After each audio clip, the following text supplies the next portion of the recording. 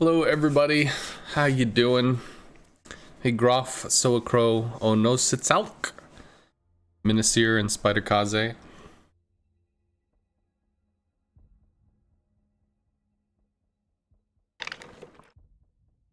How y'all doing?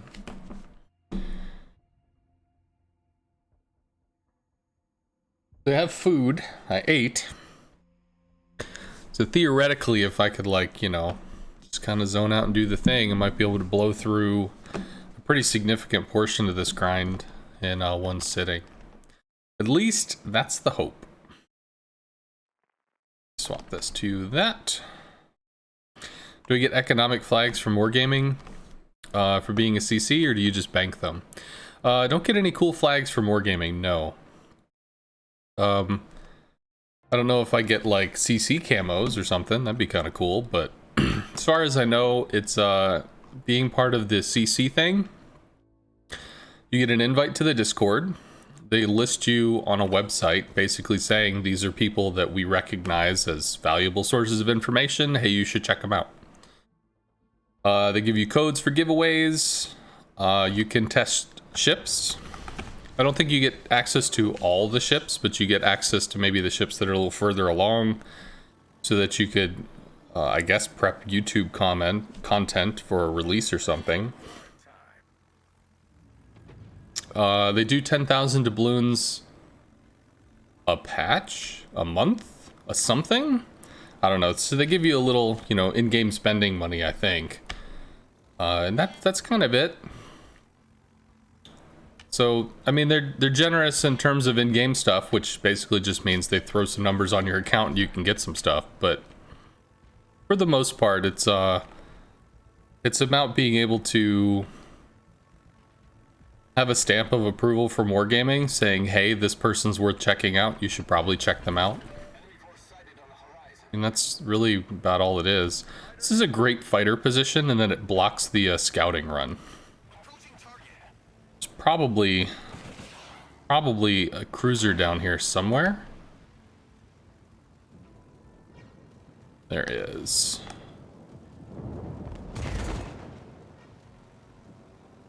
Well, there we go. There's an Akatsuki. Could dive in on that, take a shot. We'll only lose 2 planes with the fighter latching, because we'll get to send 3 of them out. Cool. So, I mean, not a lot, but we got something. 10k a patch is huge, at least for free to play. Yeah, I mean, it's very generous. It's more than nothing, right? It's not about giving you so much shit that you're just like, oh man, Wargaming, you're amazing. I gotta keep this love flowing. It's not about that. It's about Wargaming saying, we've seen what you do.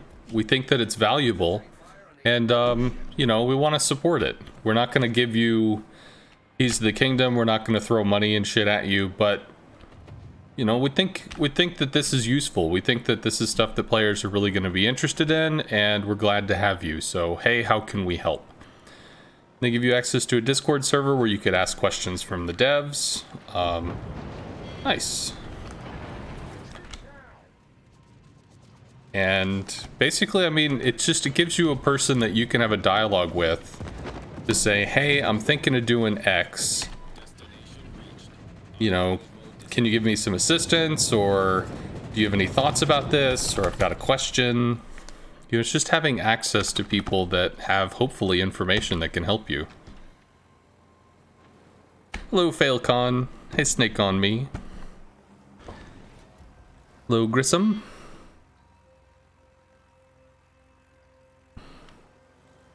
You wonder, because all the Wargaming CCs, you always seem to have a shitload of flags and you can never keep that many around without buying them. So there were 2 big reasons why I had a shitload of flags. One was because I dove deep into the Christmas crate thing. Like, I mean, I dove way off the deep end trying to get the fucking Enterprise 2 years ago. Not the previous year, not just a few months back, but you know, a little further than that. Keep them lit, I guess. We'll go for the York, I think. Buddy's got a Massachusetts next to him and is really in an awkward position for me to try to strike, so we'll strike into the York. So I got a lot, and I mean a lot, of camos and special flags and whatever, because I went way the fuck off the deep end there. And that actually helped me. That's one of the reasons why I have so much damn free experience. Because, I just had so many effing flags that I now have 9 million free XP. And then the second time, you know, I jumped off the deep end, it was not nearly as bad. But it was when the German CV line was released, and it's like, well, I'm a CV main. I'm okay with throwing some money at this. And I spent more money than I should have to get the fucking Parzival, because I got the Rhine and I got the Weser very early, but the Parzival was just like, it was just not dropping. So I probably went into the tune about $200 or $300, which is just like, this is free content. Why the fuck am I spending money on this? But not often a new CV line was going to show up. Didn't know if it's going to, like, is it ever going to happen again? I don't know. So I think, fuck it, I'll just do the thing. So I got some flags and stuff out of that, but it wasn't anywhere near what the Christmas things were, because the Christmas crates are pretty packed full of shit.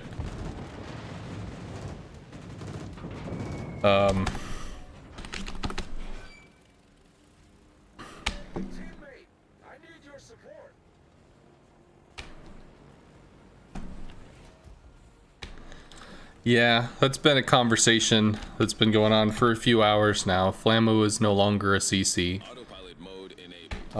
If I understand, because I did look at Reddit, he said, and was reported on Reddit, that the straw that broke the camel's back was, ooh, I don't really think I can interact with that, was a tweet that he made about King of the Sea or something, like, basically, Wargaming's gonna put CVs in it or something, you know. Basically being cynical. But I assume Wargaming just put money into getting King of the Sea. And although he might have been saying what he was saying for the lulz, there's no indication that Wargaming is looking to put carriers into King of the Sea. So it's... At that point, it's like you're kind of threatening the financial viability of a recent move while they're trying to expand competitive nature of the game, I guess. So it's, yeah, it seems they didn't like that. And I suppose that was the straw that broke the camel's back. They just like, nah, bro.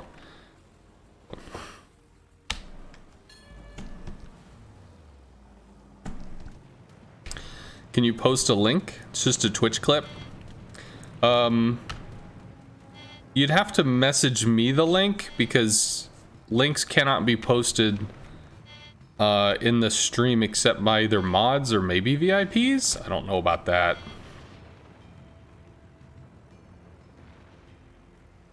All stations requesting fire on the designated fire. Hey, Eisenhower's.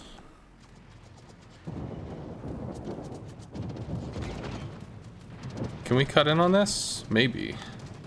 No, he's gonna turn. Was kind of turning out, but he stopped his turn. Turn back in or what? Nope, he's gonna gamer turn. Gonna fucking do it. Well, he can't sit broadside to all of these guys, so we can come in and try to collect our Citadel ribbons, or force him back broadside maybe. There we go. It's only 2. Could have been better.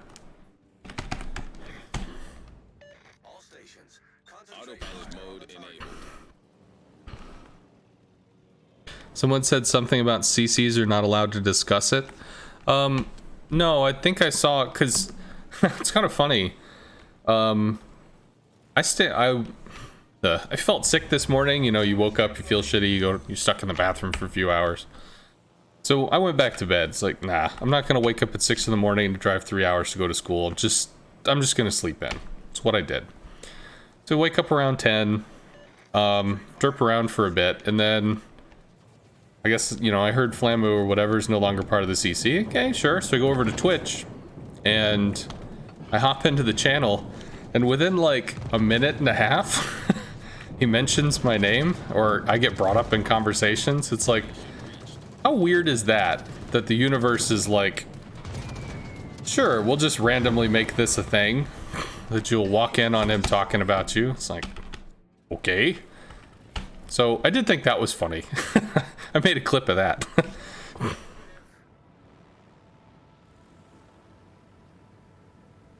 Oh no, but I think the thing that was said was test server people, because there's like CSTs, which is some test thing, test client. I don't know. As far as I know, I haven't heard anything saying you can't discuss it, you can't talk about it. Mum's the word. In general, I'm pretty sure that don't be a dick. And that's a guiding principle for anything you do in any game you play, in any situation you're there for. Don't be a dick. So, you know, I have no intention of being a dick. I have no intention of like going off the deep end and stirring up drama and all that shit. You know. So that's not anything that I'm concerned about. But people are going to talk about this for probably the next 3 or 4 days. Let's just be realistic about this. Alright, well, Groff Zeppelin gets out. Can't really rocket anything other than the Budenoy, so I could rocket the Groff Zeppelin, I guess. What did he say about me? No, somebody brought up, like, he was talking about how... I guess he was talking about, you know, name and shame, this and that, which, for those that don't know what name and shame is, I can describe that in a bit, but... No, he's talking about Potato Quality, because Potato Quality released a video about how he doesn't like CVs, and, well, I made a response to it. And I guess because he brought up Potato Quality, somebody in his chat, you know, thought of my name. So they brought me up, and he's like, yeah, what the hell? Why is he in the program? He hasn't made any content that I'm aware of. All he's done is, like, rehash other people's content. Which, I mean, as far as he knows, he may feel is correct. I think my content is more in the direct commentary and teaching style of what I do in Twitch, although I have spent more time trying to upload lessons and like mechanic discussion and stuff like that up to my YouTube channel so that there's more permanent content as opposed to just, you know, I play the game, I talk to people on the stream while I'm here doing the thing. So I think having the more permanent content available is actually a good thing. Buddy's down. We got lucky there. I'd like to go for the Groff, but it's just key, you know, he's just running away. We have a heal. We can probably pop the engine boost and get in on this. We're not going to take this out unless we get 2 Citadels, which is a whole lot of probably not, but might get lucky. We do get lucky.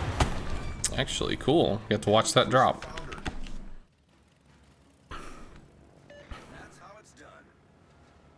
You understand there was a statement given to CCs which was also posted on the forum. No, that's not correct, Wire Speed. Autopilot mode enabled. The only thing that I got from the CC thing was just, this has happened. It's not something that we wanted to do, but we felt it was necessary to do.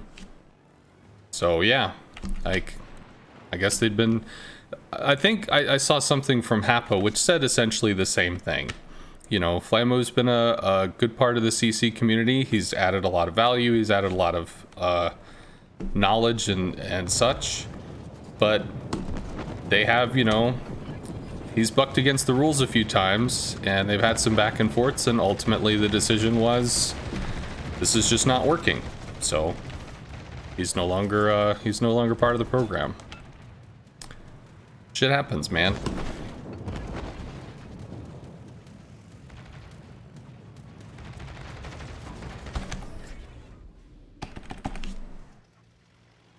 There is a non-NDA statement.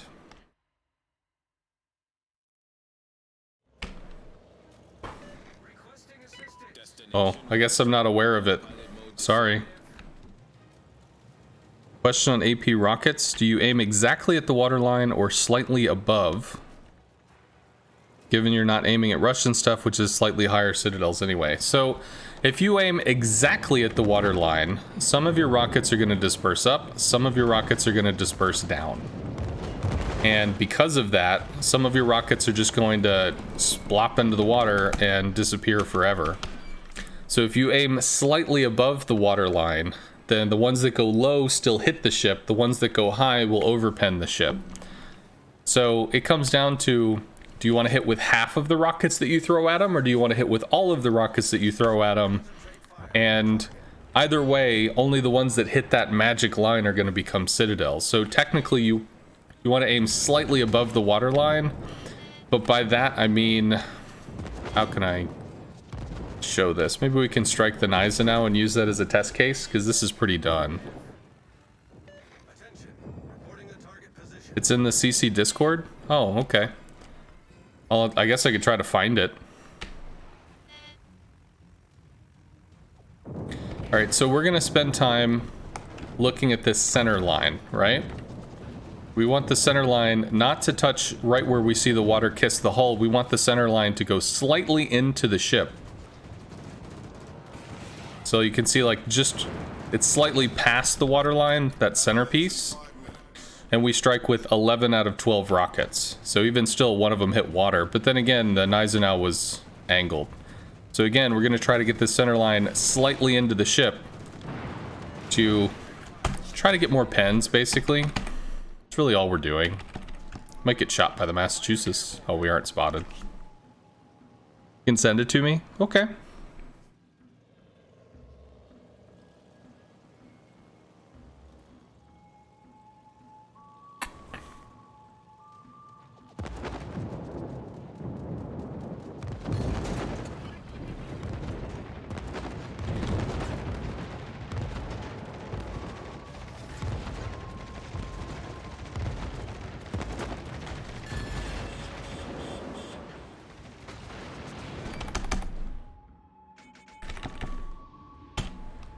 Suppose I could try to get secondaries engaged for the lulz.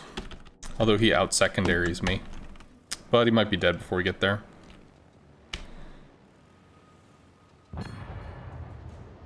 Okay, cool. What do they have me playing in clan battles? So far I played a Nustra Shimmy, because it's a sneaky DD. And I played in Alaska, because it's Super Cruisers. Everybody's playing Super Cruisers. I haven't played many clan battles, but I have played some.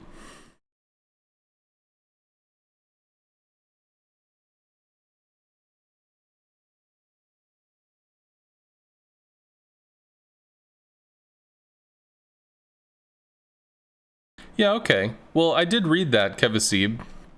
It didn't say, like, you can't talk about this, you can't have conversations about this, you can't yada yada about this.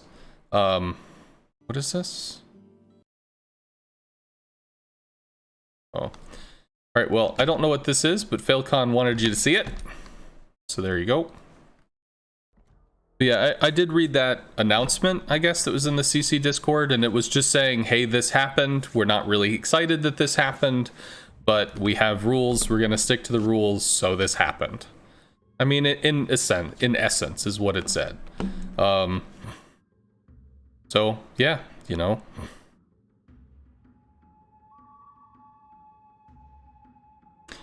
It's apparently not in KSE, had the black, so you've turned into a black bane. Black is a cool ship. Sure, newbie, just send me a message.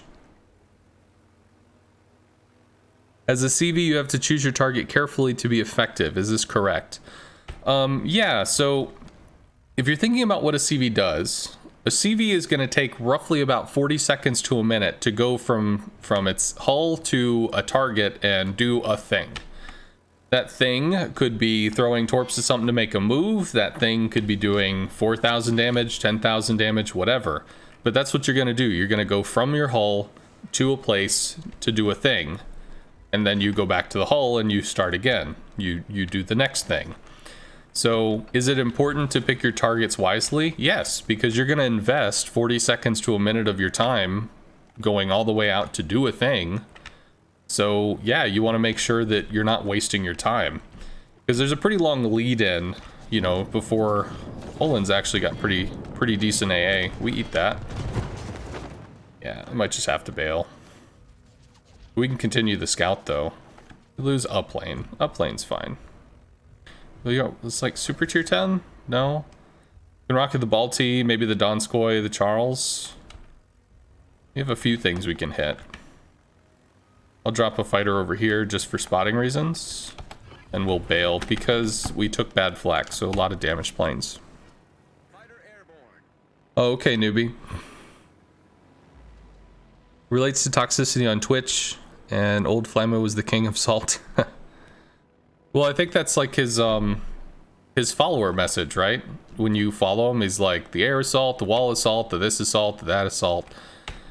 I mean, so... Everybody, well... it's not really a good way to say this, but... Everybody has their style. Some people teach, like Bob Ross. Bob Ross was not toxic. Bob Ross taught, and generally seemed to enjoy what he did. That was his gig. That's what he did. People loved Bob Ross, but then again, you've got other folks that they're shock jocks. What is it? Howard Stern, for instance. You know, he's big on controversy. Works for him. People love it. So everybody's gonna have their way of doing things. There's a whole huge amount of people in the world. Some of them like this, some of them like that, some of them like a little bit of both. No. Bob Ross was the man. Yeah, there's a dude that did like a remix of Bob Ross shows and made a song out of it, which was very cool. I could actually play that real quick. It might result in like a muting or something. But, alright, I'm going to keep this up because the Oland is getting farmed while he's firing at me at max range. So he could just turn his AA off and nobody would see him, but instead he wanted to keep it on so the Benson could kill him. Which I'm okay with. Can we cut in on this? We're just losing planes for free here, but I mean, we are providing some information. We've got almost 40k spotting damage.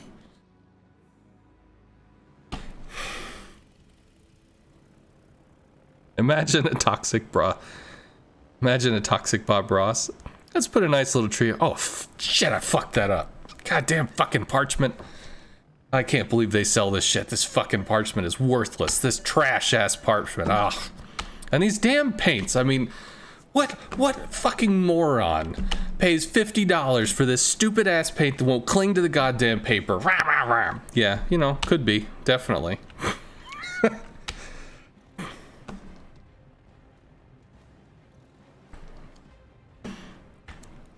Could be a thing. Alright, so we have a Benham over there. Benham's pretty scary. Is he taking Charlie? No, so the Cossack is out there. He's out there, man. Question is where? Well, now we know where he is. So he's smoked, so at least the CAG has an idea of where he is. We can harass the Benham maybe. Pop the engine boost, come over here, try to cut him off with torps. Keep him lit. People can keep shooting at him. Our Benson's dead. Let's relight the CAG. We get to dive between Baltimore. Black puffs. Come on, relight. There we go. How you doing, bro? Maybe we get one, but I think he outturns it. Oh, we got one. This is a fake drop. So I want to keep him lit. Unless I can get a kill. Oh, he's gonna smoke. All stations, concentrate fire Come on, guys, take the shot. Ultimately, I want to drop a fighter on top of the Benham. Benham has terrible AA. So basically, I want to seal him into his smoke. Which is what I'm gonna do. So that kind of keeps him locked down. We can work on the Monarch maybe with some bombs. Not really good idea what's going over here. I think the Baltimore radared and got the Kaguro killed.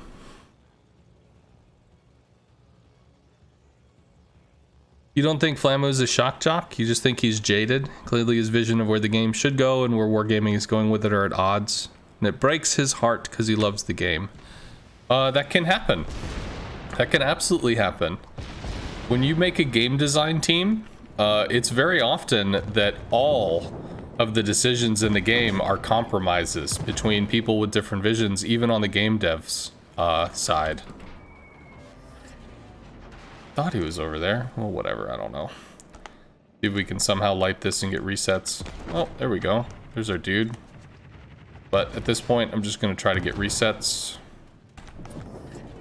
All stations, concentrate fire on the So it's absolutely like... Ultimately, in terms of like whatever. In terms of business, you're gonna have somebody that's paid. You're gonna be the person that makes the decisions, or like, we're gonna nominate you to be the guy that has the final say on what the direction's gonna be. But you could have 20 or 30 different people on a game design team, all feel X kind of way about the game, all looking at different ways of playing it, and all of them think they have equally valid points. And it's just going to come down to who's the person that thinks they're going to take it in the most viable, preferably economically successful version of itself. And yeah, that's what they're going to do. This shot is for resets, because I think we can get the resets on this. Z's AA is not bad, but it's not the best in the world. all stations. Shells out. Oh, boom. I don't have enough rockets to go up to the Balti. I could try to bomb the Monarch, I guess. But realistically, this Monarch should be super dead. So maybe I just bomb the Balti. But the longer this guy is alive, the more likely he gets shots off into something. Those Z-Torps? Yeah, he's healing. Work on the Balti next. Now we'll work on the Balti.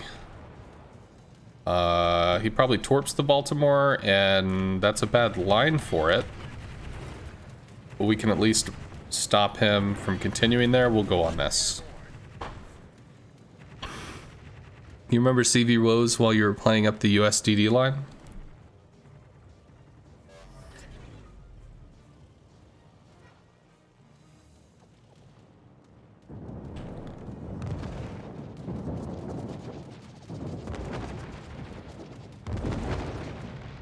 This is a problem.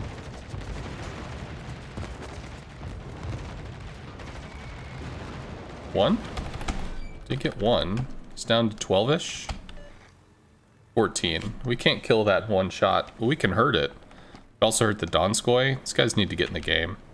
As long as the Thunderer doesn't get clocked, you know, if he doesn't get murdered real quick. Get back. Sadly, the Venom is still alive.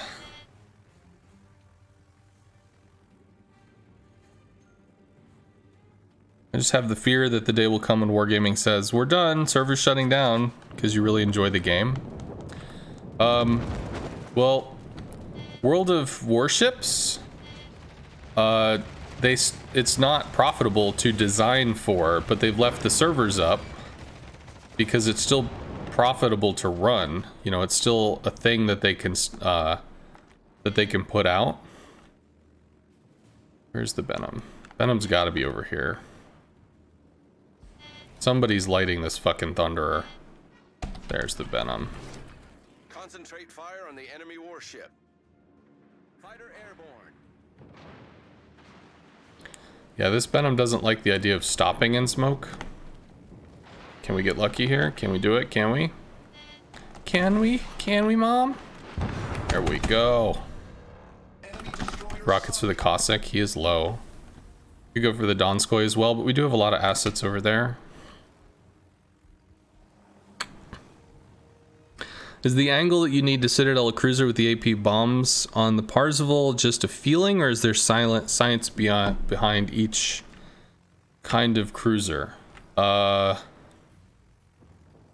We With the AP bombs, or do you mean the AP rockets? Because you said cruiser. Do you mean cruiser or battleship, or what's up? Hey Blitz, what's up, man? Concentrate fire on the enemy returning to ship.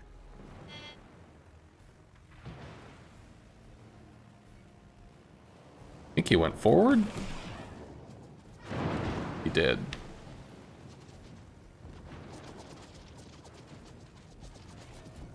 I'm really glad that the Thunderer lived to tell the tale. We need to go for the Donskoy. I guess nobody's really stayed on that guy. So we're gonna shoot, like that line is kind of way above the water line so that we can shoot above the belt armor. Gonna go for the Donskoy, try and help the Amagi.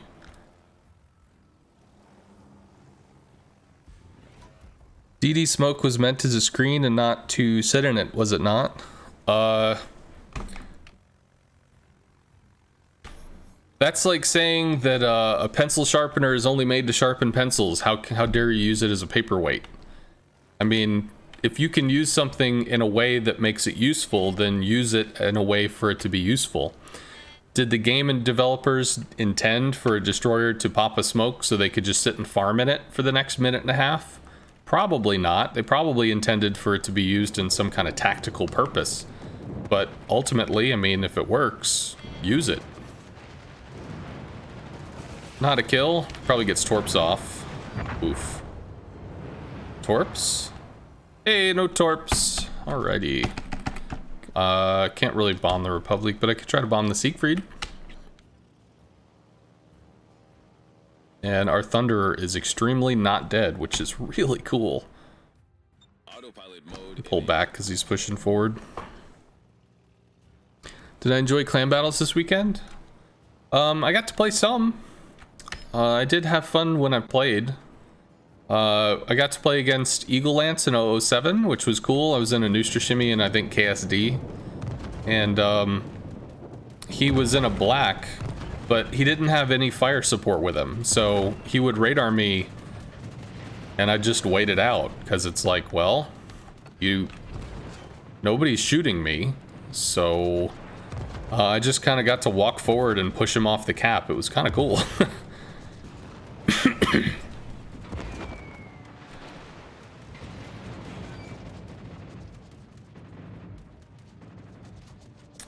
Repub should go down pretty soon. No, we don't get to drop, but he does go down. Lexington is actually hardened against AP rockets, so it's very unlikely that I can get Citadels on him. But I did have fun, yeah.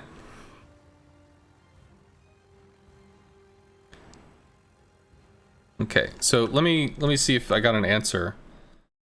Can I do a replay analysis of the clan battle matches? No. So I'm in a competitive clan, and as competitive clans go, you are expected to perform at a competitive level, and any, stuff that's going on is, insider information, I guess. Granted, it's subject to change. Anything could be altered, anything could be whatevered. And frankly, the enemy already saw you do it anyway, so does it even still matter? But realistically, yeah, it does, because you're part of a team and the team has strategy, so going over the strategy publicly is kind of a no-no. Which is why I don't stream clan matches. I have streamed when I merked with somebody else, when I, ran with a different clan or whatever. That would be something I could do. I did, however, do a replay review or replay analysis of my own matches after we were a little ways into the season, because I couldn't see what the fuck I was doing, if it was right, if I was wrong, and I just needed somebody else's opinion. I needed more input. Should be above the waterline and get pens. Good. So I have done that, but it's not something that I wanted to go out and make a habit of. It's just I was frustrated and I wanted second opinions. Like, am I making the right choices? Am I in the right spots? So I did that. Yes, Kim. We've been a CC for a little bit now, about a month, maybe a month and a half. So I've been lucky on that.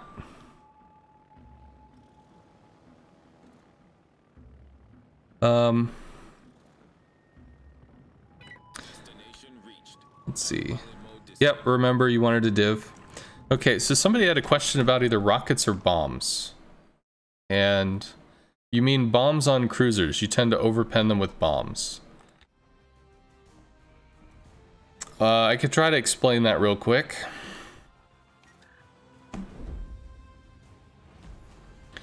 Yeah, replay analysis with Cowboy, best analysis. I do agree. I learned a lot about this game from Cowboy.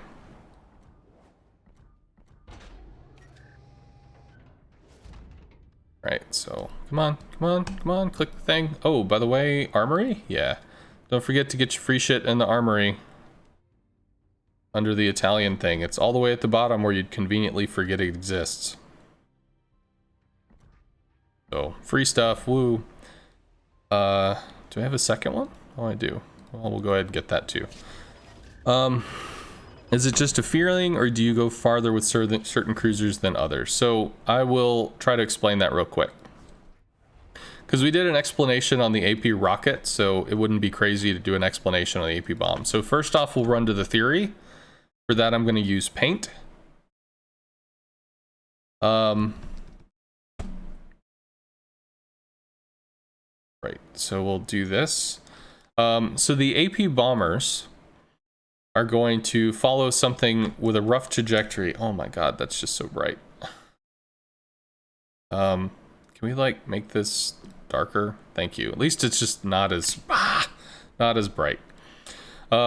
So the AP bombers are going to follow something like this. They're going to be high up. Actually, the AP bombers for Germans are up here. And they're going to immediately cut into a dive. And then that dive is going to start to move forward, and then it's going to move forward a little more, and then it's going to abort and come back up to height. So this is initiating the attack. This is maybe right about the point where it goes green. And then this is over X amount of seconds. Maybe we'll have 5 seconds here or something, and then it returns. So the deeper you go, the earlier your drop is more downward. The later you go, it starts to skew forward.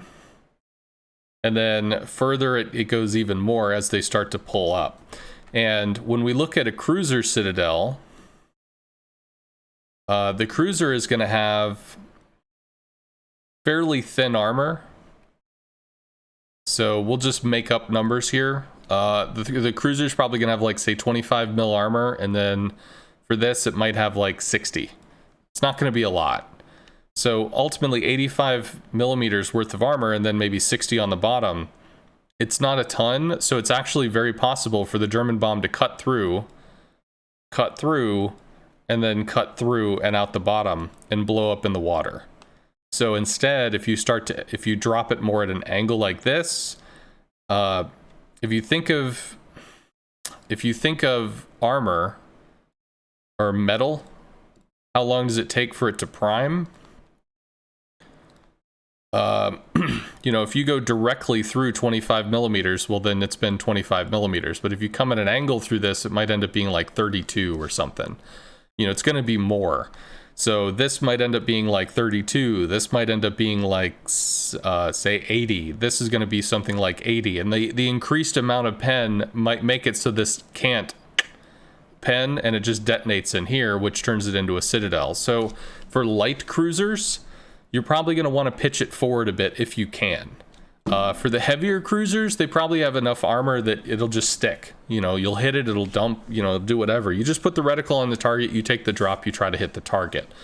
But if you're going against like a light cruiser, you might have to be more specific and try to drop lower so that you can chuck forward, increase the effective armor so that it'll lodge in the Citadel.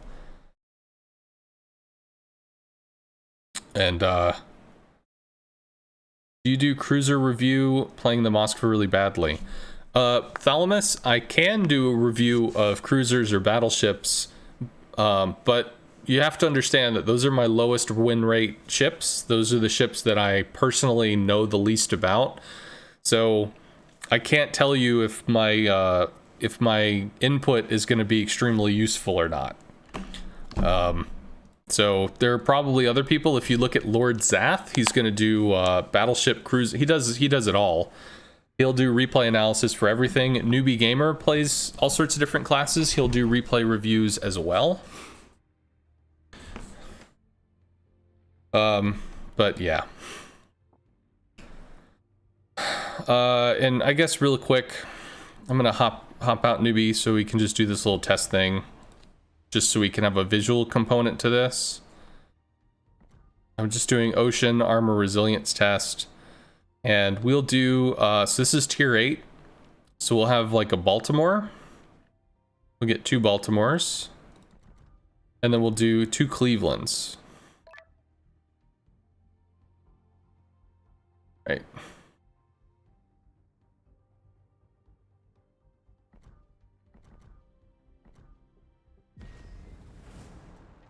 All right.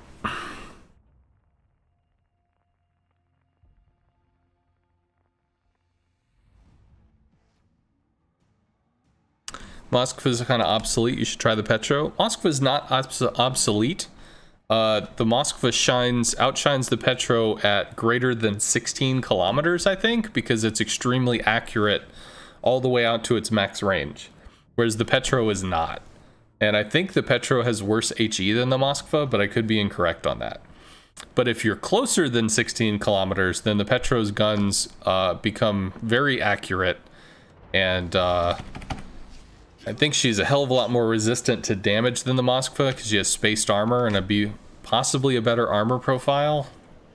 So she excels in closer conditions, whereas the Moskva is really sexy at distance conditions. Okay, so we've got a Balti, which we're going to go on. So we'll do a max drop height on the Balti. It's not going to guarantee we hit it because this reticle is designed for battleships.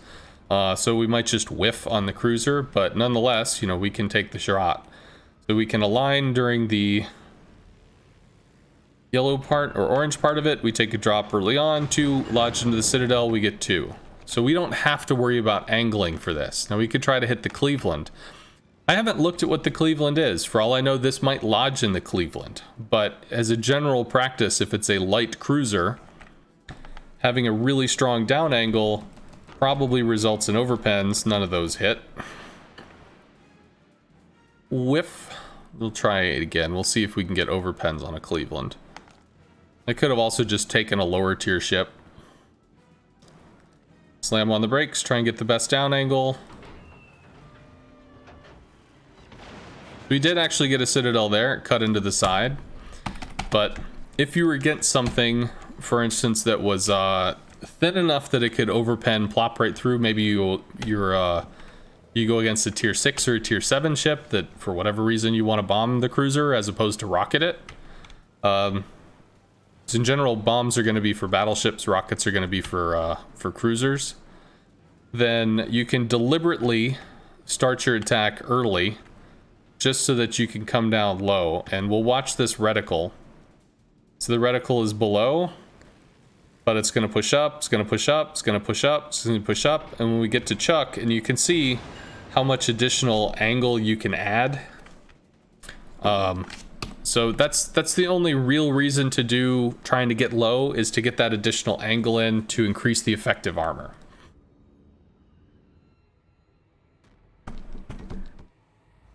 Yeah, Moskva's a good ship. Moskva is not bad at all.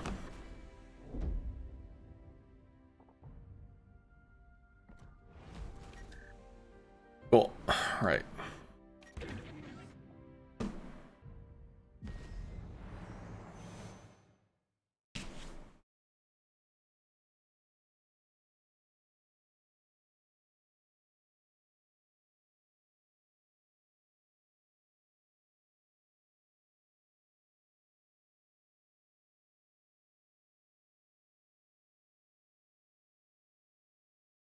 What is this?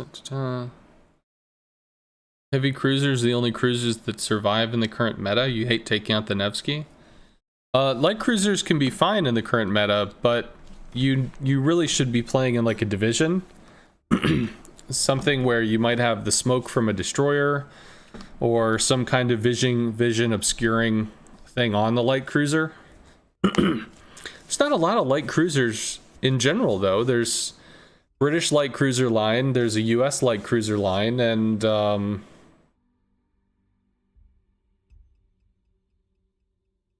there's a Russian light cruiser line. That's, yeah. There's not a German light cruiser line. It's not a Japanese light cruiser line. Italians are heavy cruisers as well. So I think it's just the three, really.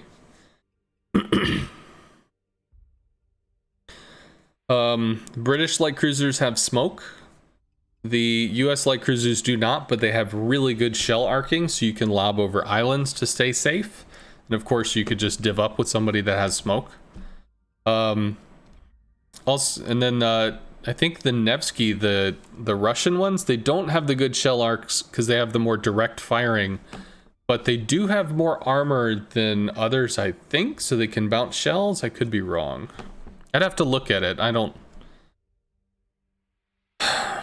have to look at the armor profile because I haven't memorized the new Russian ship stuff. Although I'm much more aware of how the Petro and the Tallinn and stuff are with the spaced armor and whatever. Because I started trying to play them, dick around with them a little bit, so at least I got used to that.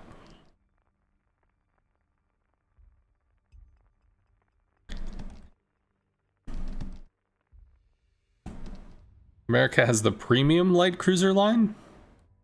Premium light cruiser. I'm not quite sure what you mean by that.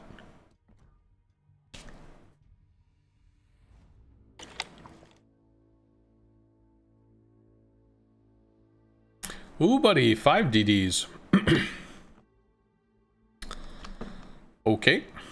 We should be able... Well... We can probably Citadel a Buffalo. And I don't know if we can Citadel a Tallinn. Maybe. Maybe. I think the Tallinn has spaced armor, so it's possible we just don't pen, but it's possible we do.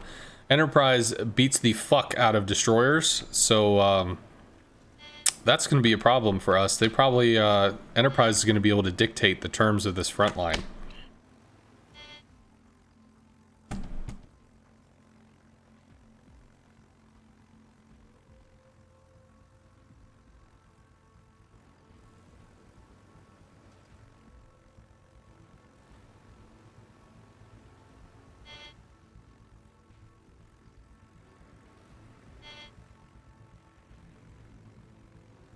Double shimma is going to be an issue. Hopefully they know what smoke is. I could just try to throw fighters on top of them all the time or something, but...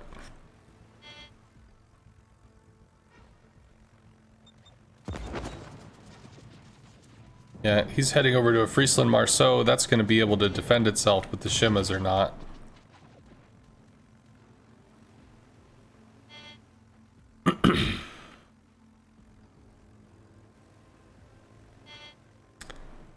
Okay, these are going to be spotted. I don't really want to blow an engine boost on this. Probably just got lit. Definitely just got lit. It's too close to come in to make that attack. I think that's an overshot. Nope, worked out. Thought it was too close. Probably burned an engine boost to get that done, but yeehaw. He also shouldn't leave his AA on. Gets another hit there. No, he accelerates last. Okay, only 1,000. And because the fighter's gonna latch, I have to stick around to give him yet another fighter. Come on. Then maybe we go on the Buffalo, because the Buffalo can radar him. Hey, Serpent. Fighter airborne. I need help. Bombs. For what? Go on the Buffalo. We have enough planes to pen the AA. Summers and Yugamo. Interesting. Cool. Go back on that. Open water Buffalo, a little surprising, but that radar is still going to be brutal, so have to look at it.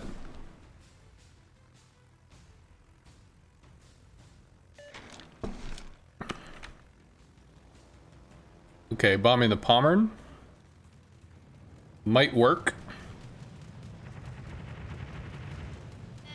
How does it work out for him? 81. Big hit. 15. 16k. 16k. This is a German battleship. German battleships are allergic to AP bombs.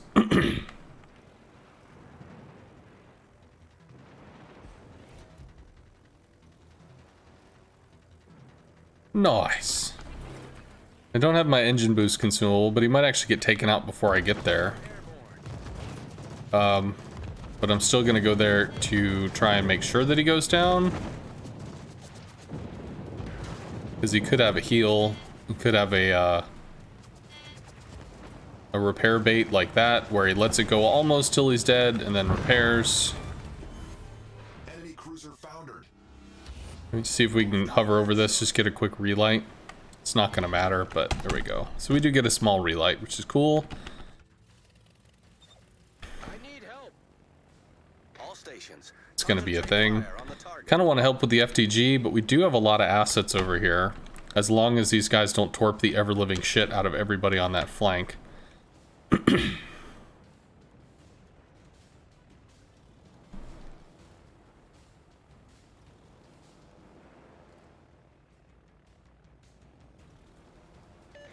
back. It's not the Haragumo, is this the Fantask? Get back. Requesting assistance. Yeah, it's... Darren, oh right, 5 DDs. Jesus, they're everywhere. Fighter airborne. Attention. Reporting the target position. It's over there? I need your support.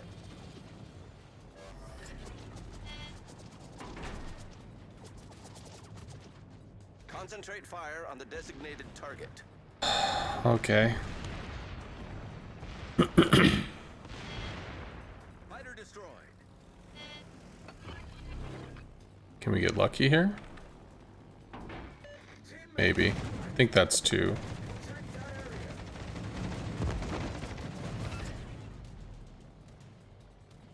Got some damage into him. Marceau's coming over to do Marceau things. Nope, none of those hit. We're here to help help Newbie with the daring. Concentrate fire on the designated target. Might have to try to get secondaries engaged, but I think he can brawl this down. Fighter airborne. What's this? Oh, and a Marceau? Okay. Such a terrible shot.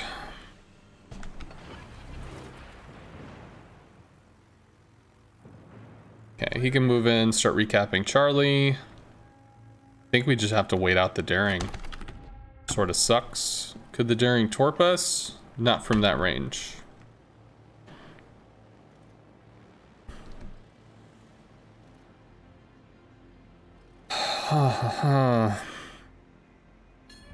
Marceau's coming in, he's got 10k. Cool. Still outside of range of us, it's 11.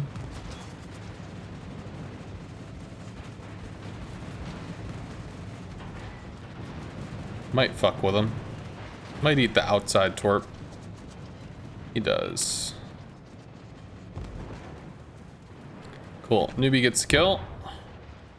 It's gonna finish Charlie. We need to respot the Haragumo.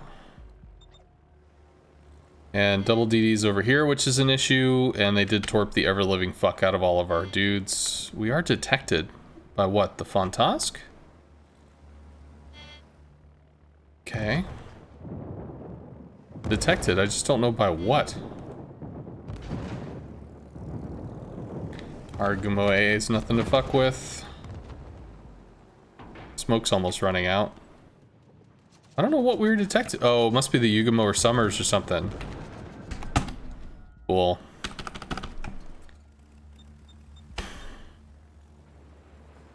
Need people that can go in and brawl stuff. I need intelligence data. Yeah, well, go forward and get it! Like... Concentrate fire on the enemy warship. Guard detected. Yeah, so... Oh my god. All stations, reporting the position of a strategic target. Cool. So we get to see 2 of those. I don't have any fighters left. Enterprise is going to start bullying the Marceau. Fire on the enemy warship. They're all spotted. It's decent. Marceau is dead to Summers Torps. Jesus, come on. 5 DD game and a fucking German CV. Cool.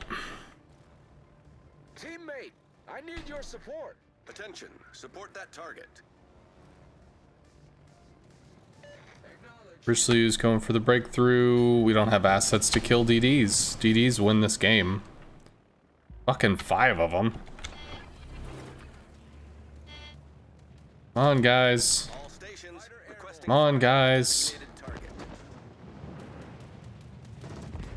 All stations, reporting the position of a strategic target. All stations, concentrate fire on the target. Good. Okay, fighter's gone. It's probably just coming out to set a fighter. It's only got a few people left.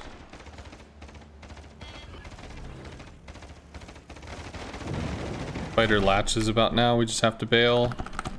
Have to try and deal something with this. Hopefully these guys in the Riga can make some kind of fucking play. Can we help them? Roma's extremely low. Haragumo's farming from smoke. No idea where the Fontask is.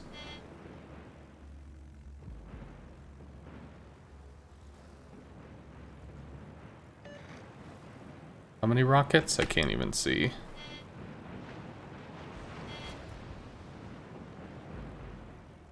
Good. Still detected by North Cal. The enemy team has taken the lead. Try to rocket the Tallinn. My god.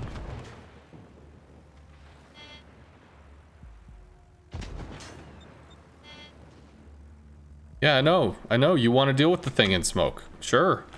But how do you deal with the thing in smoke? That is the question. Son of a bitch. Smoke should fade eventually, though. It's been up for a while. I think that's clearing. Smoke's going down. Don't have a fighter. Jesus, this dude's just everywhere.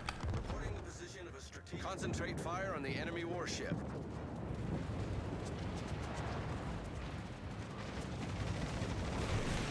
Too low, but good hit.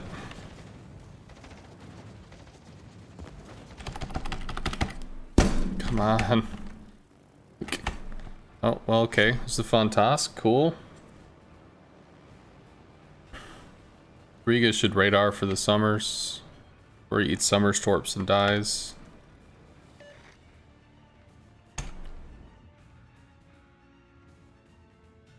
I think we just go in. Get murdered by battleships, but I mean, at least we can get the secondaries engaged or something. Some kind of whatever. Haragumo's dead, he eats the torp.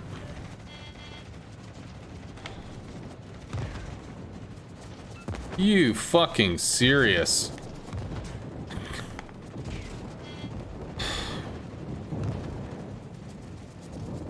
Oh my god. Okay. Riga's trying to fuck over the Enterprise. At least he's drawing attention, which is cool. Maybe I can find the shot. Fontask is up here. Haragumo's AA is going to turn back on. Where are you, buddy? Keep shooting, please.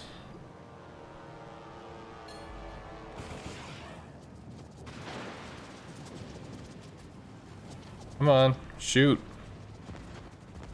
Tell me where you are, friend. Whatever.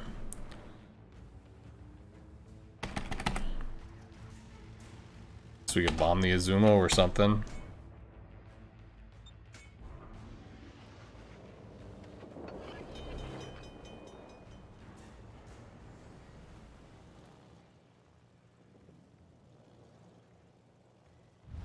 The enemy is about to win.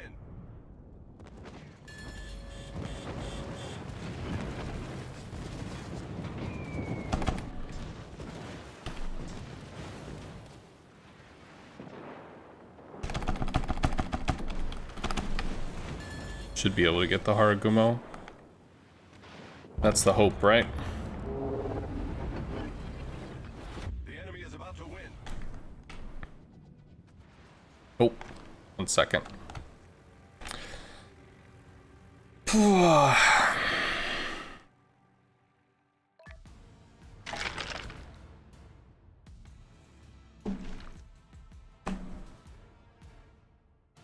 What bombs do you think are better, Parzival or Shikaku? Shikaku are more accurate and have less pen. Parzivals are less accurate and have more pen. I don't think it's really a matter of better. It's whatever you can. It fits the tool. It's the tool that fits at the time, right?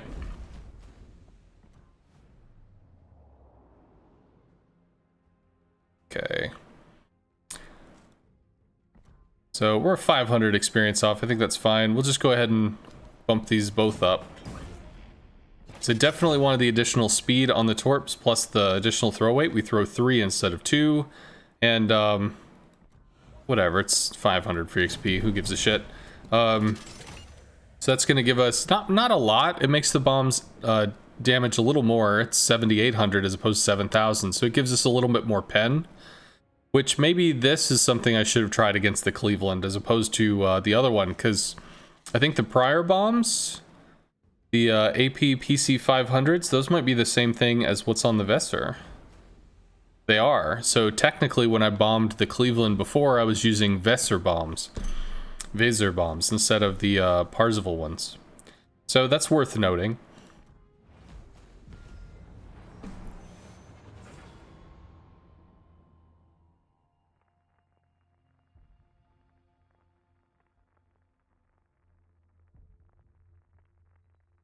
Got your Sultan take for the decade while watching Flamu stream. Can I play the Midway? You think you set a world record in her last night. You were in a random without friends or clanmates and received 2 positive karma points after a game as a CV. Hey! Unfortunately, I'm doing a German regrind CV, or a German regrind stream, so I'm just going to be playing the German CVs as we regrind back toward the Richthofen. But if you do want to see some Midway play, you can either go to... By the way, thank you for the folks that are donating for the boost thing. You can go to the YouTube, type in Midway, you'll be able to catch a few games there. Or if you scroll beneath the window, there's a section that says carriers. You could click on Midway, and it's going to give you a collection. Those are some older games that I played in the Midway back when I first started streaming. And I think when I started streaming, I had a lot of running commentary describing mechanics and play and attack lines and this and that and all that sort of stuff. So it could actually be more educational to go back through some of the older content, as I tend to be pretty informal as I play now. Sometimes I'm aggressively informative. Sometimes I'm just telling you my decision making. And by the way, if you would like to give the stream a boost, let me swap this. If you look down in the little points area, there's a section called Boost This Stream. So if we raise 80, well, just a few more points, basically Twitch will promote the stream 7,700 times. Goes a lot faster than you might think. It's not necessarily getting 7,700 people to go into your channel, but I think it's just promoting it. It's getting the word out. And it usually results in an upsurge of interest. Usually about 30 to 40 people will show up and kind of stay and hang out. Could definitely strike the Trento. Trento's going to want to turn. I mean, other than get hit. Yeah, Trento's starting to turn. It's not going to linger broadside in front of everybody, which means We can either keep him broadside or we can strike here. Probably, well, it's not going to be a kill, but it's going to be an oof. And it was indeed an oof.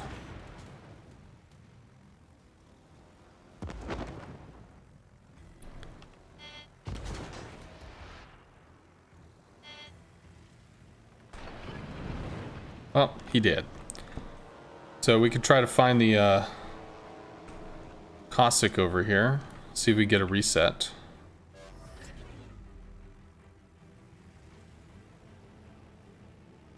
Power carriers allowed in the game. We do get resets. Fighter airborne. Why was he spotted? Hydro, maybe? Whatever. Just take the shot. We could try to strike the Atlanta, maybe. Try to bomb the Turpits. Now you done been got oofed.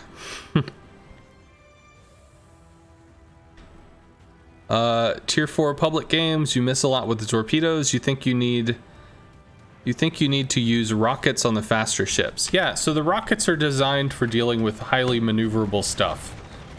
Torpedoes are only going to work if somebody lets you, you know, torp. Somebody lets you get the torp line to be able to come in and strike with. 20 seconds on our engine boost. Should have bombed the Turpits. Where the hell is the Atlanta? Need to know where this is. And Hatsu's in here as well. There's the Atlanta. Pop the engine boost. See us get here. I might actually overpen if I go in straight, so I think I want to angle just a slight bit. Did not enough.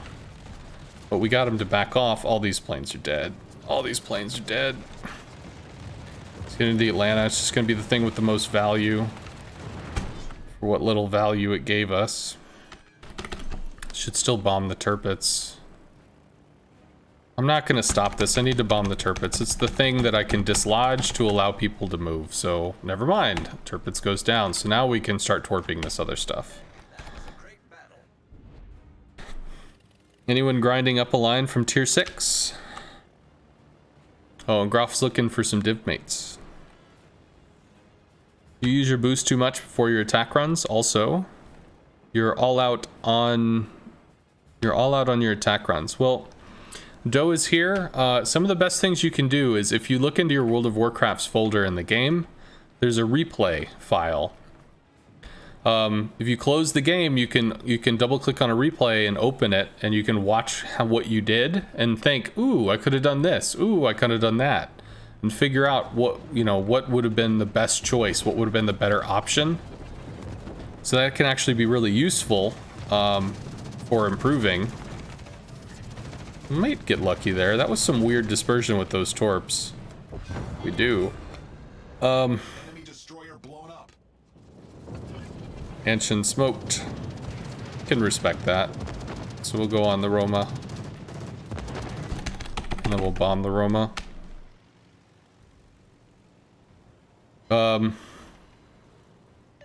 And if you go through your replays and you're just like, man, I'm just not understanding it. I'm just not getting this.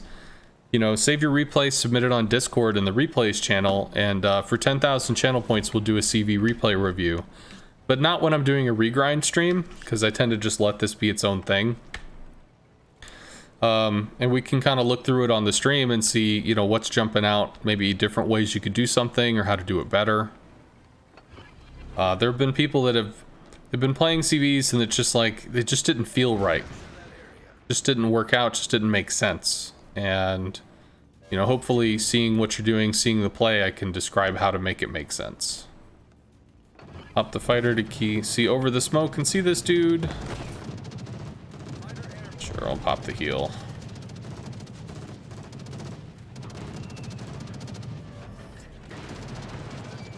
Double Citadel, took a big bite. And we could try to go back in on this.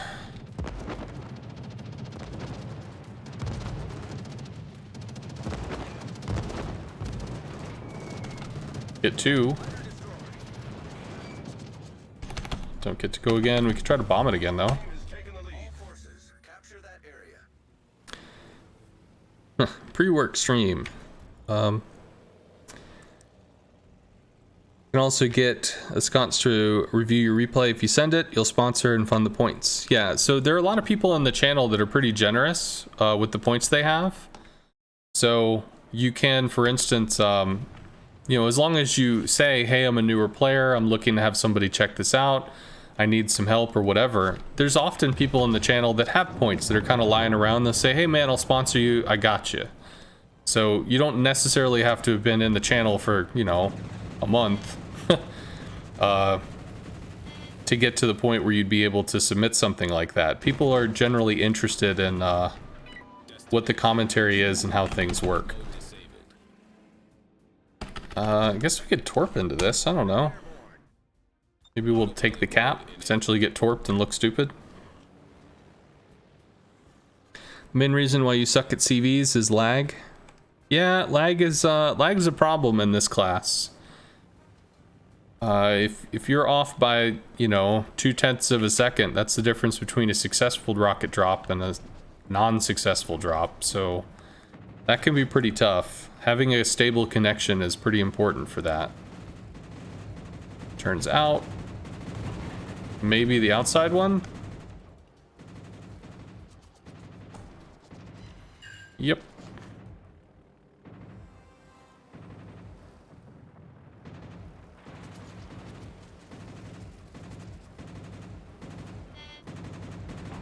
Turns out again.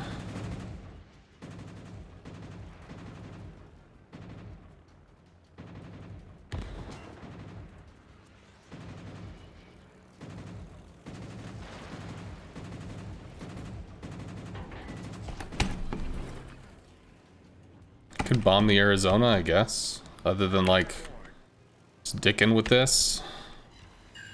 We did get a hit though. Hey. So triple DD threat. Maybe if we get the Arizona or the Colorado off the field, then we start getting people looking for DDs. I don't know. Rockets can have a delay that can be confusing with lag too. Yeah. Ooh, got popped by the Cossack. Attention, reporting the target position. We would need 3 bomb hits to get this kill. Fighter destroyed. We got 1. Whatever, we'll just go for the Arizona. Reached. Autopilot. Fighter airborne.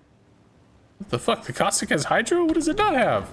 It's a British destroyer. British destroyers get hydro. 3 kilometer. It's kind of their little gimmick. It's a long duration hydro, but it doesn't detect ships at extremely long ranges.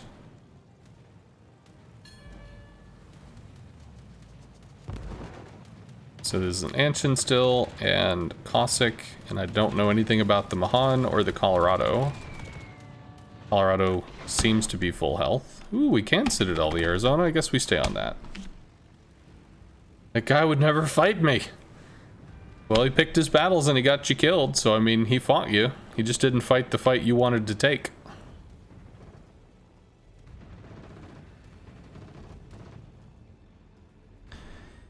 Spin part is your connection. Yeah, if you ever see the plane spinning in place, that's because of packet loss. Your computer is failing to update the plane position, so it's undecided between where the planes are and where the planes should be, and they spin around a lot.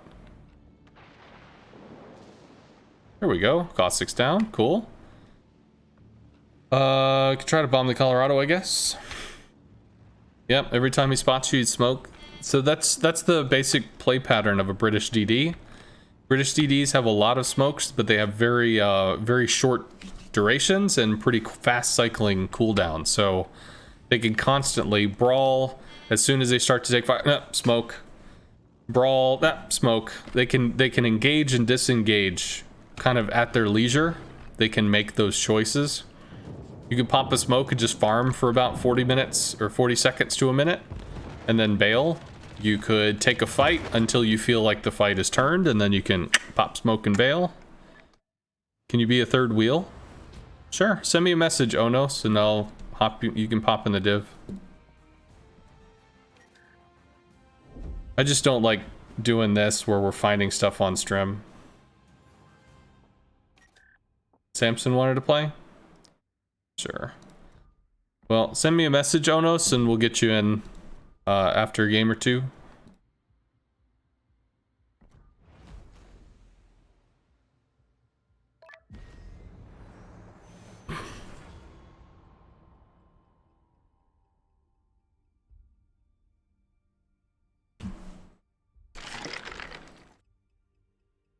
Okay. So I think we did the boosting stream thing. So for all the folks that have kind of come in, haven't seen me before, hello, my name is Ascance. I'm a community contributor for World of Warships. Cool, so I've got you, and we'll get you in a game or two. I mostly run carriers. I teach carriers. So, carriers are kind of different than the surface ships in the game. They have a different feel, a perspective, different way to be used. And because they're, well, different, not a lot of people play them, which means not a lot of people know how to play with them or against them. So part of the goal of this stream is to allow people to see what the carrier sees, see how people outplay the carrier, or see how people play where the carrier can just take advantage of them and deal serious amounts of damage. And I answer questions and stuff about mechanics and describe situations as well. So this is a regrind stream where we reset the German line. So we're going back through the whole way. We're up to the tier 8 carrier and playing that out. And mostly I'm going to have running commentary on what I'm looking at doing, what I'm trying to do. And if people have questions, you can certainly ask in chat. And if I happen to miss it, don't be afraid to ask a second time. Because, I mean, I'm looking at the screen. I'm not staring at chat the whole game. So sometimes if you have a question that you really wanted to answer to, don't be afraid to, you know, throw it back out a few times until I do see it. Sometimes folks in the channel will also be like, hey, this guy asked this question. That can be useful too. So there's 3 destroyers. Rocket planes on the German CVs really want to hunt cruisers because we're looking for citadels. You can't citadel a destroyer, it doesn't have one. Drop a fighter just for general spotting. Monahan, if he's in a torp configuration, actually has decent AA. For a tier 6, but still a decent AA. So if he comes over, he can probably kill these planes fairly quickly. There we go, we see a second DD. Chapev. We can go on a Chapev. Is he turning out? He is turning out. Or turning in. Why not commit when you can commit? You get to catch a good side of good piece of broadside there. We have an Ogdevoy hammering away at us. We probably lose a plane before we shoot. We shoot with 2. We did some pretty serious damage to the Chappie. Chappie is a light cruiser. In general, light cruisers are going to want to use range to their advantage. Although the Chappie has a 12-kilometer radar, so he does want to be close enough to radar stuff. But when everybody on the enemy team is alive, everybody on the enemy team is going to shoot you. So charging forward in a Chapiev and getting spotted early is a recipe for disaster. And sure enough, he's out here in the open. He can't turn left. He can't turn right. He can't maneuver. Holy crap. Everybody's looking at me. What do I do? It's an easy shot for me. And he gets ripped up and killed. So if he'd have kind of hung back, let the DD move up, kind of figure some stuff out. Maybe he played back here, maybe played with his battleships or something. Chapev has a pretty decent range. It doesn't have to go up and snuggle onto an island. He doesn't have the armor to be able to do that. Go for the Aoba here. Try and see if we can cut in. Catch a Citadel. Slam on the brakes. So German rocket planes are extremely maneuverable because you have to hit the side of a ship to do the damage that they're intended to do. That's really close. It's a nice offensive position from the Parzival. Can we get a second shot in here? Too low, but we shot with 3 planes and that's a kill. Enemy cruiser sunk. So as far as rocket planes, because we've seen rocket planes can do a lot of damage. How do you play against rocket planes? One, rocket planes are allergic to dirt. So they cannot go, they go low to the water, but they'll be raised up if they're under islands or dirt cover. Meaning that you can, if you get close to an island, it can cause the rocket plane's aim to get thrown off to where it can't actually get down to land that citadel into you. While there are technically ways around it, it's not easy. So using an island to block your side is a perfectly viable tactic. But if you're blocked on one side by an island, you're open on the other side. So really, if like a cruiser, for instance, was here, they'd want maybe a battleship or something that's going to be on that open side to be able to shoot down rocket planes as they come in for a shot. Having nothing just means that the planes come in and hit you and then leave. And they come in and they hit you and they leave. You want them to be interacting with your team before they get to you, to try to preserve what health you have, or if they're going to come in and take the shot, they're going to lose a fair amount of planes to do it. How long does it normally take for you to get from tier 8 to tier 10 in a CV?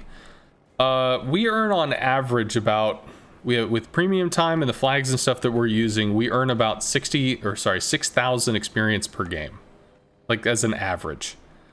So you need 360,000 once you've upgraded the planes, and we're leading fairly a lot because you can see how long it takes the torps to drop.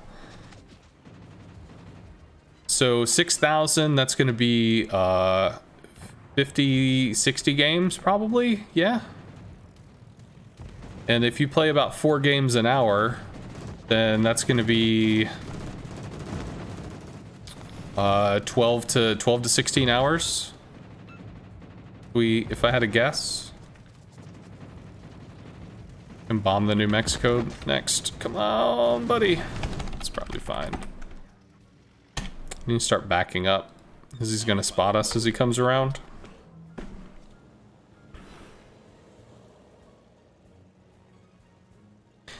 Or she explode on impact? Well.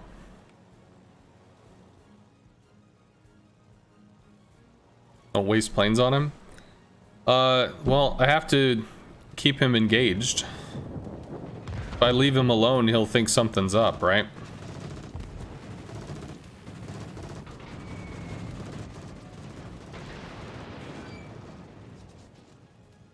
Right, so newbie probably has him from there. We can strike the King George. Yeah, there's torps. Boom, boom, boom, boom, boom. He's dead. Pop the heal. We wanted to save that plane, but it just didn't happen. Can we cut in on this? No. We get to abort that attack run and lose planes from his friends. We get to leave because I don't have the attack run for that. The only thing that we can really Citadel with rockets is going to be the York. That's the only thing on the field. And the York is buried in all of that stuff. So we could come back out with bombs or come out with torps. We do have the heal ready for the torps. Torps are doing... Or sorry, the heal on the torps and the bombs has a 3-minute cooldown. I just used it for the bombs, so... We're going to be going into a group of 4 enemy ships. That's a significant AA threat. Gonna have to have a heal for that. Otherwise, we could work on the Lenin, which is, I think, what we're gonna have to do. Although the Lenin probably gets taken off, because I mean, it's the lone ship, right?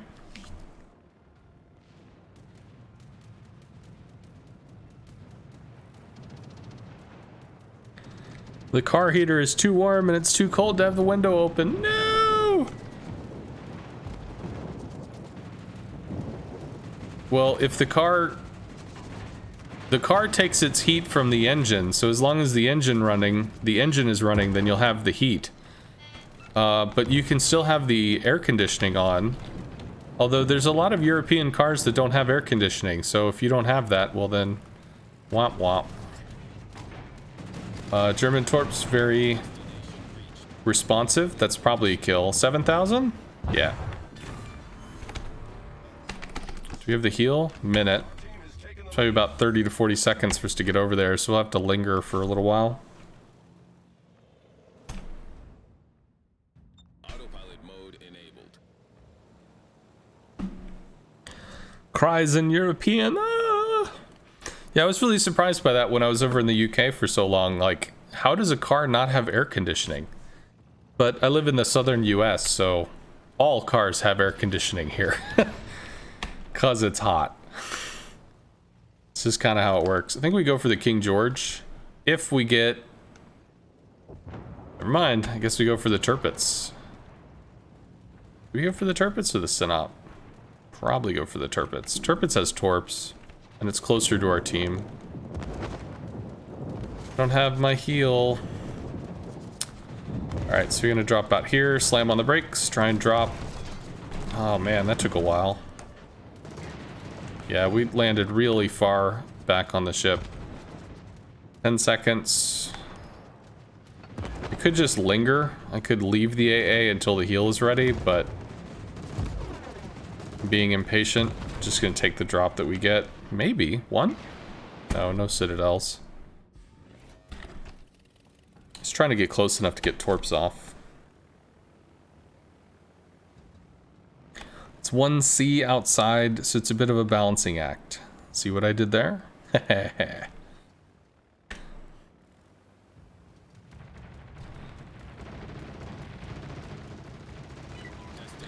Isn't it 0 Celsius is the freezing point for water, and 100 Celsius is the boiling point for water? Yes? Something like that?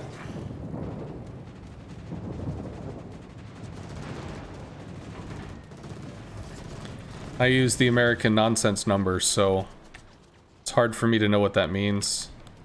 I think, 30... Is it 35 or was it 65 was... No, probably 35 was really hot. 'Cause, when I stayed with my lady in UK, she had no air conditioning, and she lived near the water. So I mean, it was constantly just humid. Yeah, it was constantly humid. And overnight, man, it would just rocket up to like 35, 36 Celsius, and if I recall, that was uncomfortably warm. What is Fahrenheit based off of? I don't know. Old-timey numbers and shit. York's down. We might be able to pop the Akatsuki. There she blows, the white whale. Alright. Do get another shot. People put some damage into the Synop. I might be able to take him. Probably hit him for about 6. As long as we get the shot over the belt armor. Nope. Too low. That's right into the belt armor. All kinds of shatters there. That was bad. Ooh, but his AA is off. For whatever reason. No, he burned out. No. I don't have a line on the Parzival because there's fighters there. Whatever. So we're done. Destination reached. Autopilot. Hot and sticky. Worst combination. Well, not 36C in like the... What is it? What is... I don't know. Maybe that was a fever temperature? Maybe 36 was like when the kiddo was having a fever? I don't remember. What is 36? 96. Okay, so... That was probably fever temperature because she had a 2-year-old and there were a few points, I guess 1 or 2 points where he had a fever. Or no, because I think it was 34 to 36. It was something like that. It was just obnoxiously hot. Was it 26? What is 26? Maybe it was 26 to 27, but it was really muggy. Maybe that's what I'm remembering. Just, I guess I think there was a 6 in it, damn it. Whatever. Is this guy not dead yet? All these people shooting at him?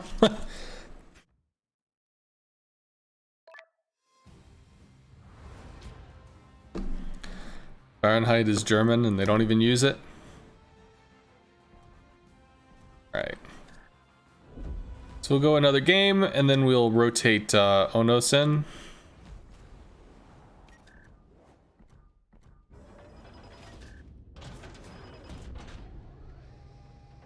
And if other folks would like to play, I mean, you can send me a message. We can swap you in and out.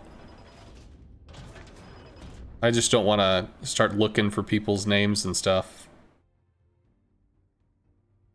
Alright, well, I think Newbie hopped out for some reason, so send an invite to Onos.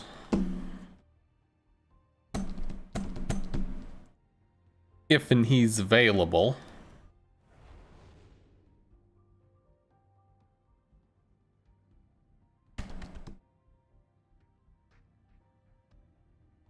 Never seen me play a double CV game? Oh, well, played more than a few. If you haven't been here for them, I don't know what to tell you.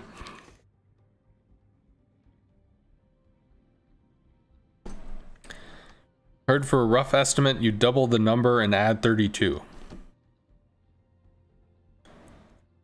Oh no, Spuddy, you here?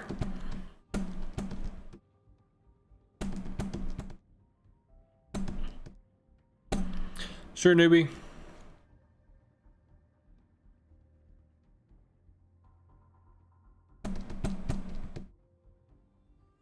Alright, I'm gonna give you 10 seconds, otherwise we're gonna queue up.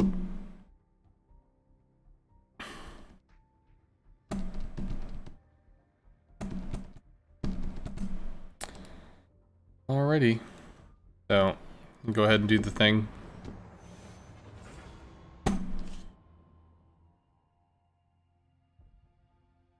Yeah, it would be nice if they were a little more strict about avoiding the double CV games. I'm pretty sure it's just Wargaming is extremely attentive to queue times.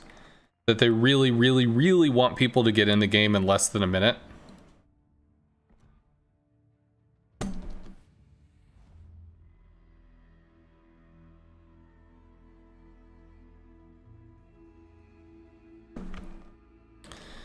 Baltimore, we can Citadel. Megami, we can Citadel. Sadly, that's the only cruisers. Believe we can Citadel the Kansas, the Bismarck, maybe the Kurfürst, because we have the upgraded bombs. Thunder, probably. North Cal, maybe. I don't know, we could probably interact with this stuff. It just, hopefully we don't get shreked by the up-tiered AA. Battle starts. It's okay, Samson. With double CVs, is it better to stick to your side or join with the other CV? Every game is different. So sometimes it's one CV will focus on one flank, the other CV will focus on the other flank. Sometimes it just people go where intuition takes them. I find that the CV games that are the least obnoxious when they're double CV is if you got a tier 8 and a tier 6. The tier 6 is going to have things that it can do and things that it can't do. And then the tier 8 is going to be holding a lot of the water as far as like having the general CV presence in the game. Whereas the tier 6 is kind of like a follow-up or a supportive role. So in that case, I find that everybody's job is like different enough that it kind of works. But when it's like a double tier 6 and a tier 6 match, or double tier 8 and a tier 8 match, then it gets a little obnoxious. He's trying to drag the planes over to the fighter, but that didn't work.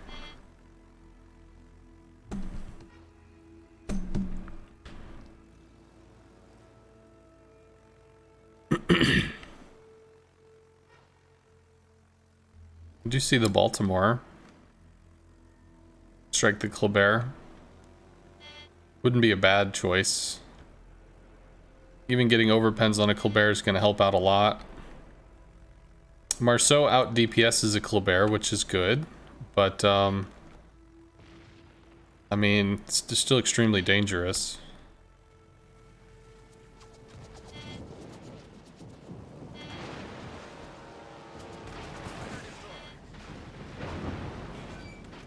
Six pens. Got a lot of side on that.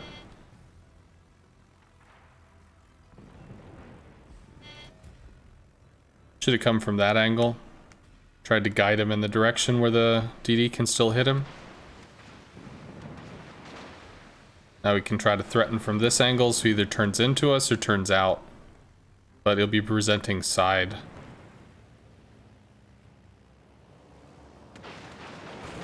Too high? Worked out though.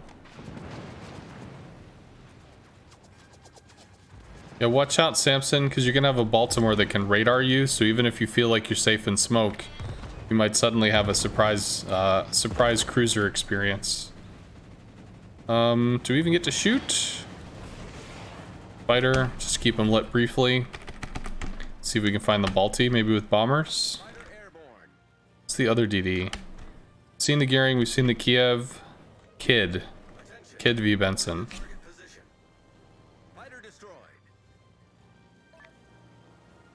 So the Kleber has taken some pretty extreme amounts of damage, so he's pushed off, which is nice. Our DDs have lost over on the C cap, because we're doubled up on A for some reason.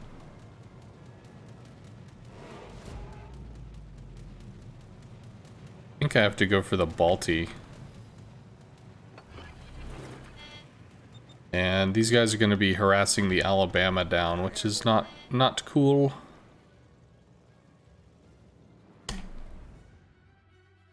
Autopilot mode. See if maybe we can go for the Balti. Pop the heal. A little early for the heal though, but I think it worked out okay. Please, bombs. Sure. So now we're overpenning Baltis. Cool. And fuck.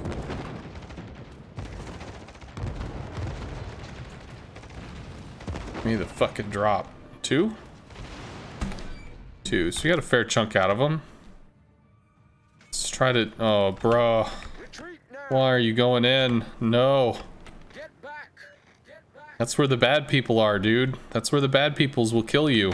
The answer is no. Okay. Destination reached. Autopilot mode disabled. I think he's just trying to get out, but I mean, he's gonna get sideswiped by Torps.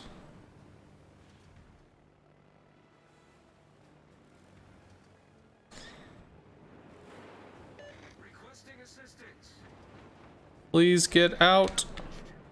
Please get out. Please go away.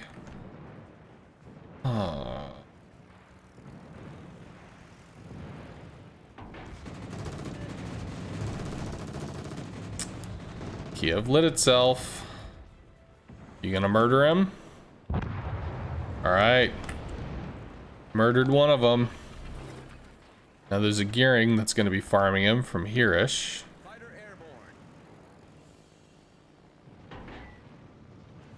I don't know if he was staying or moving. I couldn't see if he was going forward or backward. Pop the heal. I don't know. Okay, Benson got taken up by the kid. Probably in CV support. Bomb the Kerr first as they push. Oh my god, there's so much over there. Autopilot mode enabled.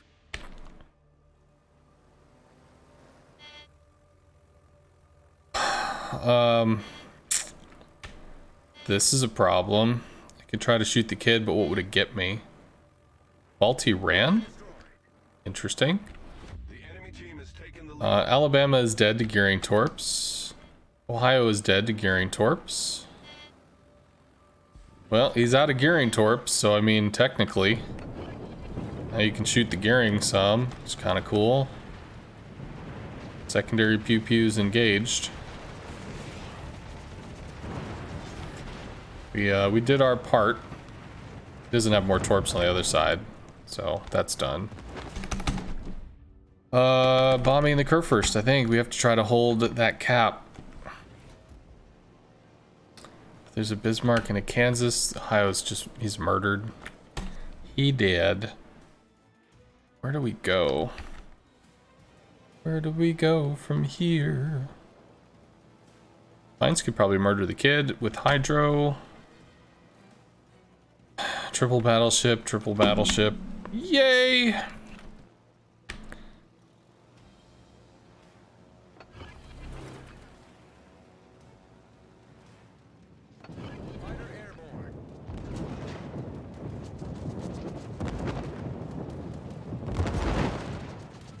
Like, I just don't fucking understand. Whatever. Maybe it was the Megami, who knows. Fucking serious with this? Cool. Should have just bailed, because the Megami was there. Lose probably most of those planes? Lost over half of them.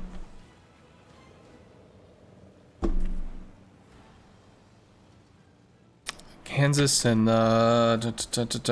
Kansas and Big Bismarck are both healthy. I mean, getting resets is something. Guys, somebody shoot this, please.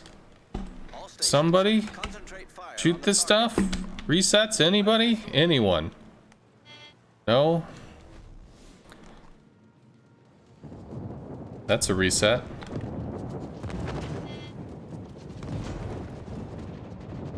Kami AA opens up pretty soon. With rockets, see if we can hit the Megami. We got 2 into him. Did some damage, and I have to start running because the Kansas will pinch. Oh my god, and there's a thunder behind it. Oh, the 2 full health battleships behind it. Ah.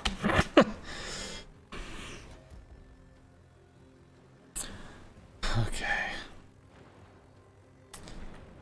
Kansas, right.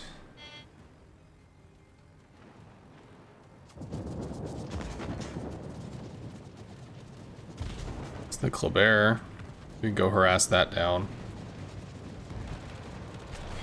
I wanted to go for the Megami, but honestly, I just don't think that's going to happen, so we'll go for the Kleber that's almost dead. Get him off the board. Kleber is aware enough to notice that we're coming. Plus, he now hears the pew-pew noises. That's a shitty shot. But it was enough! Enemy destroyer. Too much health. Too much health! Hey! Try to bomb this, see and save him. Although sailing extremely broadside to the Kurfürst is not going to help your chances of living here, sir. But I want to get all my secondaries on him. Cool. Angle some. Don't angle all the way. Don't not angle. Like, what the fuck, man? Black stops within 3.5 kilometers. Unless it decides not to. Cool. So, realistically, when we go in on a bombing run, we should be trying to place the flak not on top of the ship, all the way to the 3.5 kilometer mark, so that we don't have to fly through flak to make the bomb drop. Maybe that's part of the updated flak code? CVs should have revamped spotting. Revamped spotting. In terms of what? So 3.5 there, we're inside, which means this flak's just gonna keep repeating. The enemy is about to win. 2.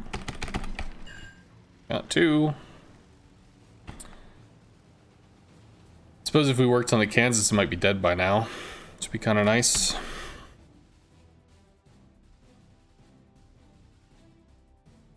Whatever. We could do this. We're not going to get in secondary range of this thing, but at least if we're moving.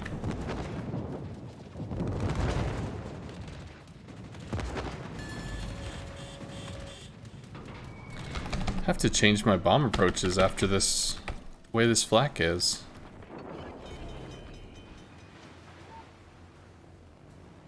Yeah, I think I do. I think I have to change my bomb approaches because flak, I don't remember what patch it was that did this, but flak will aim until you're within 3.5 kilometers of a ship, and then it just kind of holds its last known, and it'll keep firing at its last known over and over again. So it'll keep firing up there over and over again. Well, evidently it's doing the same thing with bombs, where it'll decide to track in. And if it puts the flak like 1 kilometer overhead, well, it's within 3.5, but it's just going to keep populating that area over and over and over with flak, which is like, okay. So then realistically that means that when I cross that 3.5 threshold, I need to be unaimed so that the flak gets put somewhere else so that I can turn into the ship to make the drop, I guess, because it's just going to keep hammering that spot over and over. It's kind of obnoxious, but we'll figure out how to do it.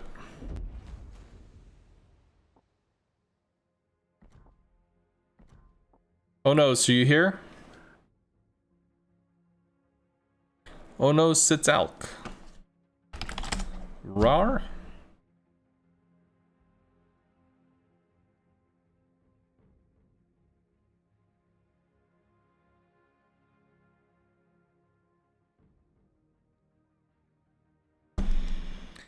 Okay.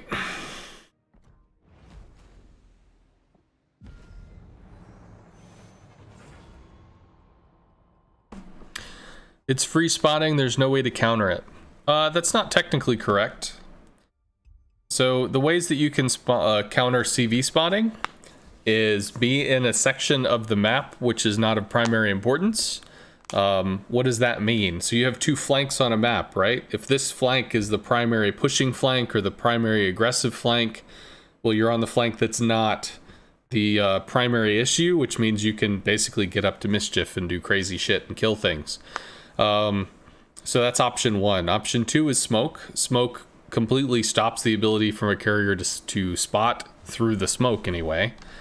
And third, if you're going to be making a push, it depends on what you're in. There are some things that can be spotted outside of their AA range, which Wargaming had tested reducing aerial detection. So if they had, for instance, reduced the aerial detection by half, a Des Moines wouldn't be spotted at 6.2, it would be spotted at 3.1. So if it could be spotted, it would be able to shoot back, assuming it left its AA off until you got within spotting range.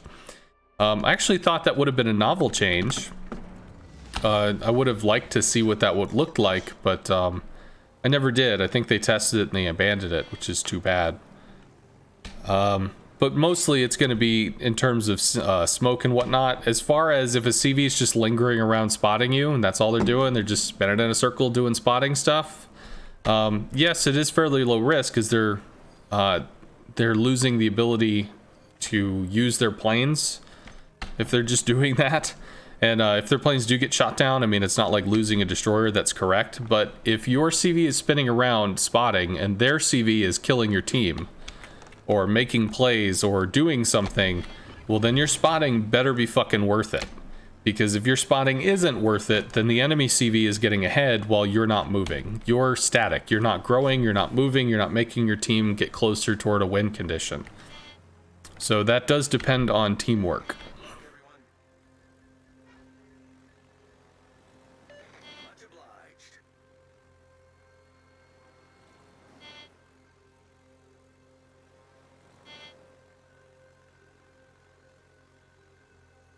Looking at, we could Citadel all of this. We can Citadel Grafspay with tier 8 rockets.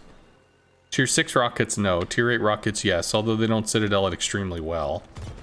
Fuji is hard turning because he's like, fuck this shit, nah. Which is understandable.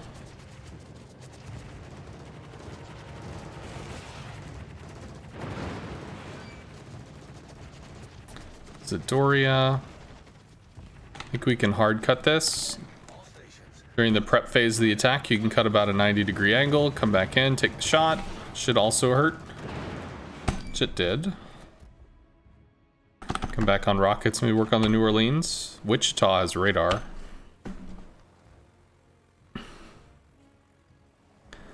It's kind of like learning which ship has radar and how big their range is. Discovering that war movement hacks on battleships. You're a destroyer main 2. The only thing that bothers you about CVs are rockets. It's too easy for CVs to grief DDs. Once they fix that, then CVs will be mostly balanced. Do you know how to make it hard to rocket you, though? Because that is definitely a thing that destroyers can do. So, looks like double CV down here. Lightning and Bliss. We'll work on the New Orleans. We'll try to give them space.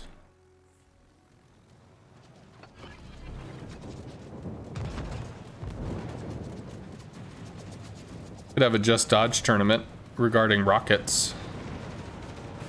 I did actually like the Just Dodge bomb tournament. I think that actually worked out pretty well. Seemed like people enjoyed that quite a bit. Ooh, buddy, that's gonna go bad.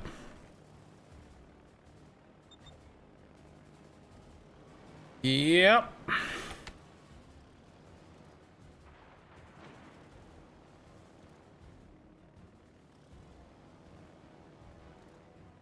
The thing is, though, you can just drop fighters to passively spot.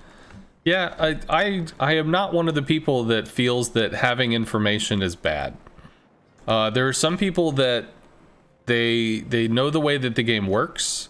The game works this way. The game has a spotting system. I know how to use the spotting system. Therefore, I can use the spotting system well and win. So, you know, it becomes a victory condition for them. He got oofed, but he's still alive.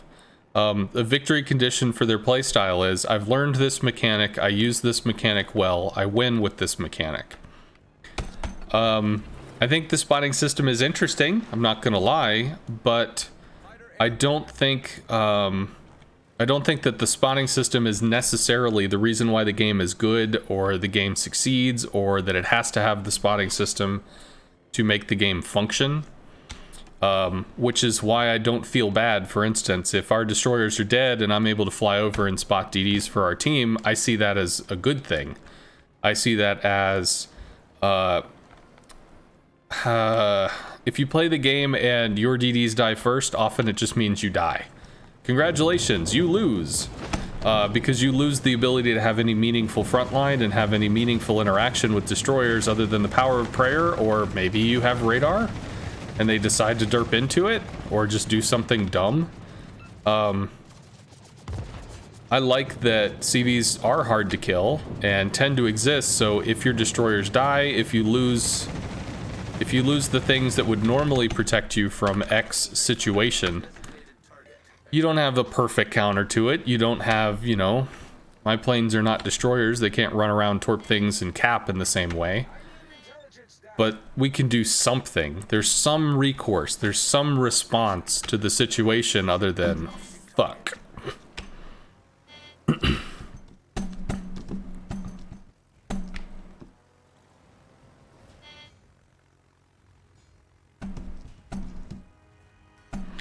Yes, you're aware of a few tactics, but overall you can't avoid a Unicum CV player with rockets, unlike drop bombs and torps.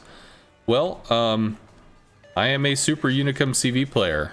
I play on a fairly high level, at least I like to think so, and I can absolutely guarantee you that on this stream you will see CVs that can outposition my rocket planes over and over and over again. Is it all of them? No. Is it some of them? Absolutely. And when they do it, are they extremely effective at doing it? Yes. So it's like, I mean, I know it can be frustrating, but it's absolutely possible. It is a learned skill.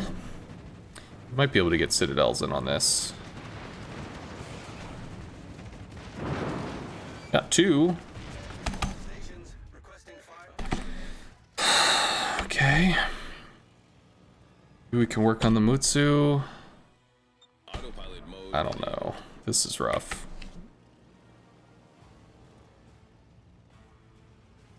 Personally, you find that just dodging trademark largely works. It's just the spotting of a half decent red team is what really ruins you when you're in a destroyer. It's harder, but you still can. Yeah, I mean,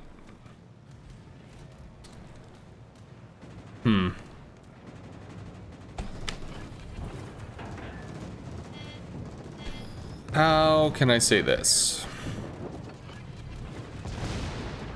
So I'd like to reference other games to give examples of what I'm talking about.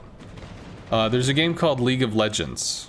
Are you familiar with League of Legends? To the folks that are kind of in the conversation at the moment, if you could just say yes or no if you're familiar with League of Legends at all. If not, I can give at least like a general intro. Ugh, bad drop. Urgot main, woo! Destination reached. Autopilot mode disabled. No, not really. Yes, it's the most popular MMO. Well, it's certainly the MOBA.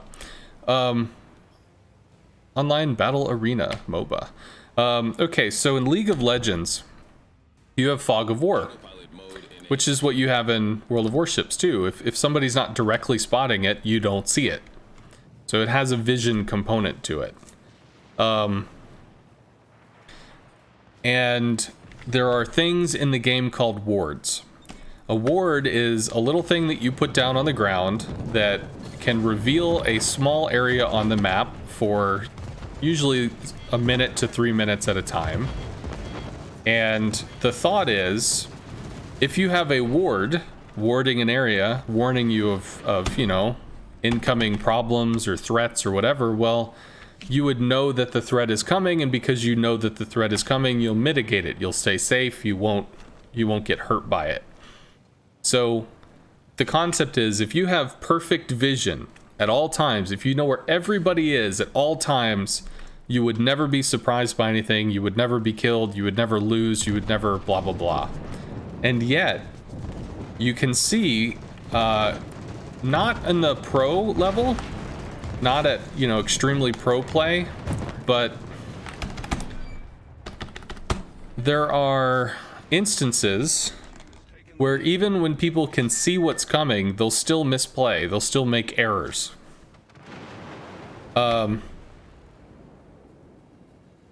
So the vision game does not define the game. The vision game is an aspect of the game. And even though you were seen, you could still make plays, you could still do things, you could still dominate the map, you can still win the game. Even though the vision component was not on your side, because you were unknowingly spotted without your understanding it because of this invisible ward stuff. That's one of the reasons why I guess when I play this game, I just don't see spotting as a mandatory, this must happen in order to make this game be a success. I don't feel that way about it.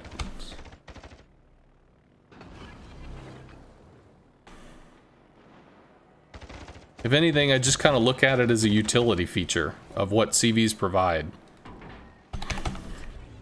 But could they, for instance, alter it so that CVs only provide map information as opposed to visual information? Sure. But if you really want to think about what is the vision system, people complain that you could farm over an island and you're not spotted and you can murder ship after ship after ship without any quote-unquote threat to yourself because you're hidden behind an island. You're not spotted. People can't shoot you. Okay? Well, what if you change the vision system so that if your ship cannot directly see an enemy, they never appear in front of you, even if spotted by another ship. They only appear on the minimap and you can only fire via the minimap. Or if you're in a smoke cloud and you're looking to smoke farm, you don't have direct line of vision to a ship because you're in smoke. You're obscured by smoke. You're not within their smoke firing penalty or whatever. So because of that, you can't see them. They only appear on the minimap and you can shoot that way.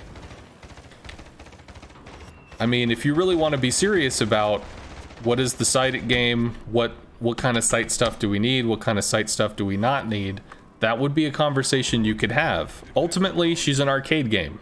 People want to have fun running around in a ship shooting at stuff, so that's what happens. Somebody spots a ship, you can see it, even if it's improbably awkward for you to be able to see it, and you get to take the shots and do whatever the hell you do.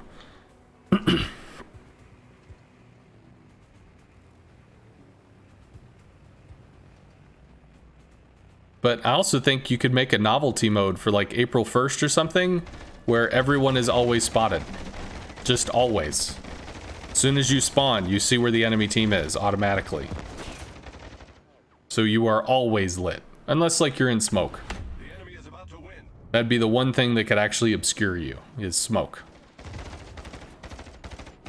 Just, you know, for a little like alternate game mode. Something silly. Ooh, we actually got a hit.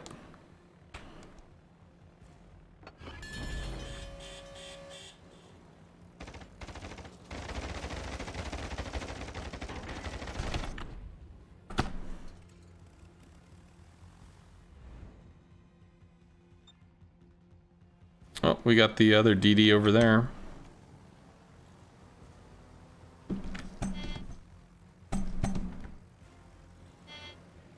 What do I think about the Saipan? She's a cool ship. Saipan is a nice ship. She's hard to play though. I do think of her as a CV on hard mode. Ooh, we lose planes here. How many planes do we lose? We lose 5 planes? Means we still get to take a shot, even if it's a bad shot. Oh, check that amazing ass damage. CV's OP. We did get resets though, which is kind of nice.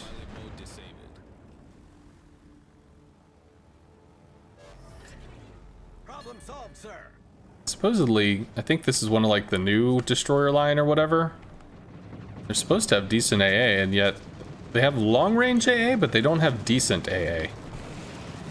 That is not something that they offer. Can we cut in on this or no? We might just lose the planes.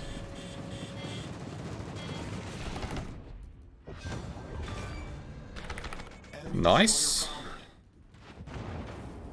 Love y'all too.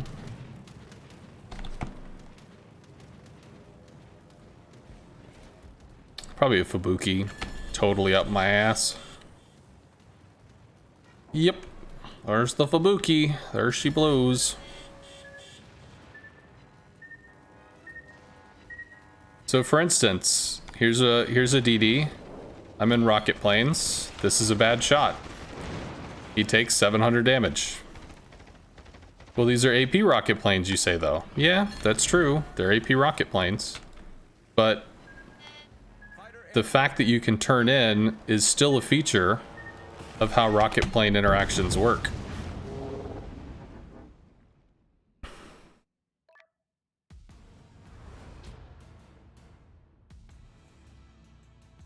Yeah, but if you get lit, you get a big red marker, so DDs become obsolete. What? There's no DD being obsolete because you can get spotted. That's silly. We were in a game with 5 destroyers. We were in a carrier. The destroyers won the game. But I'm in a carrier. Yeah, but I can't light them all. I can't kill them all. There's 5 of the destroyers. They're in 5 different sections of the map. What do you expect me to do against this? Alright, well, he hasn't said anything, so... Oh, actually, I need to change this because we can buy the hull. Cannot buy the hull. Whatever, it's 200. It's fine. It's fine. Let's get this done. So now it's the 355,000 grind, which is just... It's a lot.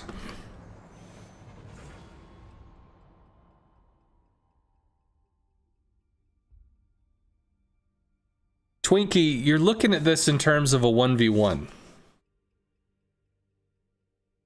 Oh, you're talking about the perma-light match idea.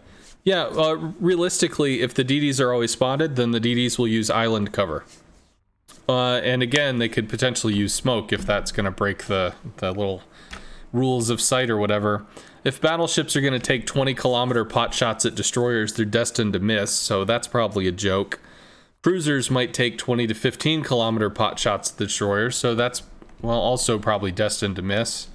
It really comes down to how the destroyers get to close range. Get into about 10 clicks, where they start being torp effective, where they start being able to take stuff and do things in that way. It just comes down to how you play it. If you're going to play an open water DD and you're going to play in the little match thing, you probably want to go full range so that you've got 15 to 18 kilometers worth of range on whatever your DD is, so you can shoot at people and just kind of like juke back and forth, because DDs are maneuverable and they're small targets, which is what PR farmers do. Battle starts.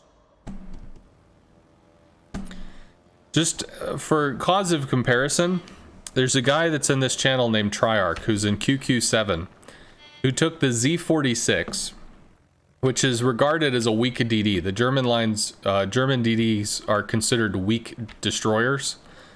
And he ran around getting like an average damage of like 160,000 and multiple kills per game, so that he could place number 1 or number 2 or something on the leaderboard. He didn't care about smoke. He just took additional range and he hard farmed bitches, and they shot at him, he moved, then he kept shooting. Just shot in the open, didn't give a shit. People shot at him, he moved. If for some reason it got intense, he popped smoke and he kept farming till he probably killed one of them, and then the smoke ran out, and then if they shot at him, he moved. Like, to say that you're unable to play these things, it's there's so much more possible than just playing with what's initially offered to you and expecting that that's all that you can do. And PR farmers, people that farm damage and randoms, will basically show you how flawed that logic is, because they'll just run around fucking murdering everybody for 150 to 200,000 damage a game, because that's what they do. Whether you have smoke or not, whether you're spotted or not, doesn't matter. They'll just run around, get the numbers anyway.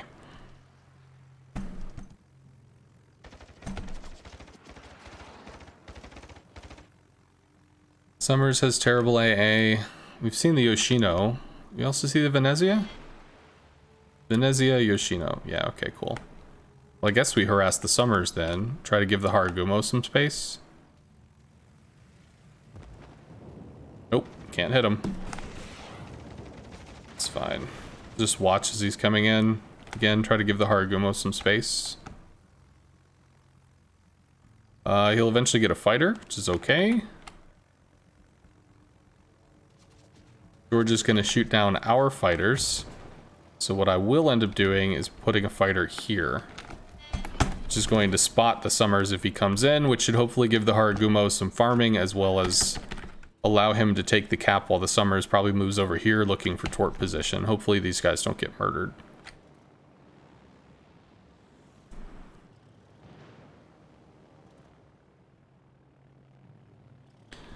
Z46 is the highlight of the line.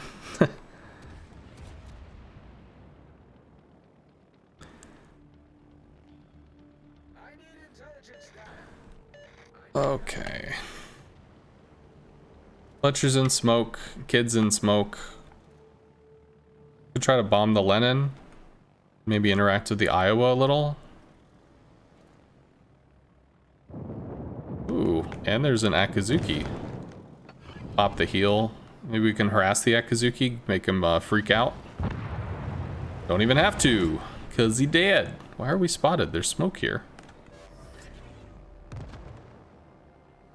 Alright, well, this is American smoke, so who knows how long this stuff's going to be here. Is it starting to disperse? Is it dispersing? Maybe? I don't know. Whatever. They'll eventually make moves on it. Looks like Fletcher's trying to make moves over here. Maybe we can help that. Hopefully he doesn't get straight up punked.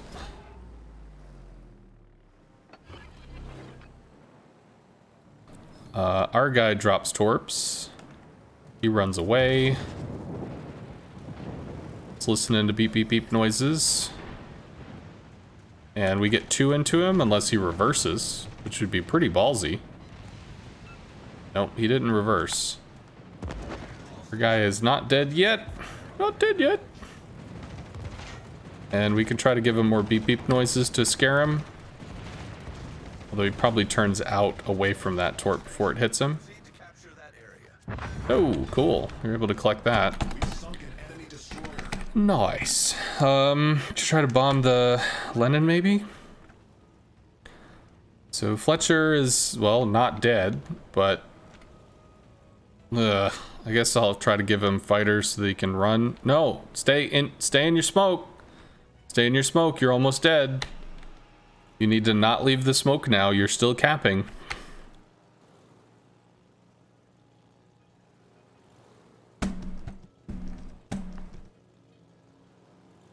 Let's see. Missouri, Iowa, at least they're taking Charlie, which is good. That's kind of rough. I think we bombed the Lenin. We're gonna have to bomb it, take an engine boost here. And can we juke the flak till we're about 3.5, which we can. Oh my god. 1? Maybe? 1? We get 1.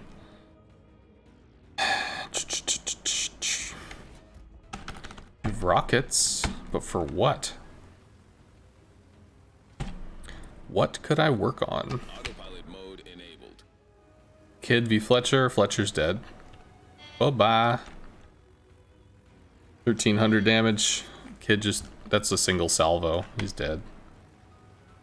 Oh, he whiffed. Go, little Fletcher, go. Nope. The triple stuff down here is a problem. We did lose our DD down here. Harugumo got taken out.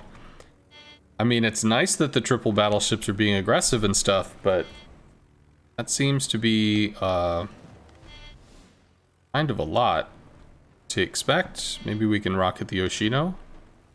Don't know if we can do that. But we do get to give this guy some information before the Yoshino comes in and murders him, and also, hey bruh, the Summers probably torped you as well. Fuck. Fuck. Okay, well, he can't move, and I can't strike the Yoshino from that angle, so... But the Summer's smoked, so that doesn't matter. Can I strike the Yoshino? We can start way back here and see if this reticle gets fucked up enough that we might be able to take the shot. Slam on the brakes. Maybe. Yeah, not much at all. So we could probably try to bomb the Yoshino. Destination reached. Autopilot mode disabled. That we could try to do. Autopilot mode enabled. Just move up a little. Doesn't have to be a lot. Just fucking stop with this shit. Just go forward. You don't have to reverse. Well, at least the Georgia didn't get punked, so maybe spotting the Summers worked out. Oh, good. And there's Kid AA. And the Yoshino's moving for it. Kid has defensive fire engaged, but I think we outranged... No, I don't know if we outranged the Kid. I have no idea. We're just losing planes like firecrackers. Please do something. We got 2 Citadels. That's useful. Hey, Lord Zath. What's up, man? Oh, you finished up Qualls. Woot! Did you play the, Did you keep with the... Was it the Tashkent? I don't think it was the Tashkent. Autopilot mode enabled. Whatever. I remember it was a Russian DD that you were playing a lot. Might be a kill. Well, it won't be a kill with 3 torps and 10,000 damage. Need full excels, so no.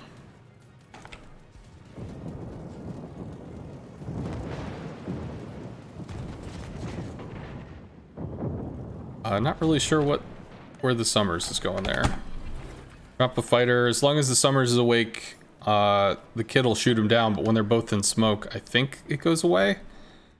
Nice. How the hell? Georgia, got it. I don't have rocket lines in on the Yoshino because we have to go over the Kid to get to the Yoshino, and the Kid is not a joke.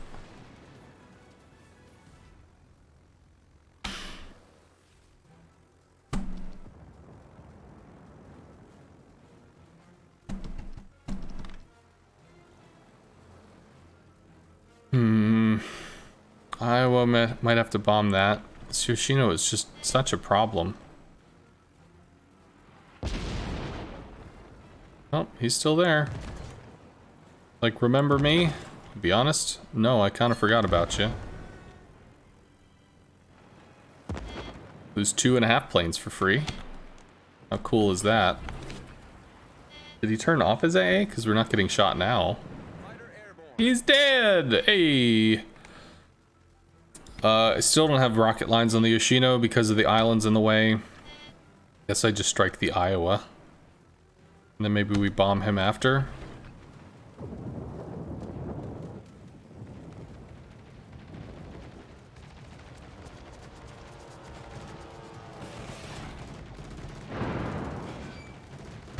Don't have another thing. Try to bomb.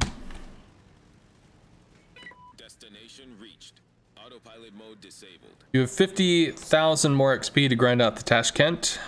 And then you'll do the Z52. I do like the Z52.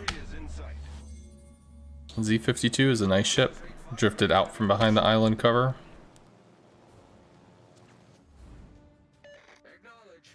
Autopilot mode enabled. Ooh, buddy. Maybe that was not a good time to maneuver the ship. That could be a kill, though. Enemy battleship sunk. Can we work on the Venezia, maybe?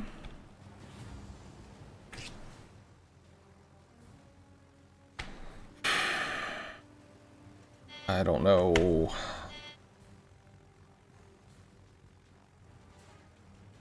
You really enjoyed it in ranked last season? I really like the information that the Z gives. I really like having the Hydro. I know without the heal, it doesn't necessarily outlast brawling DDs. With the HE being anemic, it's not necessarily enough. But it still has its charm. And it was the first destroyer I got to tier 10. This Yoshino, man, that's so hard to deal with. I'm gonna keep working on the Venezia because the Venezia is still providing such flank pressure. It's just gonna keep slapping these guys. Clunk, clunk, clunk. Yep, so that was about 12k onto the Hindi. Come on, guys, please pay attention to this. Fire on the target. All stations requesting fire on the designated target. All stations requesting fire on the designated target. You have islands and cover that you can use to stop yourself getting wrecked from the other directions. You do not against this Venezia that's just ripping into your side here. Please shoot this thing. I don't have Citadel pressure on a Venezia either, so that should be a hit. He smoked at 720. That probably goes until about 740. You get 3 torps because we saw him. I guess I pull out because he's gonna back cap. See? India's kind of not dead. Hey, we won by points. Alrighty. Lutians with heal is hilarious. Yes, it is.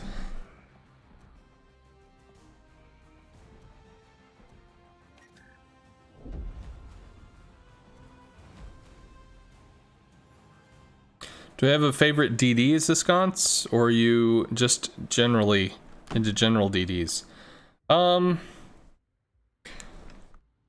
three destroyer lines that I've taken all the way to tier 10 are the German line, the British line, and the European line, and I've enjoyed all of them. I started playing with the oh, and I'm almost to tier 10 with the Pan-Asian line.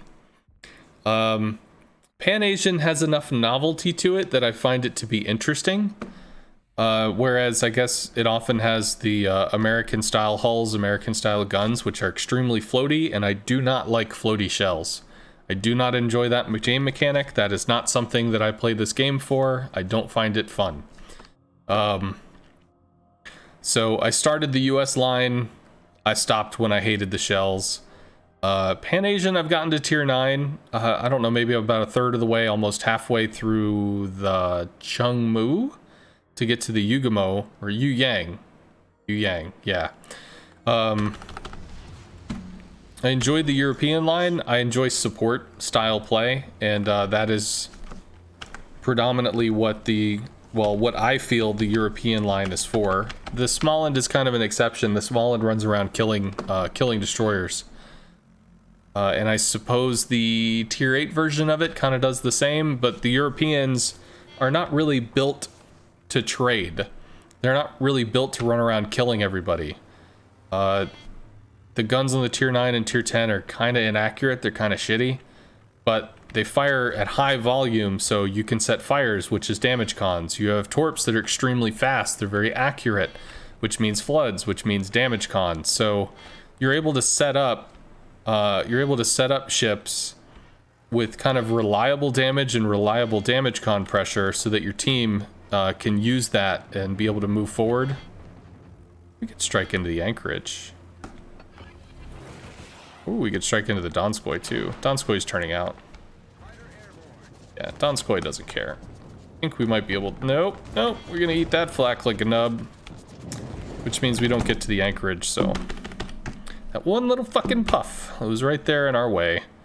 They all dead? I think they're all dead. One of them got out. I like the Z's ability to claim space and hold space through use of the hydro consumable, and I do like the brawling aspect of the British DDs, which again allow you to claim space because you can threaten it. You can move forward and like, you want to dance, motherfucker? And you roll across somebody, and if they want to take a fight with you, your gun TPS is pretty frightening. Your ability to bail if it goes wrong is great with all the fast cycling smokes. You have a heal, which means that even if you take a bloody nose, you know, you can patch it up a little bit and come back for round 2. I have not played the Japanese line, which I might enjoy. I think they don't really have floaty shells per se on their gunboats anyway. I don't know. Playing Torp DDs would be an experience. That's something I should learn. I could actually try to spot this damn DD, but I'm over here doing the thing, so whatever.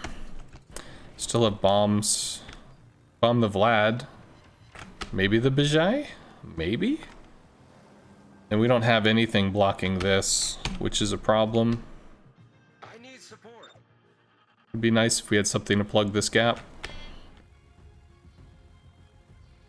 Japanese do have floaty shells in the Aki Kita Haru, but they're very OP gunboats still. Well, I know they've got really nasty, they've got great throw weight, they've got great salvos.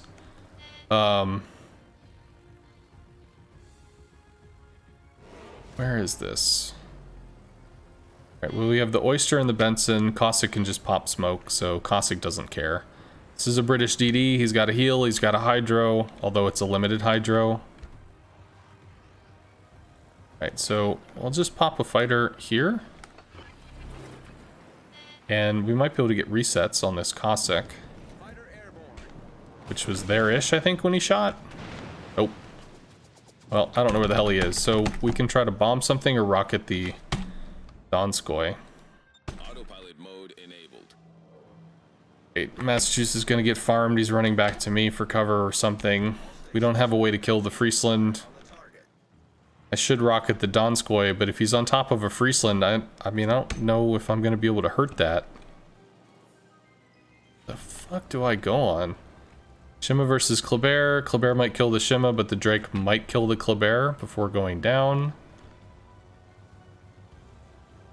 Because the Kleber might also get in and torp the Drake.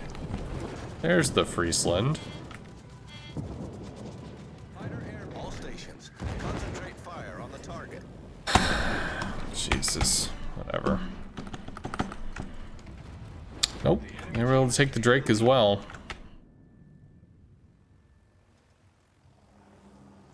Cossack doesn't get a heal? Oh, I thought it got a heal, but okay. It's worth knowing. And the time it takes me to look over and point the Friesland and say, hey bro, we should probably kill this. Wham! Wall of flak. Oh well. See if we can do something against the anchorage.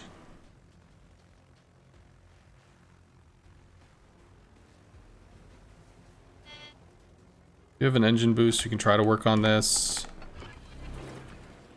Lexington goes after what? The Amagi? The Amagi's almost dead. I don't see any way we win this game. Gearing's farming from smoke. Come on, latch. There we go, it latched. Anchorage is farming from smoke. Where's the hell is the gearing then? Fighter destroyed. Anchorage AA is terrible. There's the gearing. But nobody can hit this, so Strategic target. that doesn't even matter. I can't do anything against the Friesland Donskoy. I just don't see that as possible. I suppose I could bomb the Musashi. Maybe? Jesus. Whatever. Just trying to find something I can do.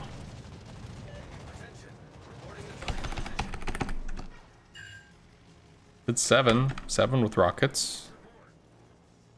It's too much over there, man. It's too much stuff. People gotta get in and kill shit. And I don't know how you kill shit, so... Charles is looking at double battleship, so like if the Charles goes in to try to murder things, that's a problem. I don't know. I don't have a way in on that. I don't see the way in on that. I could have rocketed the anchorage. He's now out of smoke at least. We'll work on the Musashi though. Autopilot mode enabled. This is bad.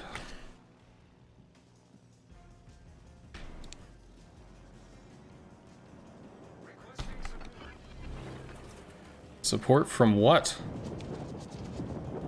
Like from who? You're like 3 against 8.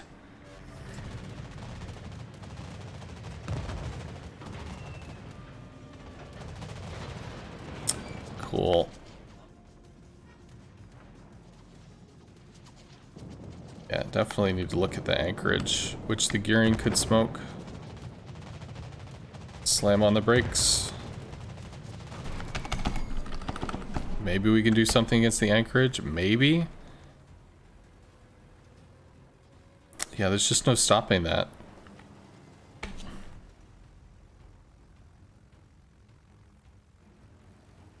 Can Barsville sit the Musashi? Seems it cannot. So, womp womp. Fighter destroyed. Do you know if the IJN gunboat from tier 8 to tier 10 have faster shells than the UK DDs?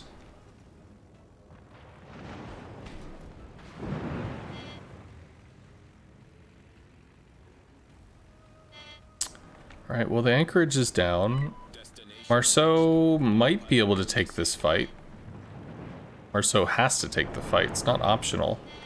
The gearing's going to want to turn out away from the Marceau to limit DPS. We can try to be there to catch it when he does. Fuck off, planes. Right. 2 and an overpen. It's pretty shit. Gearing kills the Marceau. Marceau had half the health of the gearing. He's got the saturation mechanic, which is nice, but... Hey. Stuff happened. Autopilot mode enabled. Well, maybe we can somehow get on the cap, get some points that way. Wouldn't that be cute?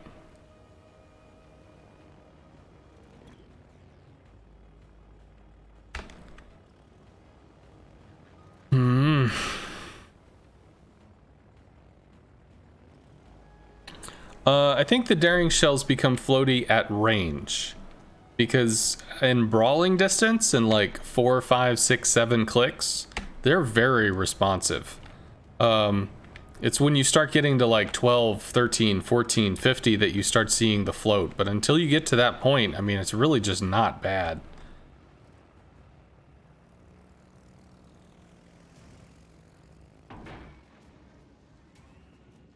I can torp this dude for like 4,000 damage.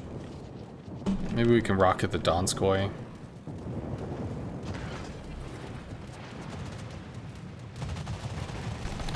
Fighter airborne.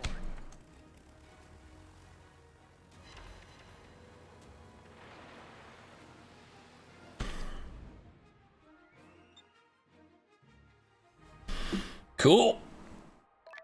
Air drag kills UKDD shells. They're very light. It makes sense. Sure, game worked.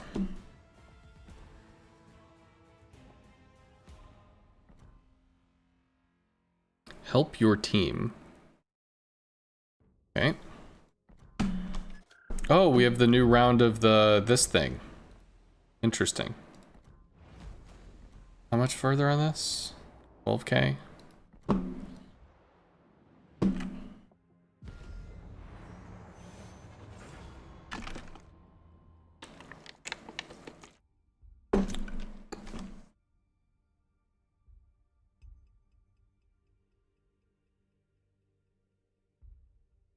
Minnow shells make you cry.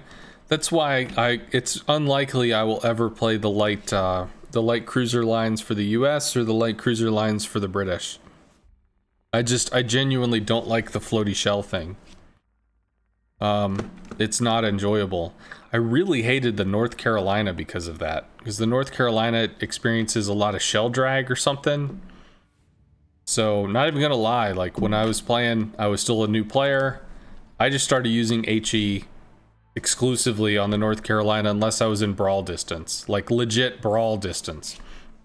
Because the AP shells were obnoxiously, like, how is this even making sense? Bullshit, fuck you, slow. And I got the different reticle or whatever that's dynamic, so you can lead, you know, based on movement times. It'll show you, like, if going 30 knots, this is 10 seconds. If going 20 knots, this is 10 seconds, that kind of gig. And, like, even still, it's just... firing 16 seconds into the future, it's just like, God. So I'm more than happy to take 40 seconds to a minute to get to someplace and have an accurate interaction. Even though it can be a frustrating interaction because of how people can turn or maneuver or change or whatever. But it's an interaction that is pretty direct in what it is. As opposed to fucking shooting shit 20 to 25 seconds in advance and just like, maybe. Ugh.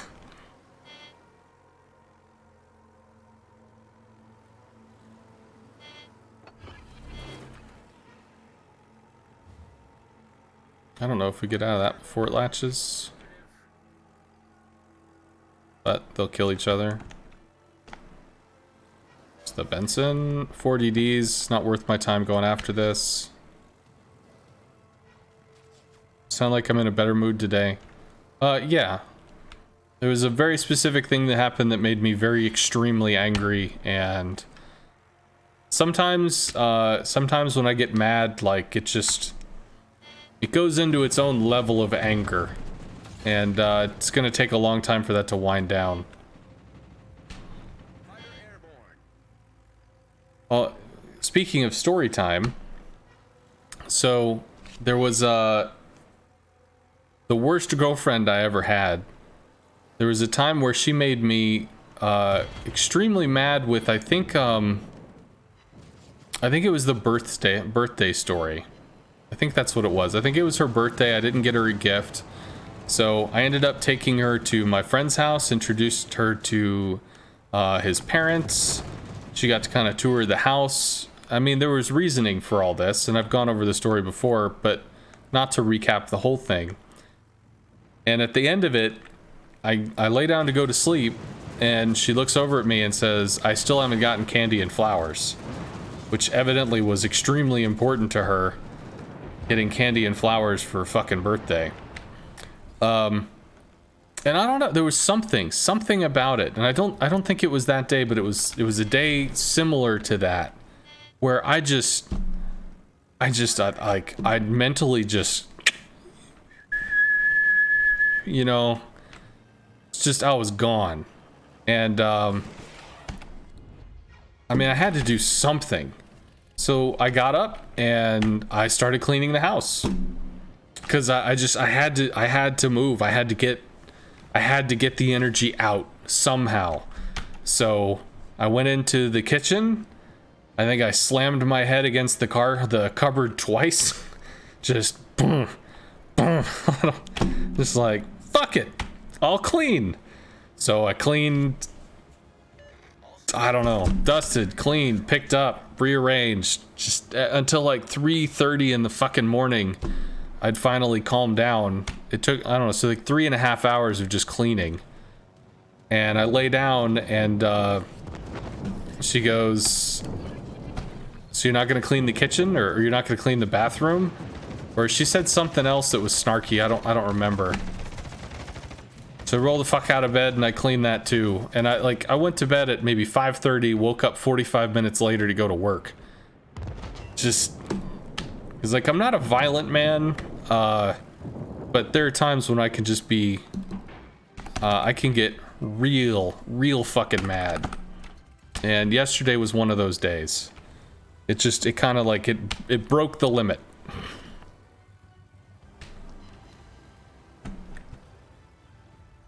Why not beat her up?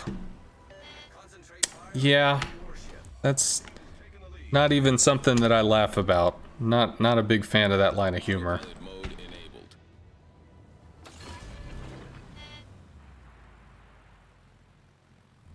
Fighter airborne. Sparky girlfriend. Oh, she was an experience. She was absolutely an experience. Pensacola, Tulin.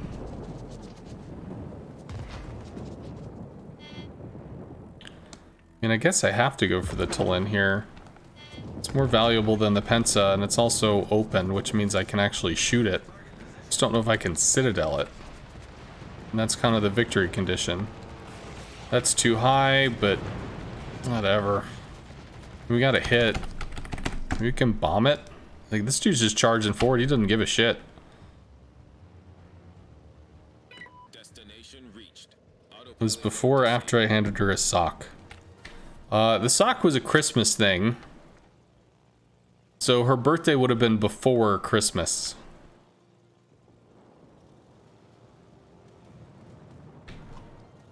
So Christmas gift would not have happened by this point.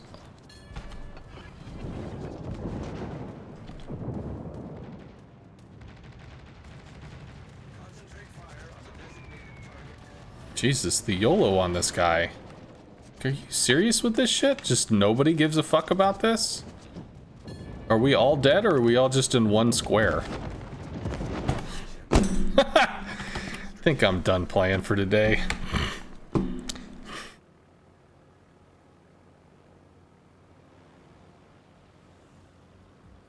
Should have told her the bathroom was for her to do. I really wasn't interested in talking with her at that point. I was pretty fucking angry, so... It's really not the first thing in my mind was, let's have a conversation. Now, it's not to say that having a conversation isn't a good thing, where you can resolve your differences and talk about the situation and figure shit out.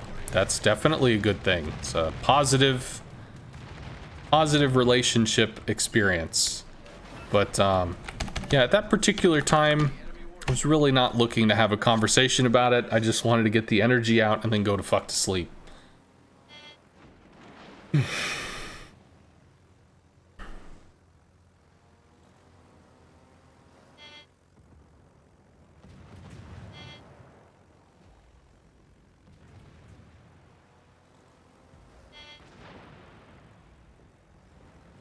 stations, concentrate fire on the target.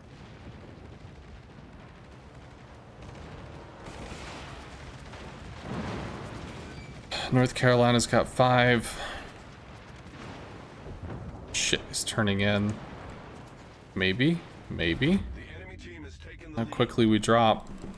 Shit. So the island was there.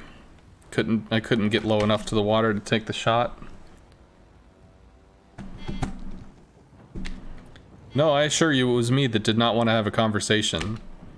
I just wanted to get the energy out and then go to sleep. So I don't know how many, you know, whether people like horoscope shit or not. So the first girlfriend I ever had asked me what my sign was. And I had no idea what that meant. Oh, cool. We have a DD on our ass. Autopilot mode enabled. Secret mission DD somewhere. So we had, she asked me what my sign was. I had no idea. Yeah, there he is. Sup, bro? I'm sure there's another one. Is there? Nope, this is the only one.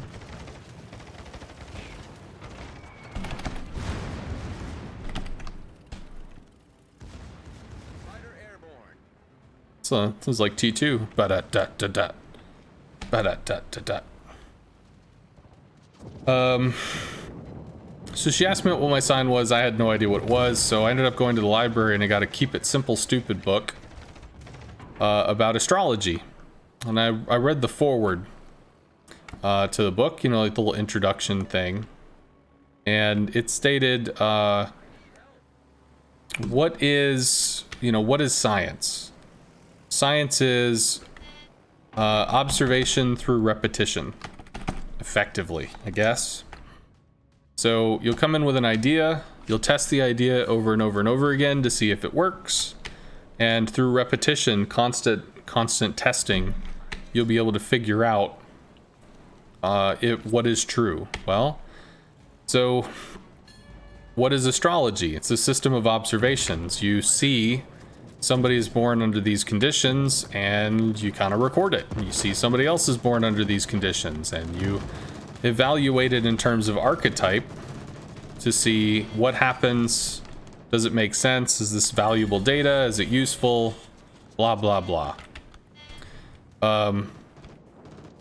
Well, if you do that like once or twice, that's probably not going to give you very valuable information. But if you do it 100 times, 1,000 times, 200,000 times, 200,000 times, like you start getting data that becomes more and more relevant, I guess. You turn in on that, maybe it goes high. Yeah, over pence. Okay, well that's interesting. Thought that was kind of novel. Maybe that's worthy of a thought. So eats 2. Cool. We can work on the Strasbourg then. Whatever. Had a point in all this. I did. Oh.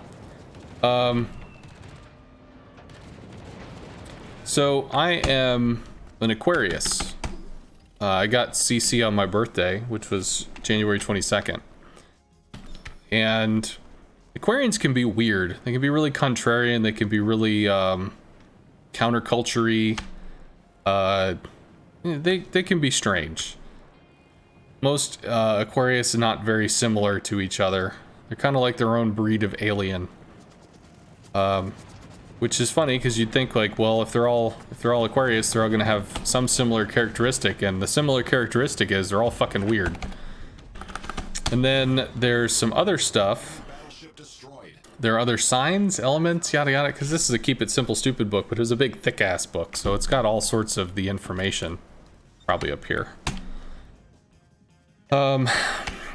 Which talks about moon signs and other signs and yada yada. And I have some Taurus, I guess, in me. So there are times when I get mad like an Aquarius, where usually it would be really biting, cynical, kind of dark humor. And then there are times when I get mad like a Taurus, which is a it's kind of like you just go dark. Almost like you have hurt me. I'm not interested in having a conversation. You know, I'm gonna go away now. I'm gonna fuck off for a while and be away, and I'm gonna deal with this. So that's what I'm gonna do. And it's like Taurus will have a really long fuse, but when it finally gets down to the bottom, you know, bam, it is like an explosion. It's a serious amount of oof. Which is one of the reasons why Taurus just tends to fuck off. They're like, I'm gonna do me, bye. And they go off to do their thing. I think we could bomb into that again, actually. That's what we should do. We should bomb into it. Come on, come on. So, like, only child? No, I'm not an only child, although I am the youngest. Go over here, I guess.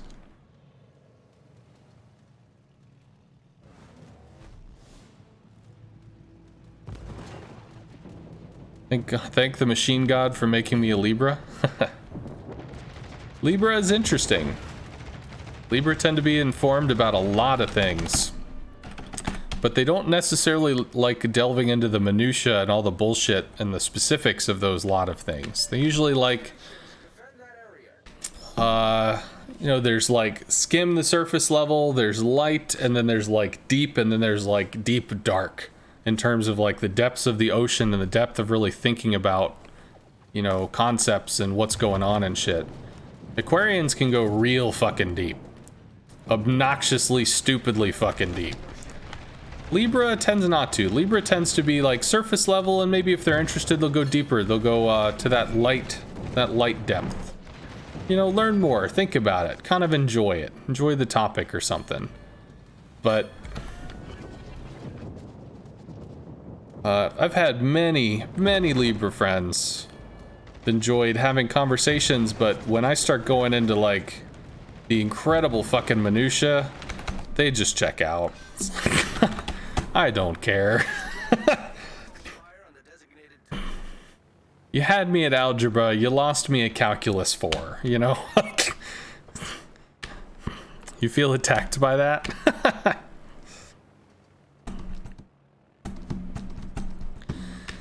Worst sign of them all, if you believe in it, Scorpio. Scorpio is not a bad sign. Scorpio is dangerous.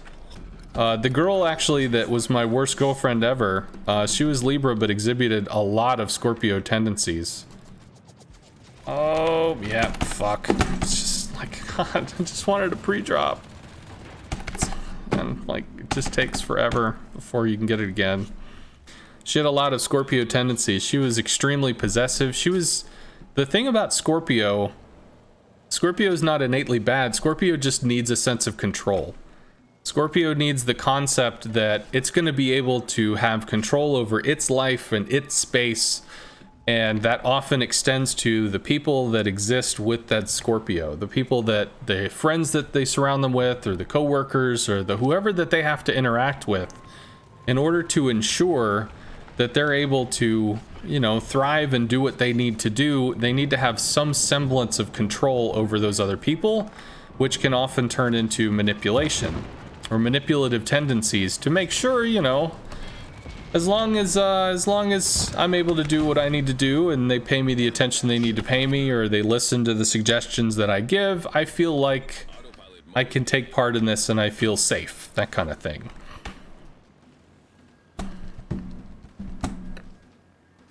You think Shikaku needs sight stab to help firm up the aim on the AP bombs, or enough practice to get 2 or 3 hits each time? I do actually still prefer sight stab on the Japanese line. See you, Phil Khan. I hope I didn't offend you, man. Have a great stream, Rar.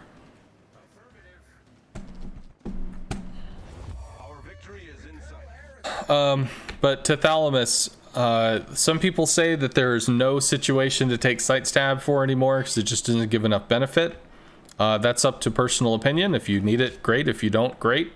But I do find on the Shikaku and the Hakuryu, I would prefer to have sight stab as opposed to not.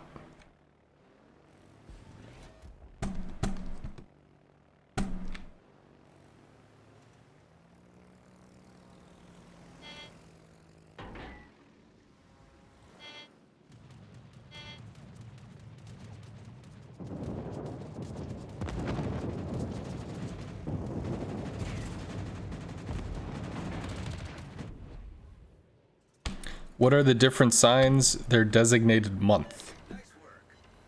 The thing with astrology is that it's more than just one sign, although that's the common version of it. There are 12 months, there are 12 signs, although they don't line up directly with a month. They correspond with stages in life, but they also correspond with archetypes. And then there are additional factors and stuff that would, how do you put this? Like, there are things about me that are restless, and there are things about me that are sedentary.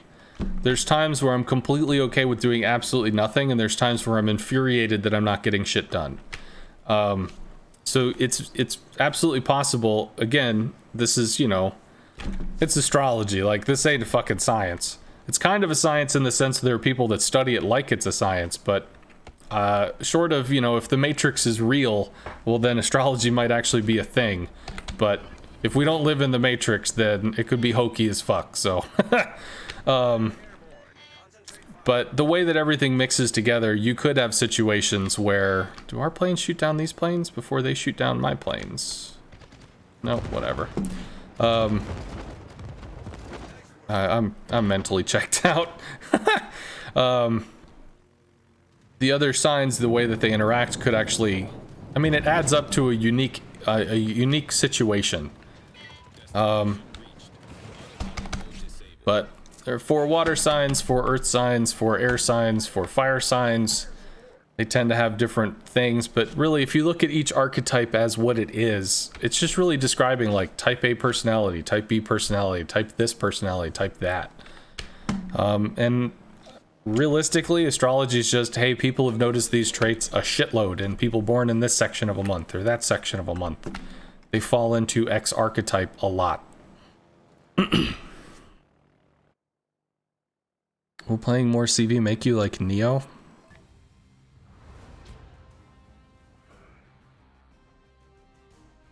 Astrology is a masterclass of enough details for people to obsess over, but not enough to give away the bullshittery. If anything, you can do it because it's fun. But it has the study of the archetypes and how they interact with people and interact with each other has been useful for me in terms of learning behaviors and how behavioral styles mesh. So that's been good. But in terms of like, if you meet somebody, can you just fucking write everything down on a piece of paper and you now know all their deepest, darkest, intimate secrets and you've completely solved them as a human? No. Or at least not in my experience.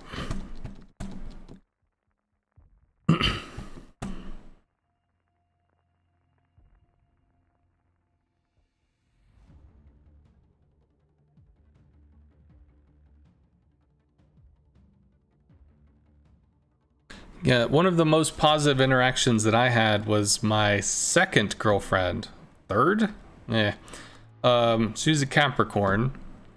And we got into a conversation where she was... I can be idealistic. And she would buy videos, she'd buy DVDs from the Hookup Man. Some dude on a corner that sold bootleg DVDs. Which is stealing. But to her, it's not stealing because she bought them. But she's buying a stolen product. Well, the Hookup Man didn't steal them, he made them. But he didn't make the content. He stole the content to put it on the thing to sell you. And like, we kept having this spiraling back and forth, back and forth, back and forth. I mean, it was a long argument, discussion. I mean, it didn't get like argument raw, it didn't get angry. But at some point, I looked up Capricorn or something. Capricorn tends to be grounded in pragmatism and practical reality.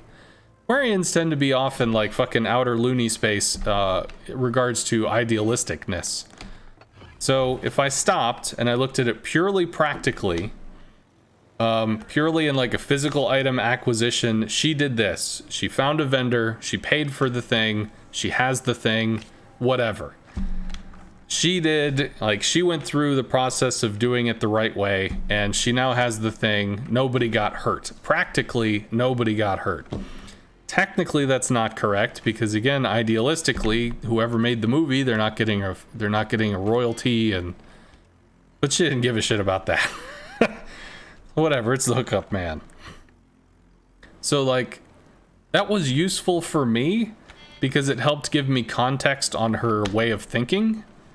So I have found use in studying archetypes in general and interactions, but again, like, it's nothing that I've ever had more than like a hobby. It was fun to ask people, see what they'd say. Come on. Shit, I let that linger way too long. I don't think I can strike the Atago that's close, but I can try to strike the Atago behind him. Lose a plane, lose a second plane. He gets oofed, but he can heal. Found the cheapest project for real. Is this discussion for real? Yes, it was a real discussion, John AI. Of course, this was like 17 years ago. I was in my early 20s. So, I mean, people have discussions about silly shit. That was one of them.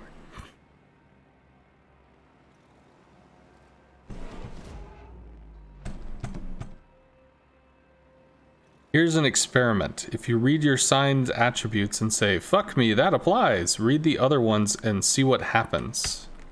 I'm not sure what you mean there.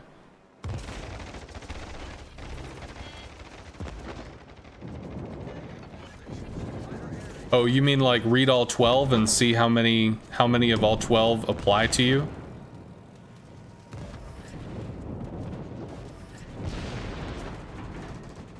Yeah, again, like,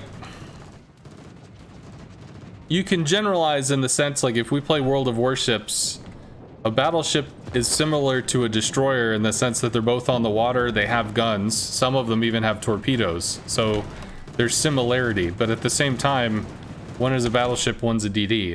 It's a different experience. Similarly across the archetypes, like, it's not about the little traits that they'll shit out, you know, sensitive, kind, giving, you know, that stuff, the really basic things. It's about trying to understand what is the thought process of the archetype. It's basically trying to figure out, what does a type A personality mean? How does a type A personality process information to arrive at the conclusions that they arrive at?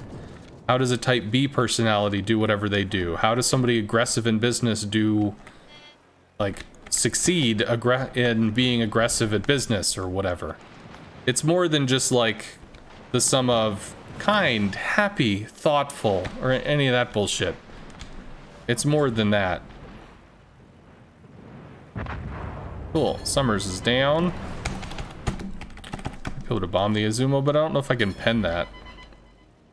So many friends.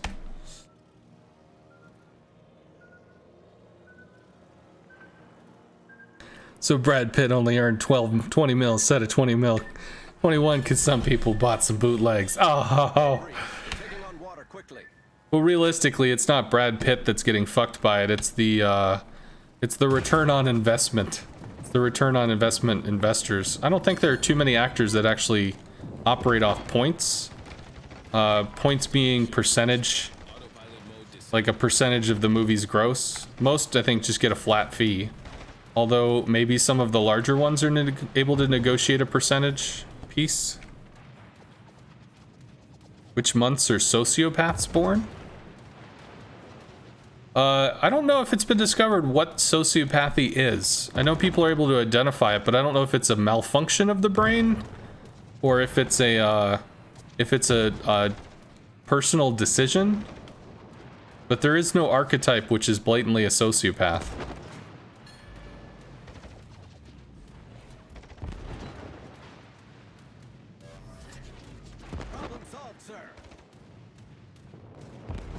I think I've read some scientific diagnostic stuff or whatever about how people were trying to figure out how they could figure what is a sociopath, who is a sociopath, stuff like that.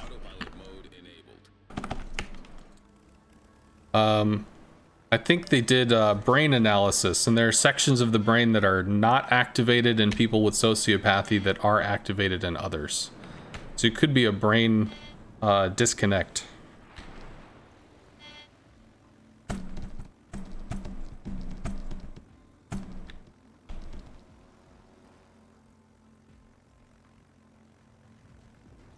Because rocks in space determine personalities. That's why I was saying if we lived in the Matrix, the only viable thought that I had as to if astrology is a thing, why is astrology a thing? It would be if you treated reality as though it was a game, like an MMO or something, and you have a variety of people that are joining in rather than everybody being the same, you enforce differences, enforce deviances. Some people will be predetermined to this, some people will be predetermined to that. We are detected. From what? Shimikaze, probably?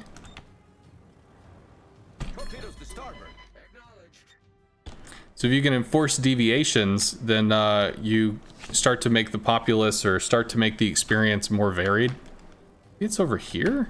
The fuck is it? Very strange. Whatever. We get murdered. Move on with life. So it's kind of a way, it'd be a forcible way of keeping the population different. I don't know. Like I said, it's all in fun. Can we get to this Atago?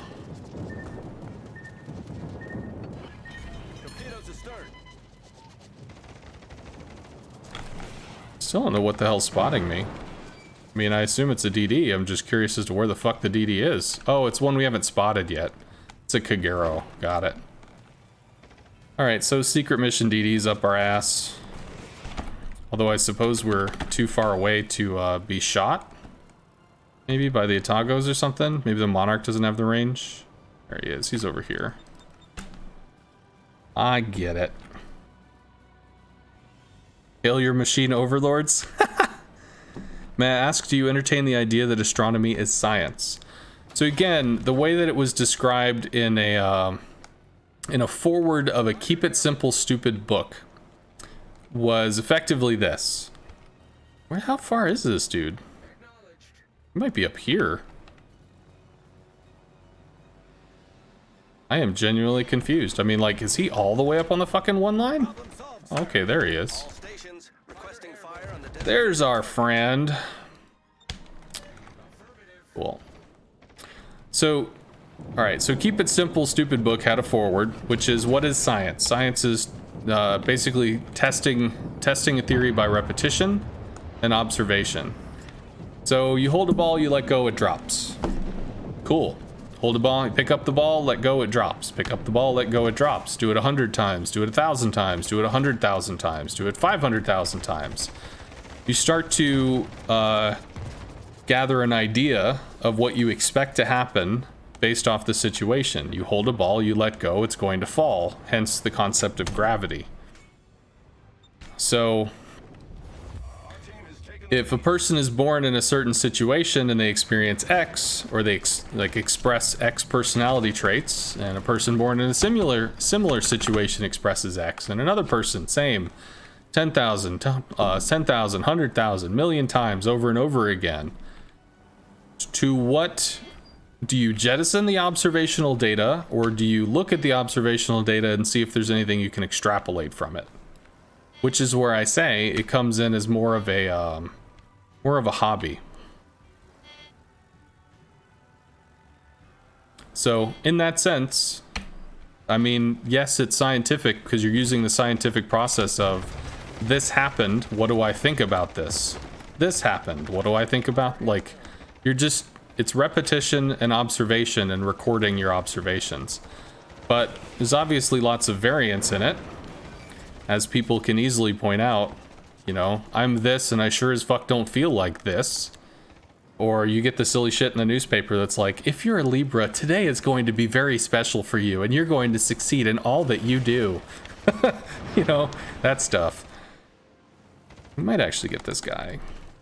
Come on, come on, come on, come on. Yeah, 400, we got that. Hey. Somehow we lived.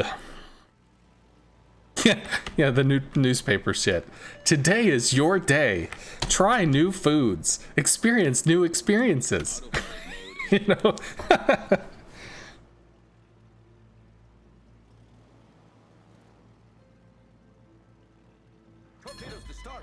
Even if astrology has no scientific basis behind it, it does force people to look at their behavior and change it. And so it has realistic effects on people and how they improve their lives. Just to be clear, you find astrology as science. In the sense that philosophy is the precursor of scientific thought, yes. If you're saying science is in like a demonstrably provable, when you put this chemical with this chemical, you get this third chemical, no. I don't have enough information, and I don't personally believe that it is hard and fast gravity. This is the way shit works. This is 1,000,000% true. Somebody can write down some information and solve you as a human. No, I don't believe that. But I do find it to be a system of observations, and because it's a system of observations, I've tested it by observing. I ask people, what is your thing? So I enjoy it in that sense.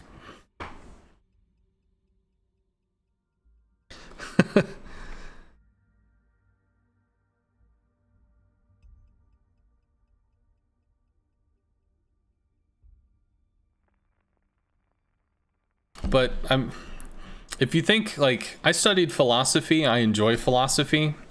Before there was math, there was philosophy, because people hadn't figured out math as a concept yet. So philosophers thought about things and the numbers of things and how numbers interacted with things. And eventually people that found math and numeric things to be so interesting branched out and created basically their own concept of math, and they explored that concept. Physics, born from philosophy. People thought about how physical things interacted with each other. People theorized, humans are made of water. No, I believe humans are made of dirt. You know, just basic shit. And they eventually figure out more, or come up with concepts and ideas that drive them more in a direction until that direction becomes large and interesting enough that it kind of becomes its own thing. So physics, born from philosophy. Chemistry, born from philosophy. It's just born from thinking about shit. It's born from thought. So, you know, these are considered the sciences. Physics is a science. Chemistry is a science. Other things. But could you classify astronomy as one of the sciences? That I don't know, in the sense that I know why gravity exists based on scientific concepts and understanding. I have a pretty hard and fast understanding that gravity is a thing. But whether or not Libra and the third moon of Jupiter and shit is going to absolutely turn somebody into blank, I can't say that that's a hard and fast rule. Like I can say that if I put power to a treadmill, but this is malfunctioning, this won't work because of this reason, because science.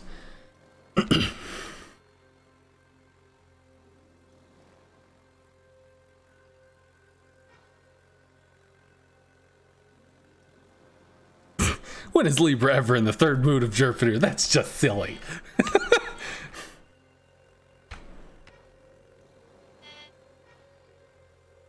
We see an Akatsuki. That's just silly. Ugh.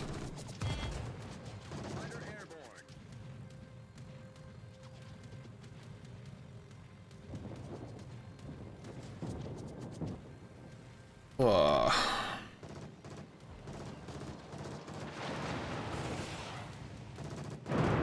Got 3 pens off that. So we go for the Helena. Fuck. Engine boost, please. Nope. That's defensive fire. I don't get to eat that flak and live. They may all be dead anyway, but guaranteed dead if they eat the flak. And one of them got out.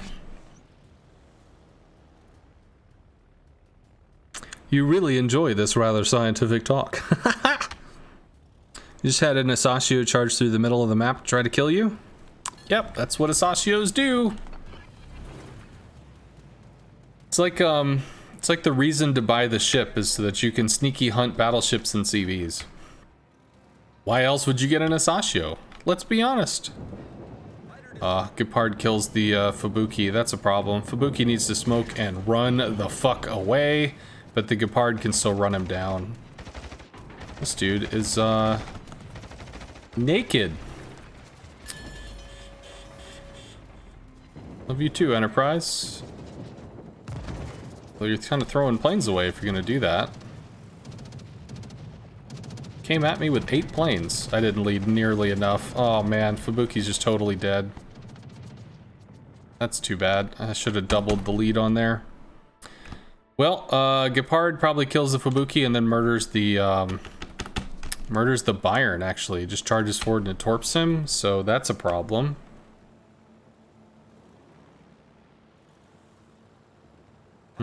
Torps the Gneisenau? I assume he torped the Ismail. Nope, torps the Gneisenau. Gepard's just gonna rush the Byron and kill him. Autopilot mode enabled. You're a Gneisenau. You have AA. You're gonna have to turn to the torps though. Although you are broadside to everything in the south. It's kind of silly. Probably swings by and strikes me if he's gonna continue doing that. Yep, Byron is dead. Although the Gepard did not YOLO for it, which I actually expected he was gonna charge in. Bro, you're fine. Has he even landed a torp on you, dude? Fuck, Rygar! It's okay.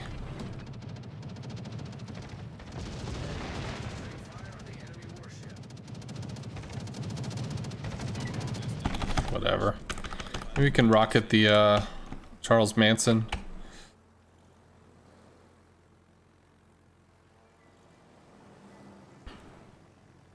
The difficulty of this format is that it is well suited for... not well suited for this kind of opinion exchange. I mean, by and large, there's a few types of streamers. There's informative, which usually I am informative. But then there's kind of streamers that just sort of riff. They're playing the game, but they're also kind of filling it with commentary that just kind of makes the time move. And having an idle conversation is certainly something that I do. But as in like trying to have this conversation to prove a point, win an award, and somehow found a scientific paper? Fuck no. It's a Twitch stream. Although people can enjoy it, which is nice. Yeah, so I don't think we just lose this.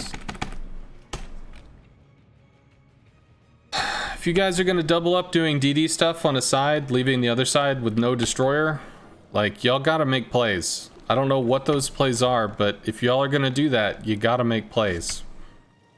Because this other side, this west side's got literally nothing blocking it except me, and I can't fucking kill DDs, so... Still way better than blobbing up emotes and sounds every minute.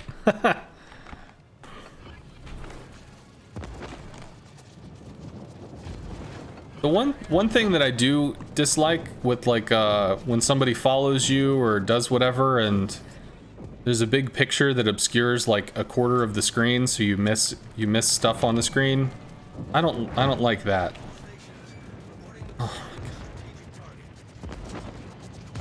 All these planes are dead. Fuck, man.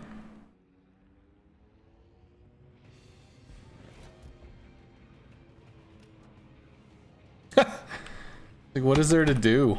Yeah, I can bomb the Bismarck. I don't know. How are 110s mechanically possible on CVs? What? 110s mechanically possible on CVs. 110s. What is a 110?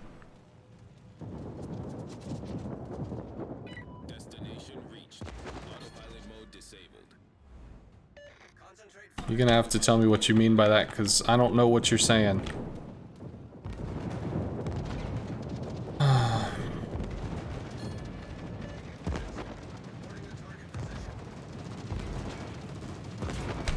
Did not lead enough. It's going pretty zippy. Got a Citadel, though. Oh, Messer 110s? He means the bombers? Well, I have no idea, man.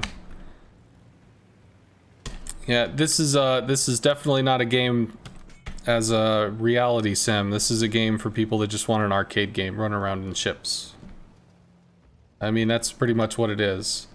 You will have people that enjoy the history aspect of it, but it is not designed to be a historically accurate game.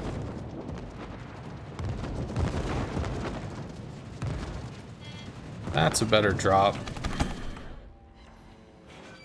Although it still only resulted in a single Citadel.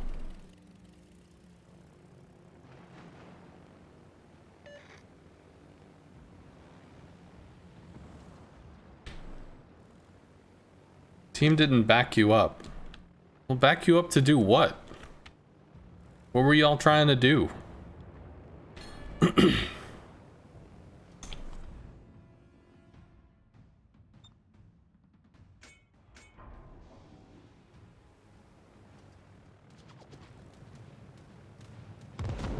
Okay, pop the heal. It's got a fighter. Might be able to drop a fighter about now, although it probably gets burned down by all the ships over here. Yep, dead. Whatever, we get to go back in. Got a double flood. Does that stick for some fucked up reason? Why has he not repaired that?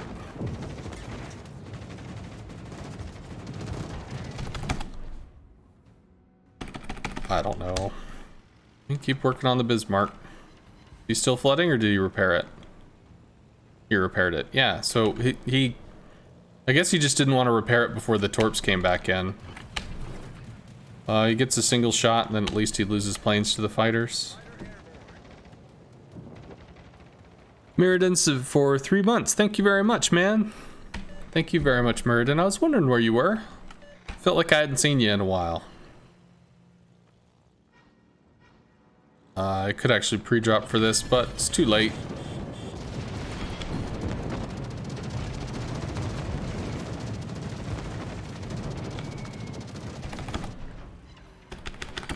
Single Citadel.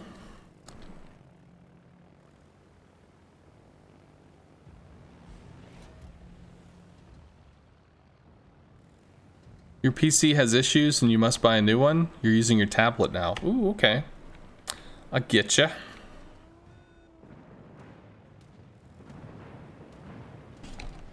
No fighters.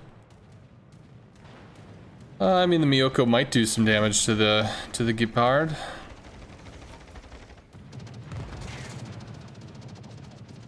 See, I could torp that, I guess, but it wouldn't matter. Oh, is this gonna be like a cap battle? Maybe with these wide ones, because he's hard turning, it'll cut his speed. We get all three? Oh, that's useful. Can you do that again, please? Did he not blow his torps early? Now he turns out and torps. That's a wasted shot because he turned out. Ooh, but maybe he didn't get his torps off. Charles Martel, I don't think we can Citadel. Still don't have fighters for the Miyoko, which is unfortunate. We can chase him off a little bit.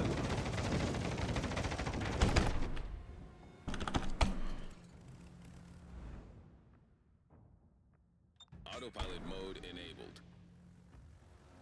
Alright, so 4 people down here with the Neisenau that wants to torp somebody, a Colorado that hopefully gets farmed, and who knows where the hell the Fuso is, and my ass is going to be stuck resetting this shit for the next however many minutes.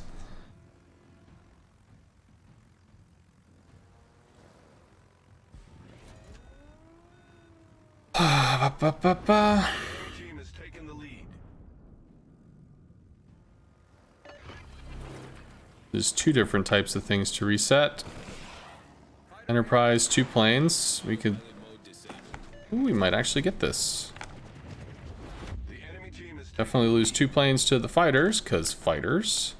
2,000 ain't that bad. Maybe? No. 1,000. Not enough. Oh my god, everybody's just running from the knives now. Oh, he's got torps! Ah! Let's try to get the engine boost in. Charles is tier 8, right? So he doesn't have a heal. Then we have to get the Bayern. It's a 3-minute thing though.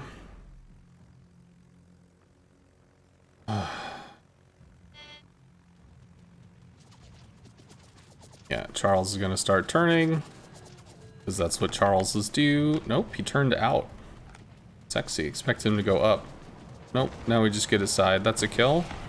And we loiter. Fuck, now there's a Benson.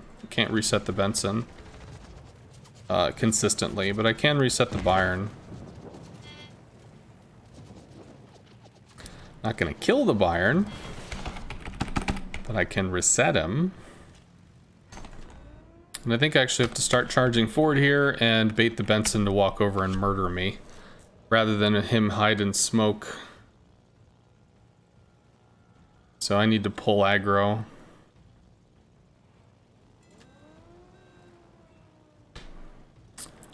Still we lose the game.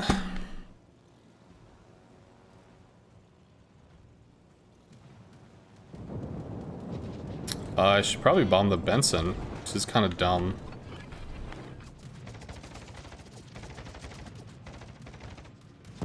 Oh my god, fuck you. Just give me the damn line. Ugh. We have to bomb the Benson soon. Do we though? Because we still have a minute and a half if we hit the Bayern again. Actually, I can heal this though and get 2 drops. God, come on, come on, come on. We got 2 Citadel. We lose a plane though. We don't get 2 Citadels off this. Need at least 1 sit, or I need at least 1 reset. I don't need multiple Citadels. I just need. Okay, cool. We're gonna be. Oh no, Cyclone. That's right. So cool. Have to get a reset on the Benson, but he's just gonna blow smoke. Battle ends in 5 minutes. Come on, Benson. Shoot your AA. Thank you, sir. You're a kind and gentle scholar. I will appreciate you in my memoirs. Thank you for the reset, sir.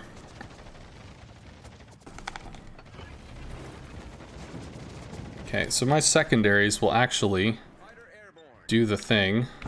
Fuck! Screwed that up.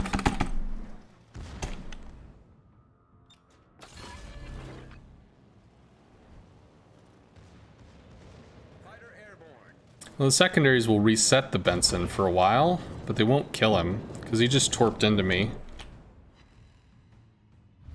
The enemy team has taken the lead. Whatever. Fuck, these dumbass slow fucking turning planes. Come on, buddy. 2 Citadels, please. 2 Citadels, please. Fucking serious. 2 Citadels, please.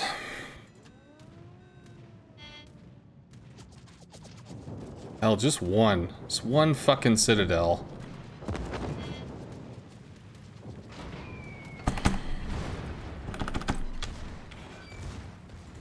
Jesus, fuck, are you serious with this? Whatever, we could probably rocket that though. Could probably rocket that. Maybe, maybe, maybe? I have to reset this again, or do I?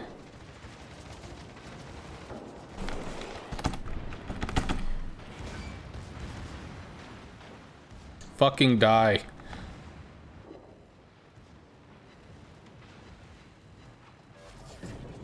Problem solved, sir.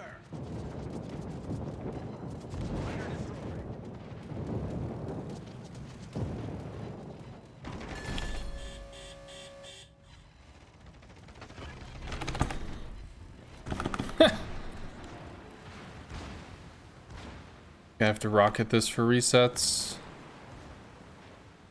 Enterprise is almost dead.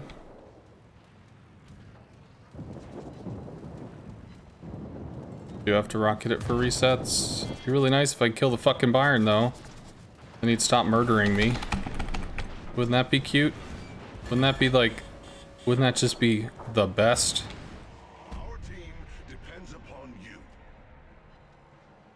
Secondaries, do fucking something.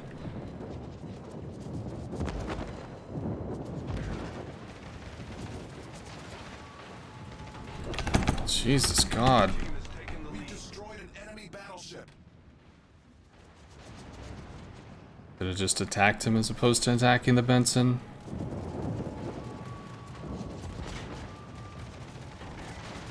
Might get lucky. 2 there.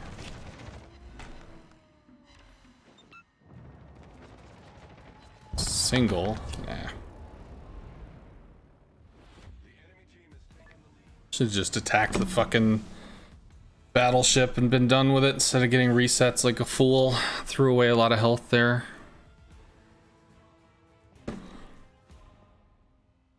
I still had 3 minutes 30 seconds. Takes 3 minutes to take the cap. I couldn't have gotten the win. Would have needed the Benson to be dead and to be on the cap for 3 minutes. It's too bad.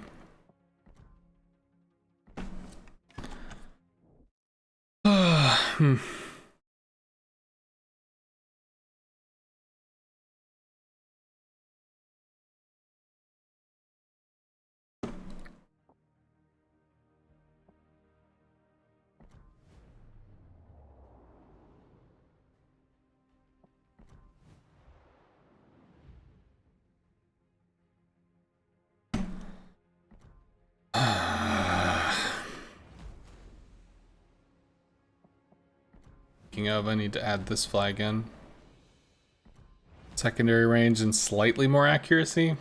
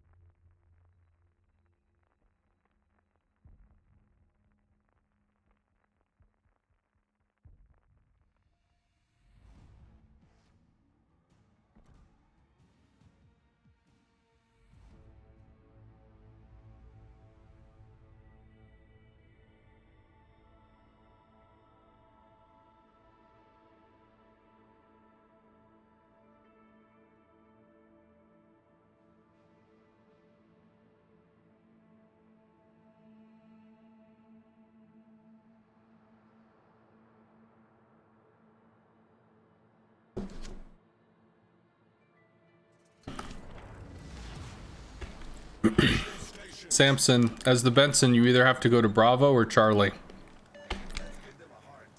Because the Udaloy is going to be at Alpha. You're going to need the team will have to have a destroyer in front of them for them to feel safe.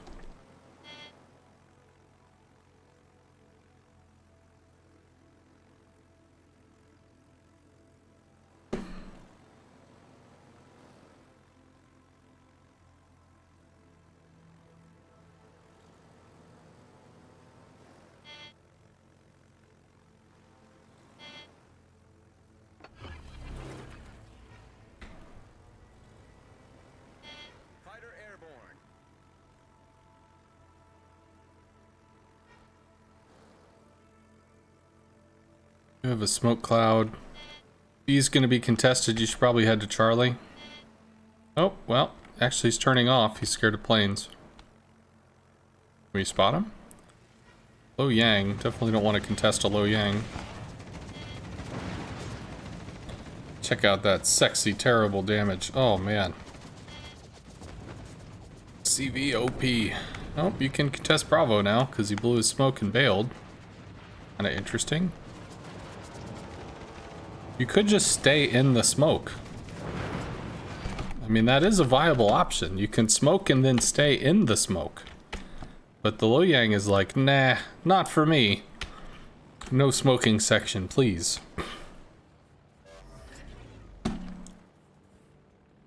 Interesting decision.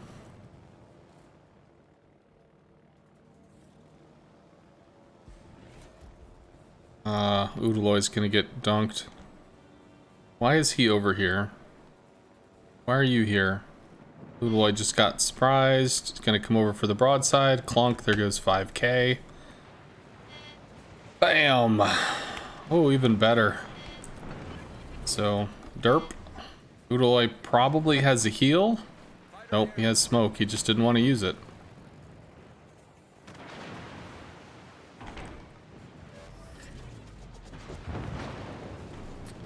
Derp.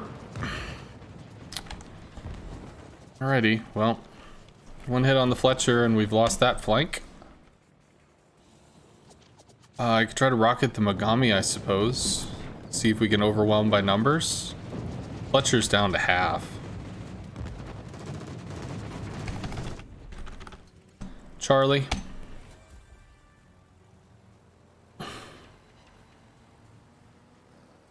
Unless you wanted to come over to Alpha. You can come over to Alpha too, it's up to you.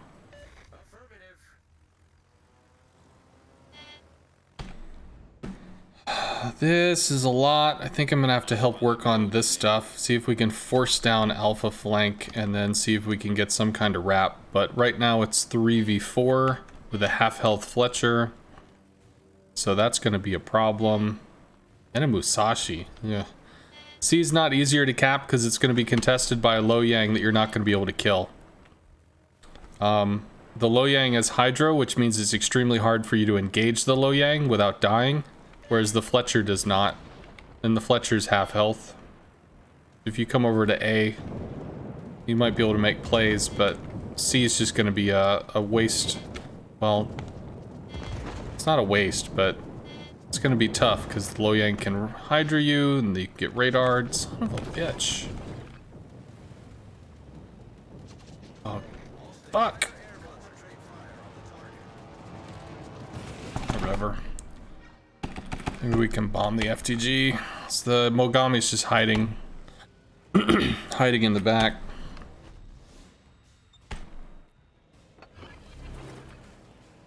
Where are you going? Going for the Seattle? Whatever, we'll keep going. He wants to rocket me across his fighters. We can try to bomb the FTG. Shells out for me. Hopefully they're overpens. Probably from the Musashi then. Overpens? Yeah. Okay. I don't think I can Citadel the Musashi because we already tried that, but we can certainly Citadel an FDG and then we have to somehow fucking kill a Mogami. Newbie, the closer you get, the closer you are to being torped off of this map.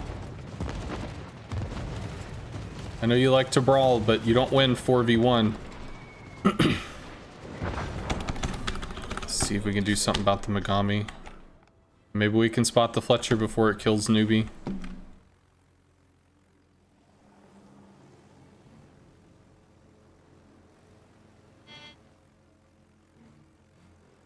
Okay.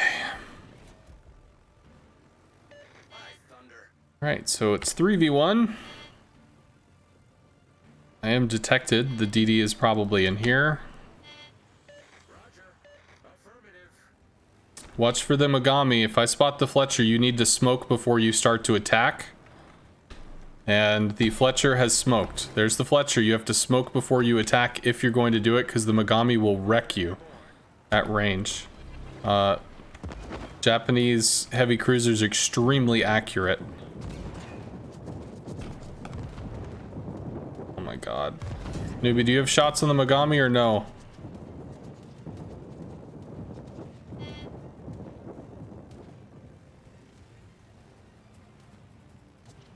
I'm not going to be able to do anything if the Megami just spins in a circle.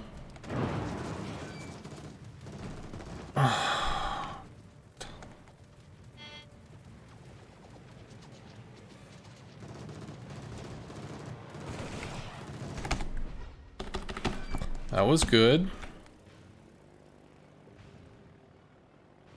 Yes! Alrighty.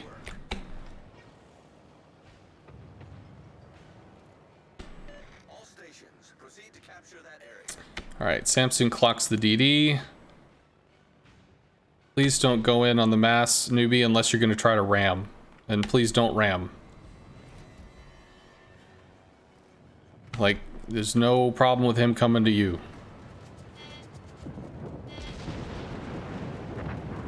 Good kill. Like, maybe at this point you have to ram.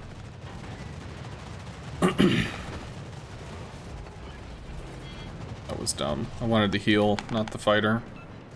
Fighter airborne.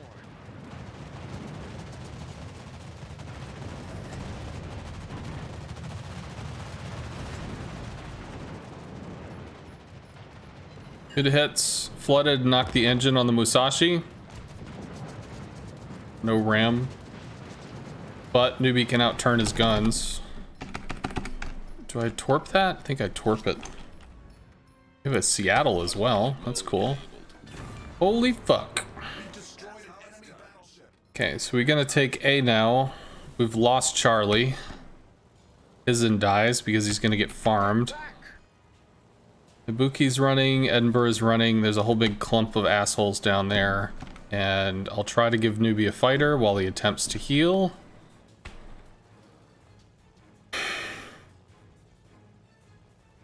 Benson, you're probably going to want to be about there-ish.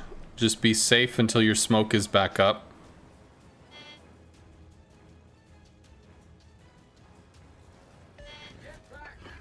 Come on, dude. What the fuck?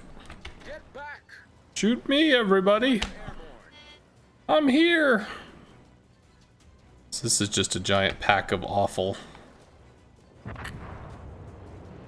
Yeah, in general with US smokes, if you stay in the smoke all the way till the end, you wait about 20 or 30 seconds before the next one. But if you leave the smoke early, then you have the pretty significant cooldown.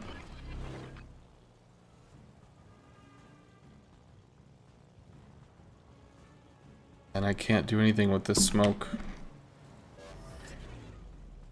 Okay, so right now you're spotted, Samson. So if he comes back with rocket planes, he knows where you are, which means you have to slow down and stay with the Massachusetts. You have to support the Massachusetts now, because he knows where to find you with something that can straight up murder you. Until you have your smoke back up, you cannot isolate. Destination reached. So you need to stop moving forward and go back to the Massachusetts.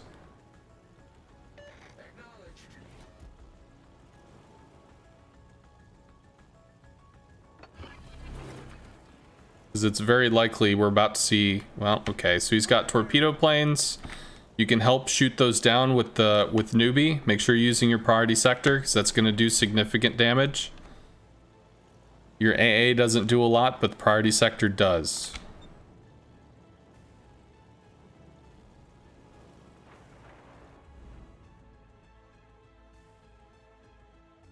Autopilot mode enabled.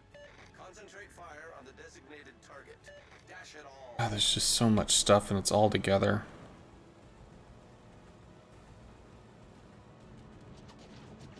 DC, Lo Yang, Alaska in there as well. Pop the heal, I guess, for this.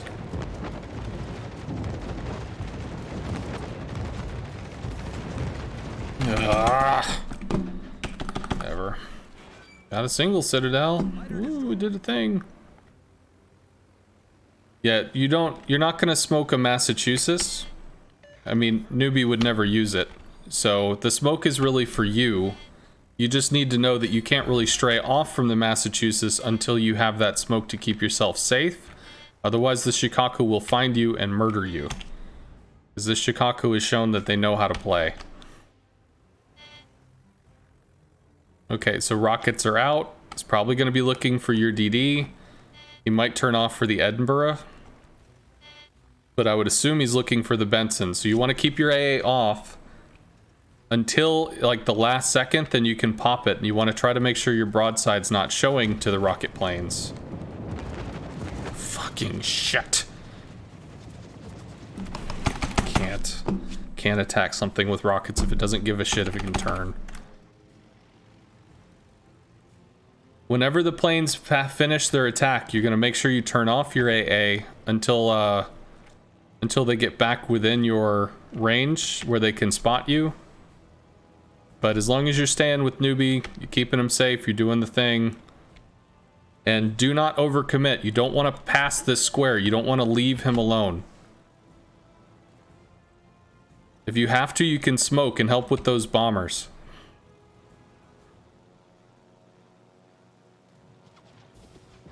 Please stay with newbie if you can. God, they're all in a fucking ball.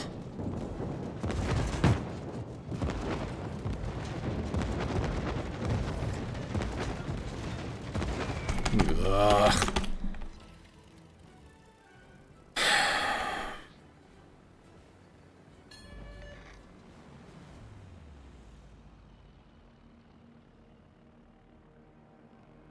All stations, reporting the position of a strategic target.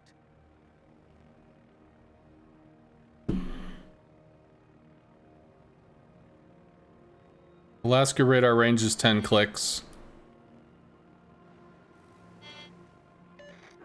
So newbie, you don't have any support from Benson. It's just you and the fighters. Do not leave the smoke. Do not leave the smoke. I mean, if you're radared, whatever, but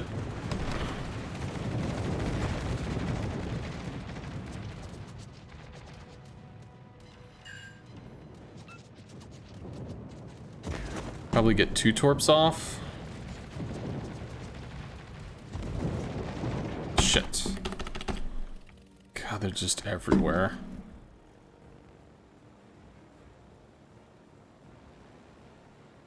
I'll have another fighter shortly to spot stuff on the other side.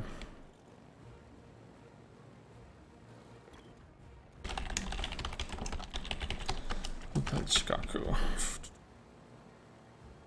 Fighter returning to ship.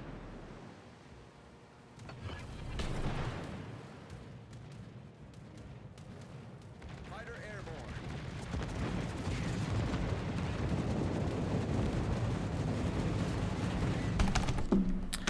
This is nothing to attack. They could bomb the Alaska, but even that doesn't fucking matter. Got a flood. Seattle, Lo Yang's probably that smoke pile out there. But sure as shit isn't the Brindisi, which we might be able to Citadel.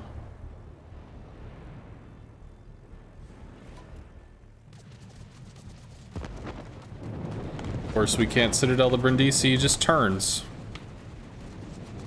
Oh, but he turned back again, so... Do we do anything there? 4,000 damage, ugh.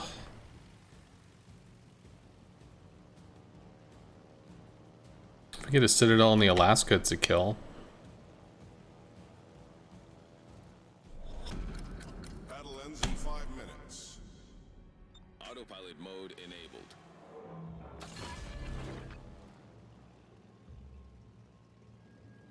Fighter airborne. Concentrate fire on the enemy warship.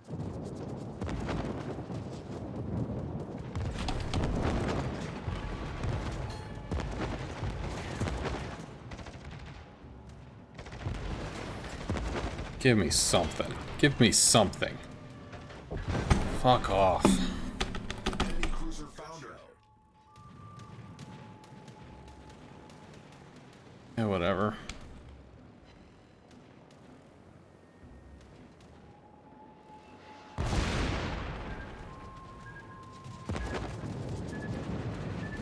Resets here, maybe? Nope. How long until rocket planes? I have 2. I might be able to strike this and get resets. Autopilot mode disabled. Whatever, I guess we just do that. Mode enabled. Can strike them in DC from the front. We lose a plane, but I still get to shoot. Ooh, we could bomb. Will it do anything? Ugh, God, this Brindisi. Seaplane starts turn. Seaplane start turn. Seaplane start turn. Maybe. Whatever. Full speed. Probably get more resets. We cut open. Daka Daka. Need to try to get pointed directly away from the Brindisi before the sap hits. Resets, please. Resets, please. Resets, please. Resets? Shoot the fucking guns! Resets, please. Shoot! That's too late. It's already out of the thing.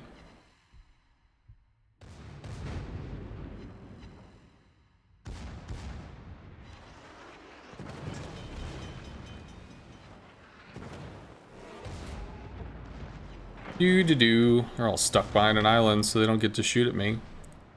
Can shoot this part of the ship. Still get some good damage.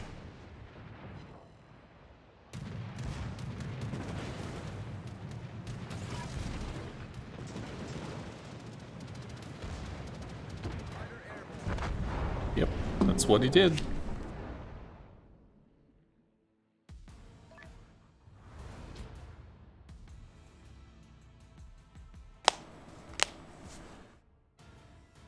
Okay.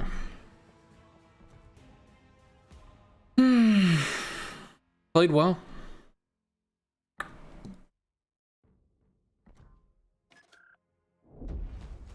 Roar. You've heard other CCs refer to me in several different ways. How do I pronounce my nickname? Askance. There's an actual word, which is either said askance or askance. To glance askance of something, or to glance askance. I tend to say askance. I had a character in World of Warcraft called Aska, and I realized askance is essentially that name extended out. Only Aska had an H, so he's slightly different.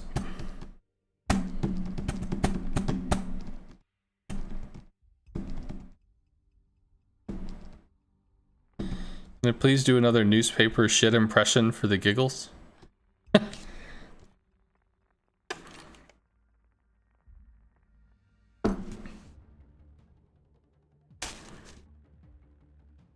Long toil might bring you heartache, but hang in there. The rewards are just around the corner. There you go. GG, taught me a lot. Not my best game, but it was nice to beat you. You were the CV that game. Yeehaw, sir. You played well. Sent you a comp. Cody Smith, 1975. What faction and class and WoW? Draenei Death Knight.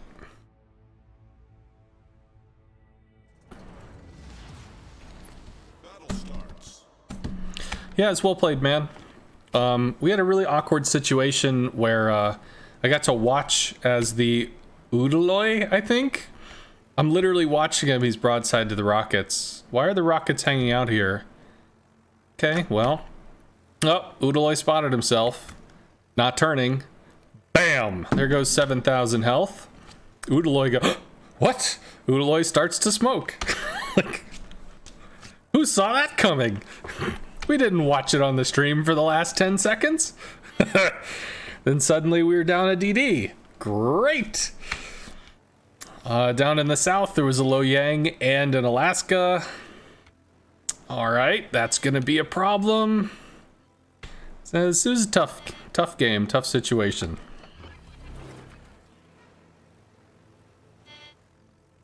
Fighter airborne. Definition of askance: with disapproval or distrust, scornfully, with a side glance. Yeah, askance, to look away from. Fighter airborne. Try to strike the Atlanta. Oh god, that's way too early. I haven't popped an engine boost for that. Whatever. We're out. There's a buddy, there's an Atlanta, there's an Aoba somewhere.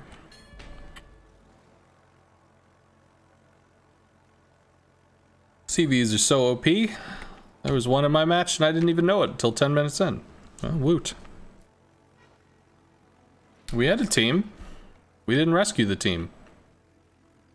I'm not a big fan of like the, our team is trash.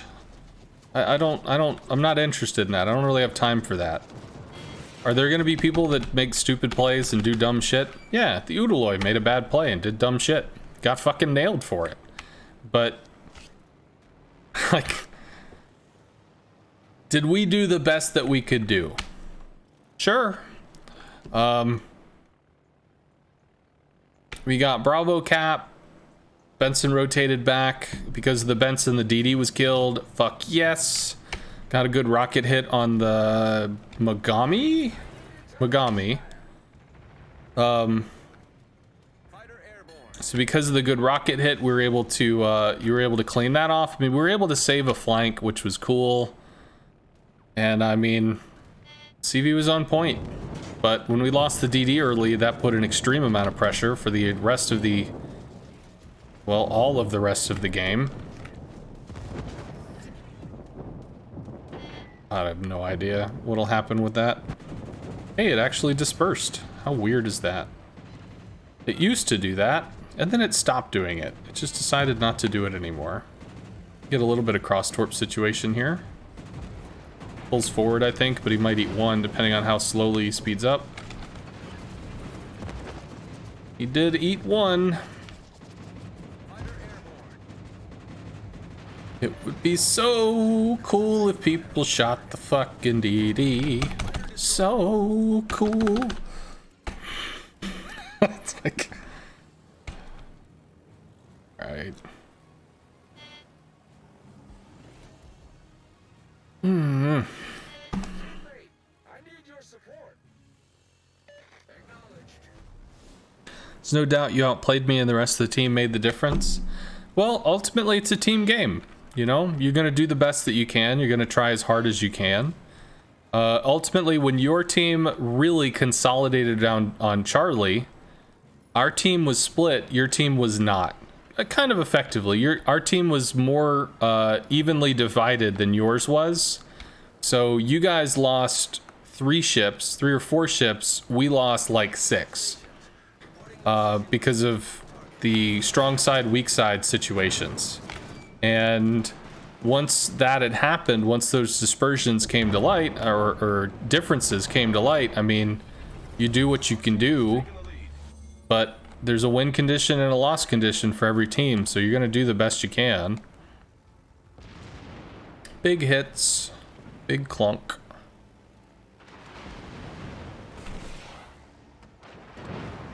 Nice. There's a Z as well. So many friends. They're everywhere. I guess the Z's lit by the fighter. And now he's in smoke. But we can continue to hunt this game. And the Z35 smoke is like a daring, so it's actually pretty brief. Hey, newbie with the thump. Try to rocket the Anshin. Actually, the Anshin probably just goes down if the Mahan uses his guns. Which he might do. Pilot mode enabled.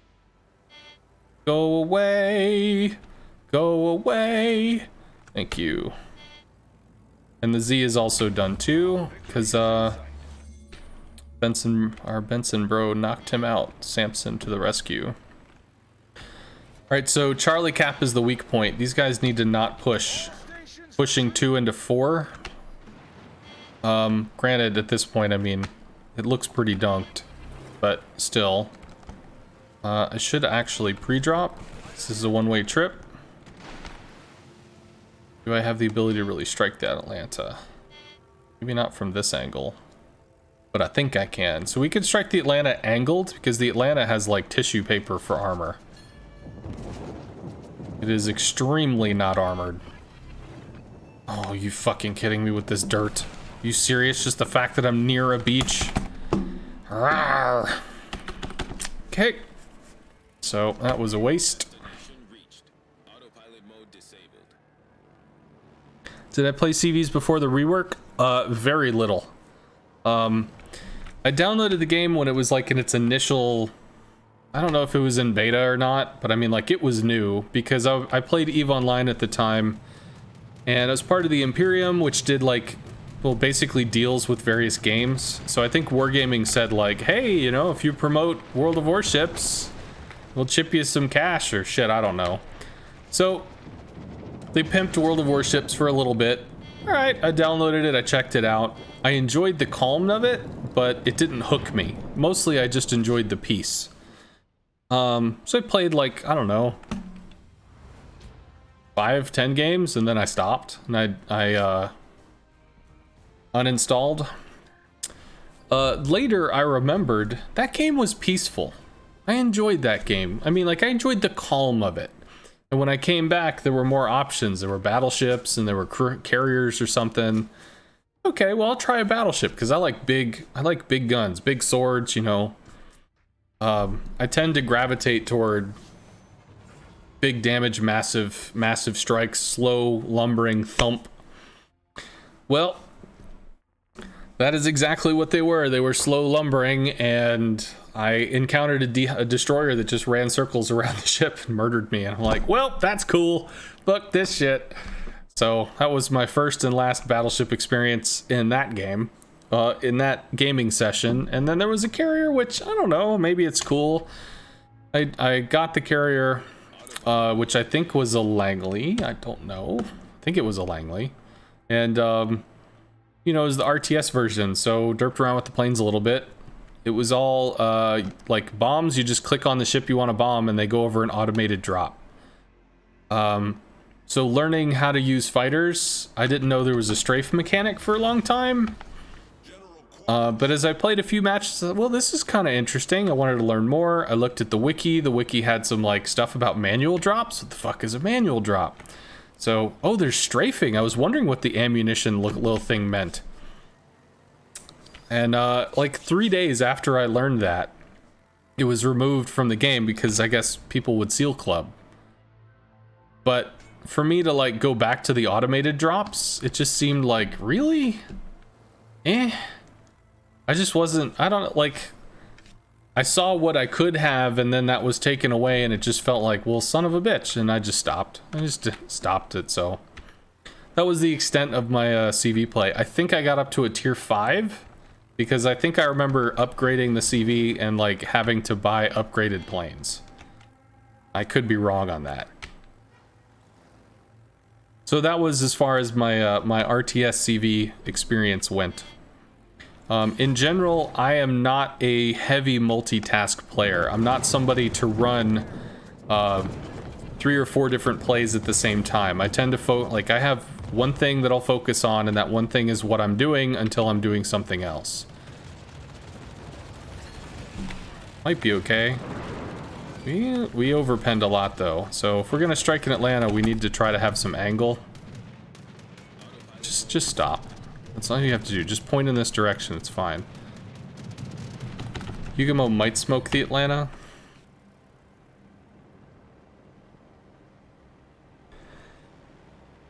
Yeah, like I watch not very often. I watch competitive StarCraft.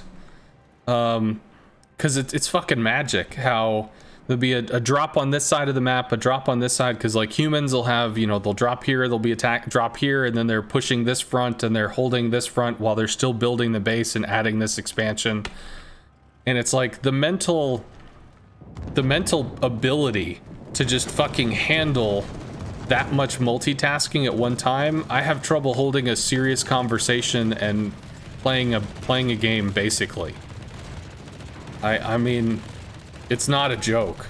So, you know, everybody's got their strengths, and to me, like, there's a human wise, like human limits capability, stuff like that. RTS actually taxes what a human is capable of doing. So I think there's a section of humanity that can be amazing, and then there's the majority of humanity that's more intermediate. Like, I think it's like physically limiting to where StarCraft players that can do that shit are just gods. Requesting assistance. This guy's gonna CV hunt. Or we'll swing over and try to torp across these guys, but yeah, so we might have to kill the Yugamo somehow. Although I'll be honest, I don't know how we do that. So we'll try to work on this Atlanta and get him off the map. When I strike the Atlanta, I need to make sure that I have an angle. Never mind, he's dead. We can work on the Donskoy. Donskoy's turning. Hard turn this way, try to cut back in. God, the S turns, man. S turns so fuck over German CVs.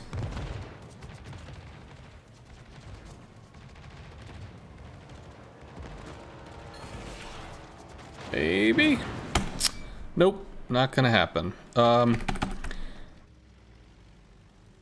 dead are we to this?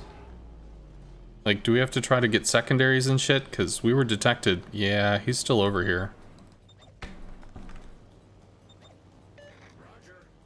Whatever. I'd have to try to secondary this bastard. He's definitely over here. Hey look, secret mission DD. Shock. Yugamo torps at 11 clicks. I'm sure he torped us, so at least we have an idea as to where the torps came from. I guess we have to move.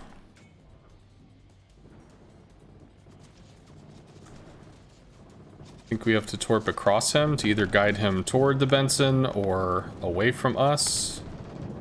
Maybe.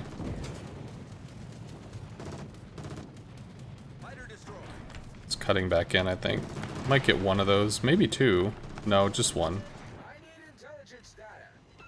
Oh, we got two.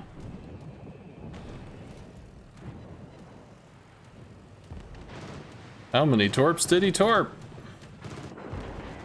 That's a kill. Autopilot mode disabled. How many torps do we eat? Thanks for coming back, Samson. Much appreciated, sir. Please fucking turn. I'm holding the key, bro.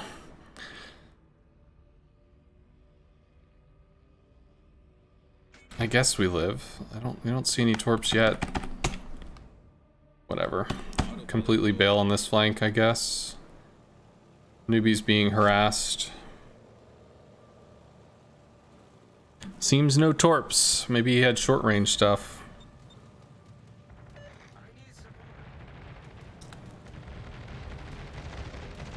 Lexington gets the single drop. Don't know where the Akazuki is, but the Akazuki would theoretically just be farming. There's the Akazuki. Pop the heal, pop the engine boost. I think we can Citadel this. Oh, come on, buddy. Akazuki's not a joke. How hard are you gonna keep turning? Real fucking hard, says Lepanto. Manly men turn real fucking hard. Jesus. Oh, whatever. Donskoy Synop. Oh my god, dude. There's 3 of them. Just go in. Kill the enemy. All of our shit is dead. Alright, so newbie is backing out. I don't think you want to get trapped against the wall over there, newbie, because the Akazuki's gonna come for that ass. On the enemy warship. Are we against a Lexington? Does he smoke? He's not smoked at the moment. He is smoked now.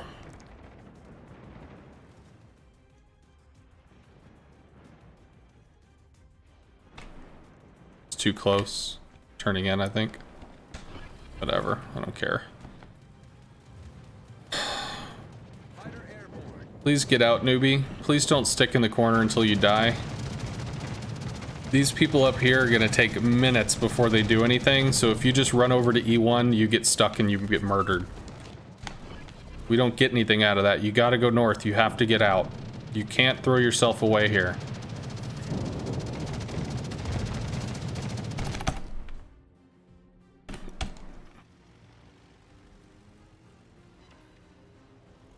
I think we got two. Yeah, we did. Alright, I can't keep helping with that, so I'm gonna have to go over to get these dudes off of fucking B9 and B10. Which means bombing a Leon, a Sinop. Donskoy's running, which is good.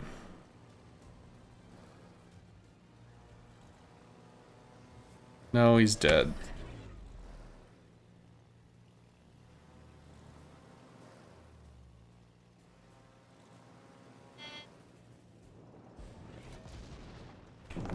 Samson, if you could smoke the Massachusetts, you might be able to keep him alive long enough to be able to heal. Although it's unlikely that you get there in time. But if the CV fucks off, you know, fairy tales can come true.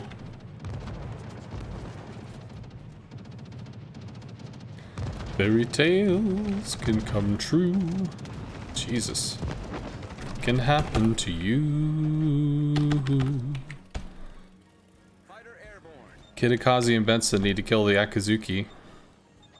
Fighter destroyed. That's what they're trying to do. They need lights, but I have to deal with this shit because they're not killing this shit. Sinop is dead. Leon should be dead. I mean, we took a huge chunk out of that bastard, so if we could do something with this Akazuki, then maybe that works out okay.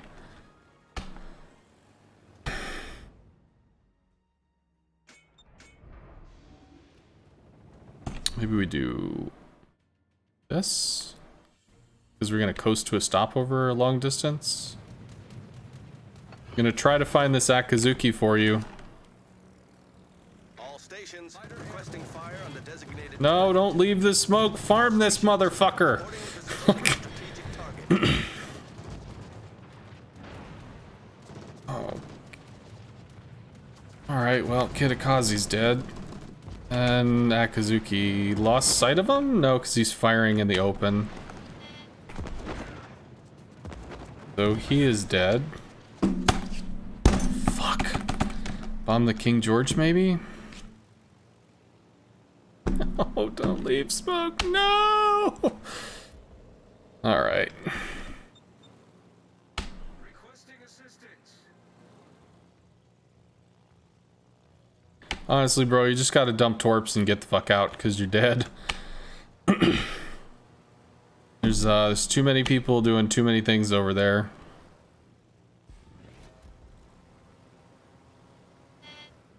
Although you could hide smoke for a while. Keep them busy at least, keep them occupied. Hey, Skipper Tommy. Thank you very much for the raid, sir. Tell folks about your stream, how you're doing. Who you are, what you do, how you play. Ponto still alive.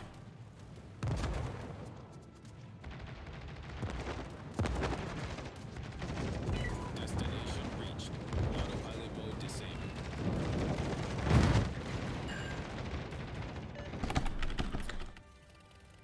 Yeah, so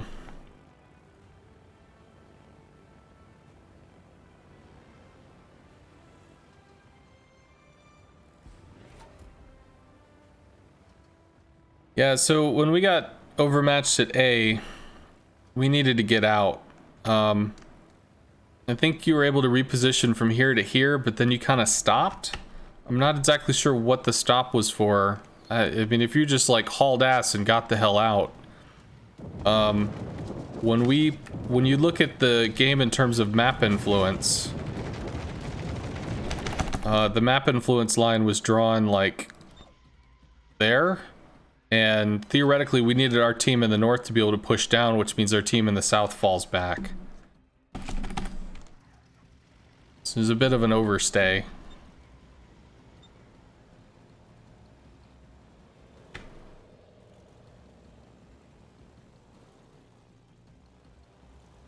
You have fun, you see? Yeah.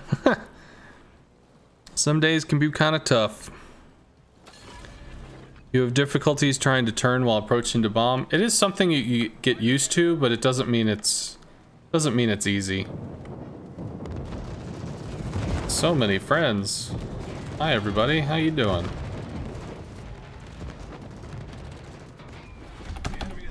Whiff.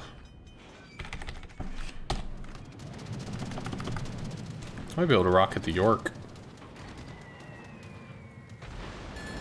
Lex is playing really well. Well, that's cool.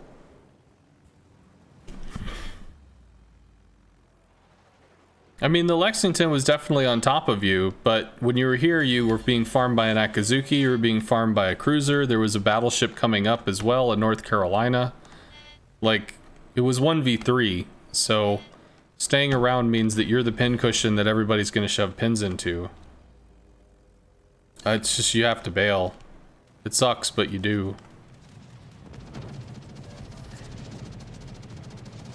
I don't think we get anything there. So many friends.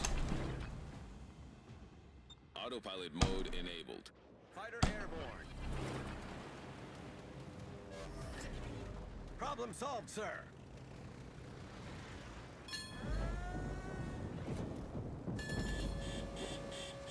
Yeah, York is completely bailing.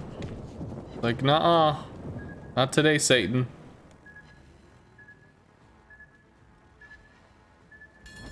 See you, Meriden. Have a good one, man. Thanks for hanging out. It's good to see you, because like I said, it felt like I hadn't seen you in a while, so it's nice to see you around. I was thinking about you earlier today.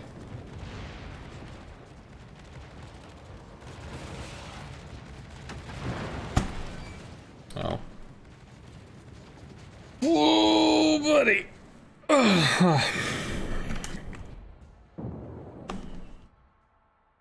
Hey, Star Destroyer, what's up, man? Hey, Venom Gen? I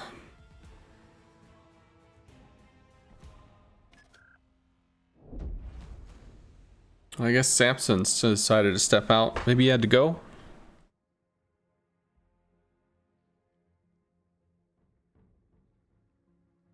Had a 200,000 loss in a Shikaku earlier.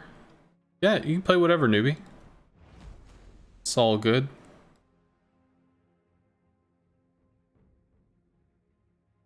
Just whatever you play, I always want to win. So I'm always in tryhard mode. Some days I'm not as fully into it, but I always want to win. I don't want to lose.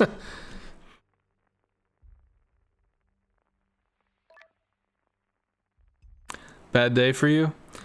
I mean, realistically, I don't know what our win rate is, but I don't think it's bad. But maybe it, I don't know. I'll have to look at what it is.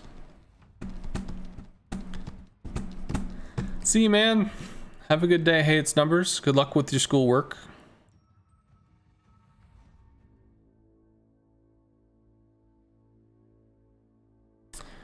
We could Citadel the Fiji, maybe the Ibuki. I don't know about the Brindisi. And definitely not the Alaska. I mean, we could bomb that. We can bomb the Nyes now, the Alaska... maybe that's it? I don't know, it's kind of tough. We're right around 50%? Really? Has it been that bad?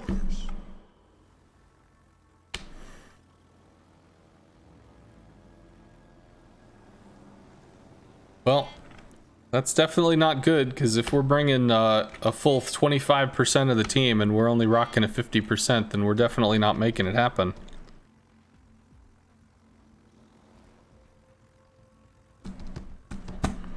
Yeah, Star Destroyer, send me a message. I'll add you after this game.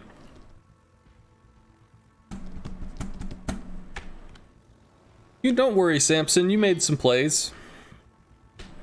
You had multiple torp kills on DDs, which was very nice.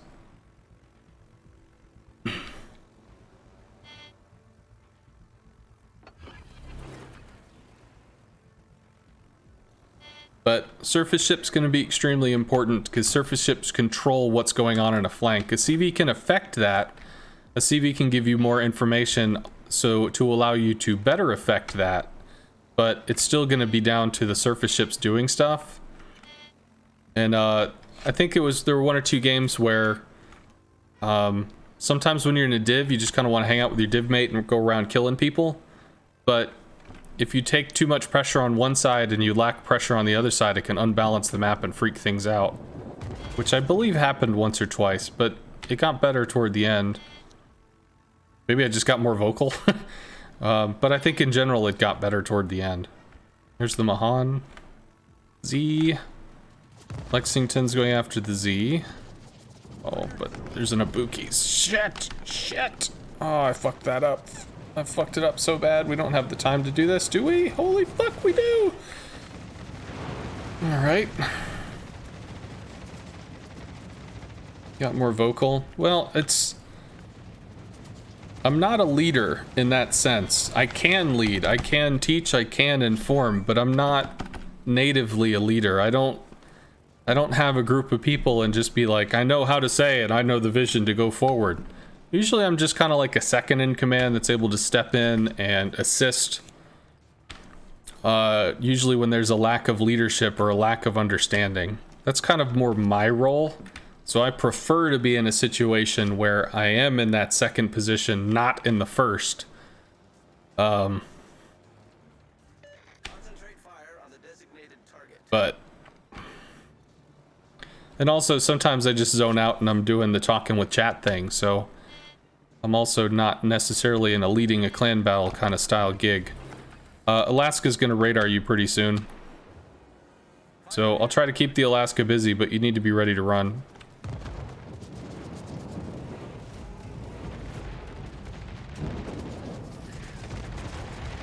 Alaska guns are pointed at you.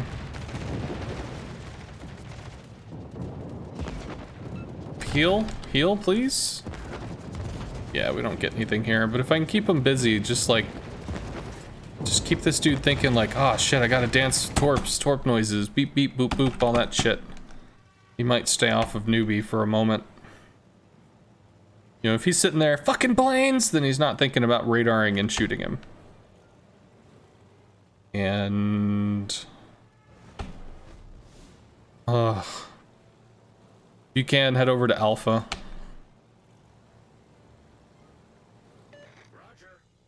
Is there anything that I can do?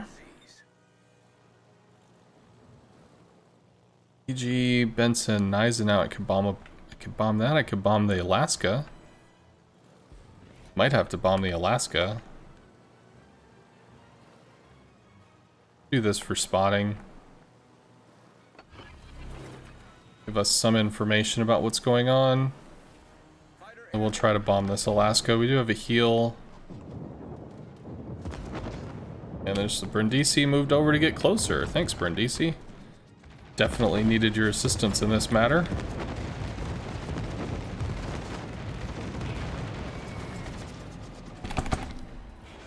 That actually worked out pretty well. Rockets for the Fiji. A is pushing, so you can't contest A, but you can torp across it.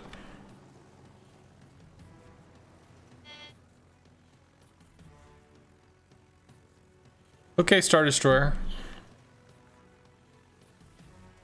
Benson. Oh my god, they have so much stuff over there, and we don't have any ways in here. But this is the scary shit on the map. Might be able to rocket the Fiji. Fiji got fightered. I kind of do this to cock block. Oh god, I have to hit DDs. We have to try and save the Jervis. Set a smoke screen, bro. Thank you. Thank you for setting a smoke screen. Their AA is not on because they're busy shooting. So they're like, what? I'm spotted? Yep. 6 pens, Jesus. That's actually pretty great. I don't know what that damage number was, but it didn't suck, which is pretty cool. And I guess he's not taking the opportunity to shoot at the things that are lit. Get to back up. We can't go this way because this is all being breached. I can't stop a Massachusetts.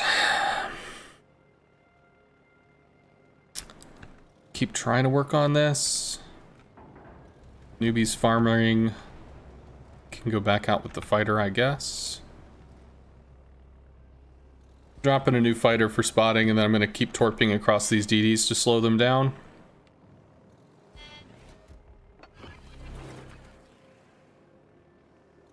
All stations, reporting the position of a strategic target. Cossack smokes. Team has taken the lead. Might get 2 there, depending on how tight that cluster is. Benson's smoke stays up for a little bit. Nope. Ninja'd. So he just gets to power farm for a while. Benson is lit. Benson's reversing into smoke. Probably takes 2. Massachusetts bailing. Alaska's dead. Did take 2. We're whittling the DDs. We're whittling them. The Benson's really low. The Cossack is in smoke. That smoke goes down pretty soon. Yeah, Star Destroyer. Some rough games today. And we lose our Z. This side's collapsed. Gotta make something happen somewhere. Newbie isn't a kid, so hopefully he doesn't get completely decked. Guess his smoke is running out, which is why he chose to leave? I don't know.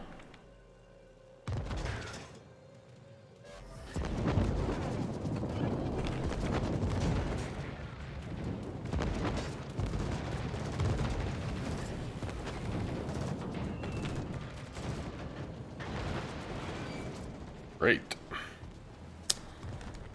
No, can't drop him again. Still try to work on the fucking DDs. Okay.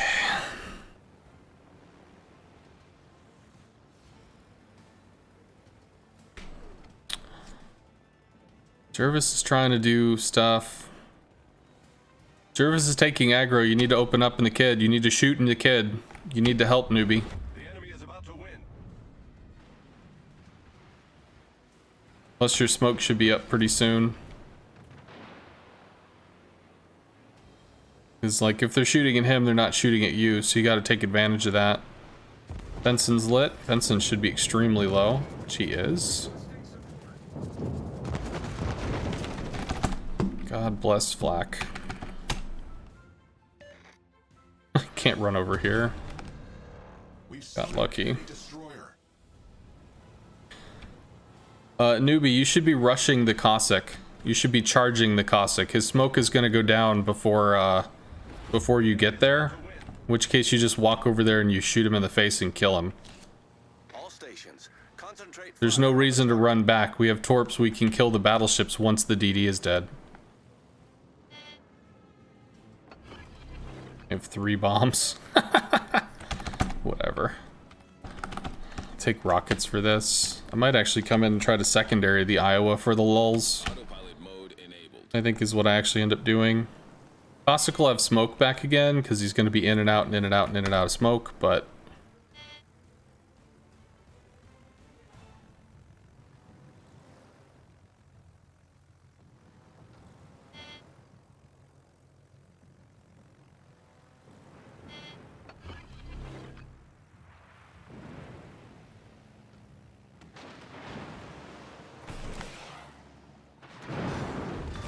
good. Fuck off. Work on Iowa. I guess, because the Minnesota needs assistance. Where are you going, newbie? Need to kill the Iowa with an ice now and take A.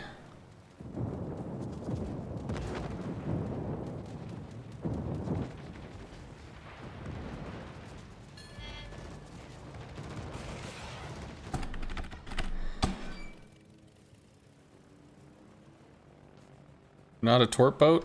Well, whatever. You got torps. Your torps are scary. Mom spaghetti, all that stuff. Home sweaty, mom spaghetti, doing all the thing. You don't have to contest the cap, you have to kill the Eisenhower. Then you have to contest the cap.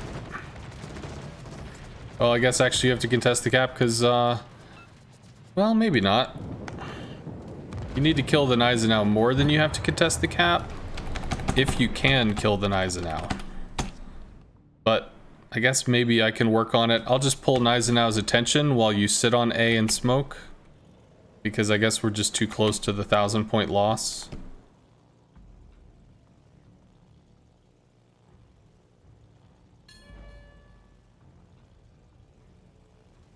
Minnesota still has some health left. Pop the heal. Good, he's shooting me. He's shooting me, he's not shooting the Minnesota. This is what I need him to do. Don't kill the person on the board that can do fucking things, because all I've got are planes, and I don't care about my planes right now, so... Let's not lose a battleship, please. Shoot the CV. Shoot the CV. Shoot the CV all you want. Oh my god, didn't lead enough. Did work, kind of. Should have gone forward. Eisenhower's real fucking quick. Probably has 6-kilometer torps. Sadly, the Lexington shot the Minnesota, because the Lexington was paying attention, but...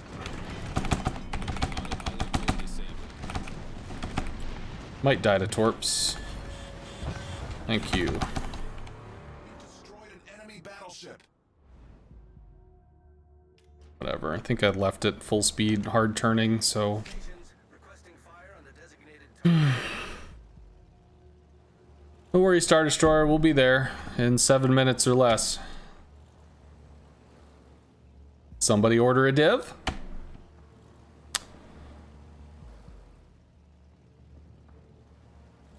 Alright, so he's working on the Synop. Synop's getting fucking dunked. Don't think we considered all the Izumo. There's a Massachusetts, a Fiji. Holy fuck, there's just like everything is over there. So many friends.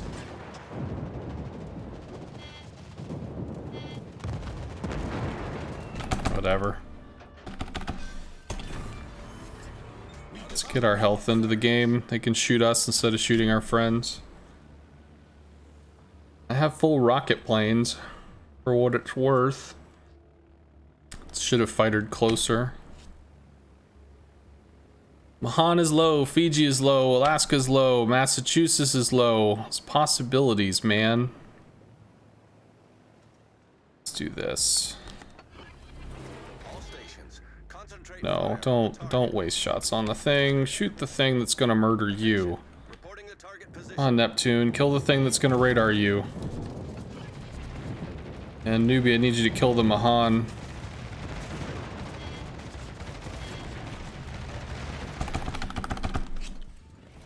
Come on, come on, come on, come on, come on. Fuck off. Fuck off and die. We've destroyed an enemy cruiser. Okay. Does he get surprised motherfuckered? He might get surprised motherfuckered. Concentrate fire Neptune, shoot the thing! Yeah. Need you on B cap, Newbie, need you on B cap.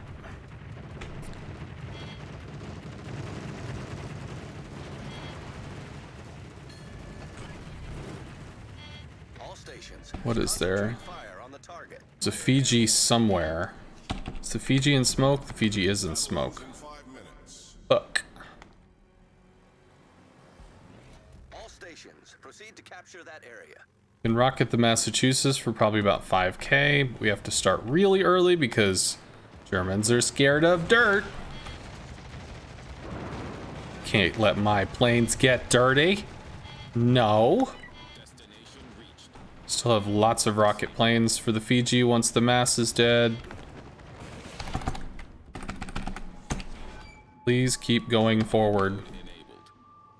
Oh, Fiji's coming out. Fiji's coming out. Fiji's coming out. Forward, CV. Goddamn, go. Need you on Bravo. I know it's tough. I know. I get it. I feel you.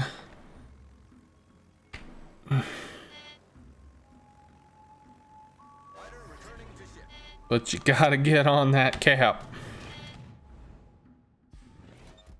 God damn it. Fucking move, CV.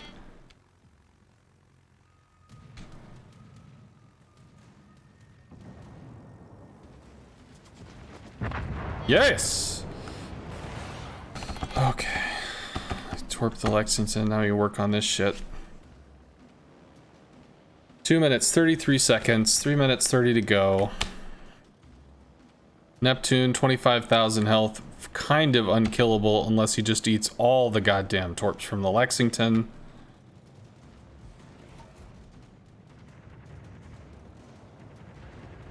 And we can drop this, which should be able to keep spotting even if they're doing shit from smoke or whatever until he eats the planes anyway. Might lose a single plane coming in, but he's not moving, so we can drop at a distance. Give me 3, give me 3, give me 3. Fuck yes. Can rocket this. Planes might latch. Nope, doesn't. They're not gonna latch long enough. 2 minutes, minute 40. He's getting firmed. I think the Lexington's having a bad day, and somehow we pulled this the fuck back. Interesting.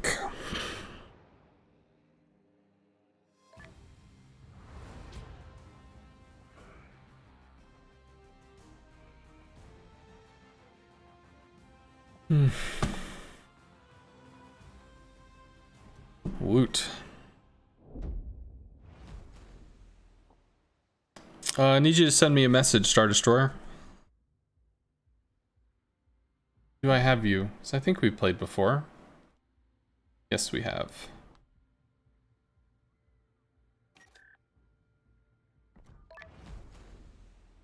Hello.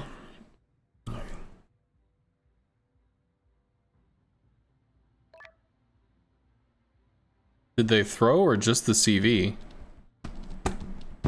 The CV expected a win. That's why the CV pulled forward until all of his team died very quickly. Oh. Yeah, I'm not doing voice stuff. I'm just talking via the stream. Yeah, so the red team could have won if the Lexington was all the way on the back of the map. That's possible, yes. But the Lexington moved up thinking they had the advantage. It turns out they did not. We were able to turn kill after kill after kill after kill. So we did get lucky in that. But at the same time, their Fiji could have stayed back. Their Massachusetts could have stayed back. Their Alaska could have stayed back. It's not just on the Lexington. It's all of the people that end up getting clocked at the end there. It's the team effort. But as far as the Lexington just sitting there waiting to get dunked, I think he was just like, fuck! So he probably his mind popped from overload.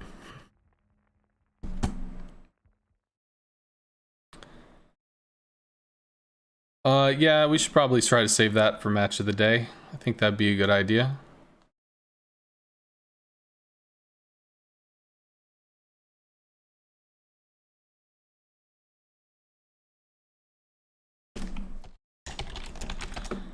All right.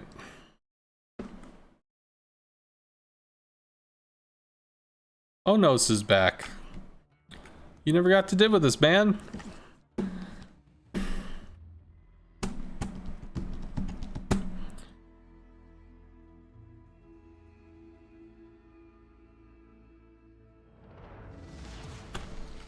Battle starts. You don't have to be the best at what you do, Star Destroyer, but I always play to win. I do not like losing.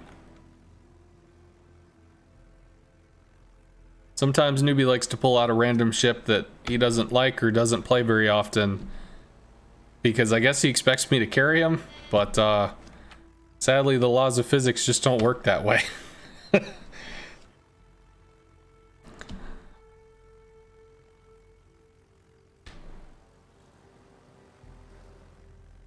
Oh, you're grinding them. Well, I mean, that's understandable.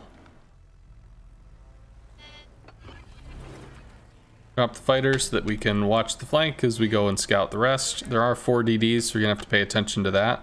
We are up tiered as well.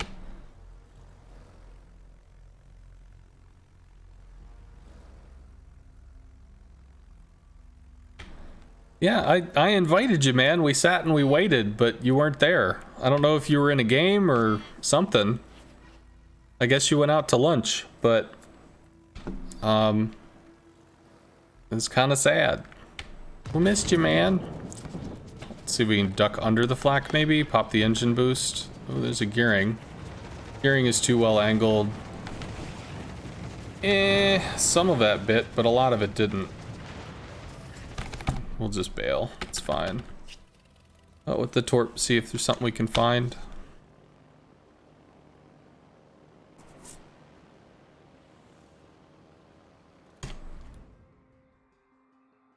Autopilot mode enabled.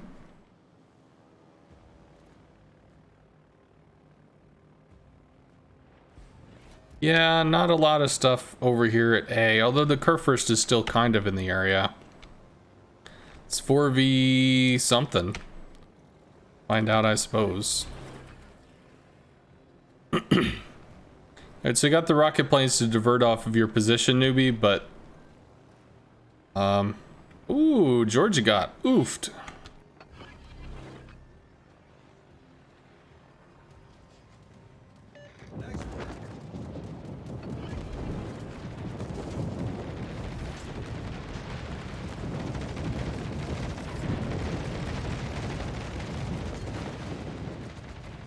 Alright, well, RIP Georgia. Beats 2 torps, he's dead? Well, no. He used his heal. His heal's gonna heal more than these 3 torps will do. But, you know, maybe magic can happen. We can rocket the Cleveland, though. Hey!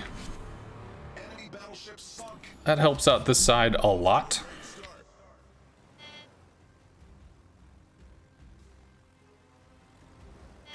How much longer will I stream? I don't know. Who said I wouldn't div with you, Lego? I just div, like...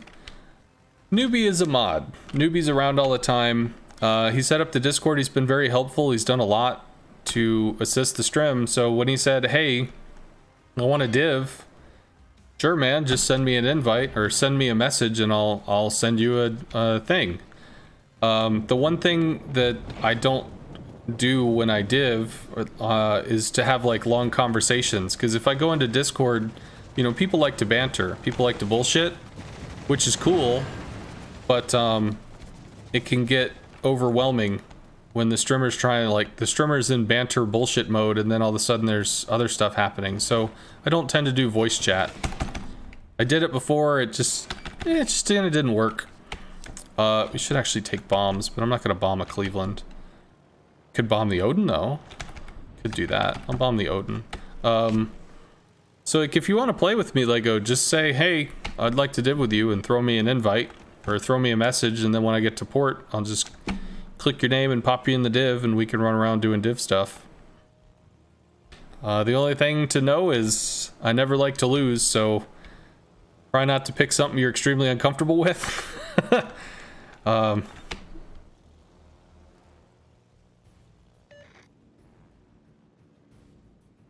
stations requesting fire on the designated target. Can go for this Odin. Fighter air. It heal through the fighters, I think. Pop the engine boost. So we heal 3 planes when we drop, when we go down to 6. It'd be nice if the fighters latched before we dropped, though. Yeah, he's full fucking YOLO speed-tastic. Pop this. See if we can heal through some of the fighter damage. The answer is no, not really. Plus there's Yamato and other things. Starscream Josh. Get a single bomb. Go back in, try and bomb him again. Sarcasm is often lost in text. Oh, well, yeah, sure. But in all seriousness, if you want a div, you know, you can send me an invite, man. Or send me a message. It'll be okay. I'm not against divving with viewers. I did toy with the idea of, like, you know, having it as a channel point thing, but it really hasn't evolved into something that was that big of a deal. Sometimes people like to play, sometimes people know.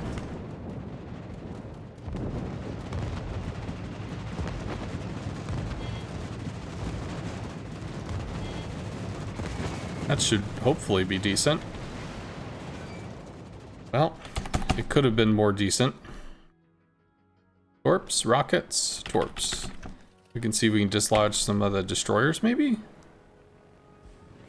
Newbies farming.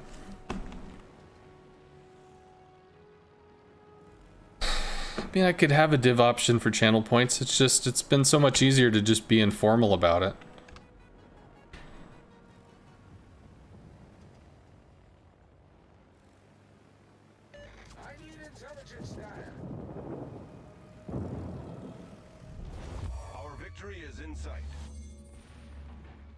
Just gonna keep reversing?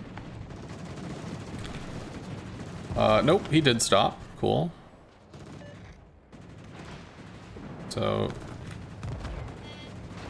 Give gets oofed a little, pop a heal, pop a fighter. It's gonna turn out, so he eats 2.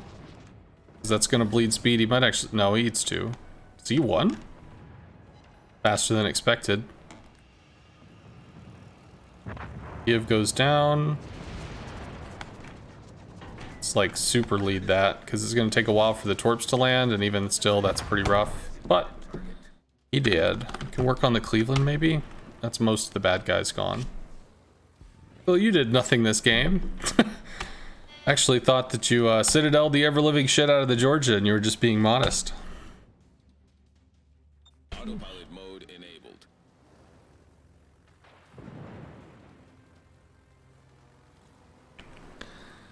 Just watch the stream, Twinkie. I don't, I used to stream every single day. I'd stream 5 until 7 or 5 until 9 or something. But then life just got really busy. Life got overwhelming. So I just basically made a blanket announcement. I don't really know what I'm going to change to. I don't know how I'm going to alter this, but you know, I have a lot of people that really like hanging out. I've got a lot of people that sub, and I respect the fuck out of that. So I'm gonna keep streaming, but I can't tell you when, and that's kind of what I do. So if I've got some time, I definitely throw up a stream so that we have some interaction. We got some stuff going on.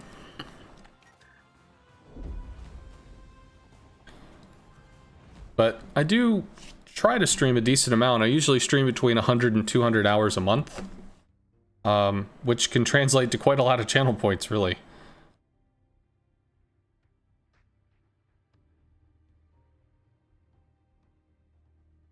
And I just broke 1,000 hours. 1,000 hours streamed. I think I broke that yesterday on Twitch.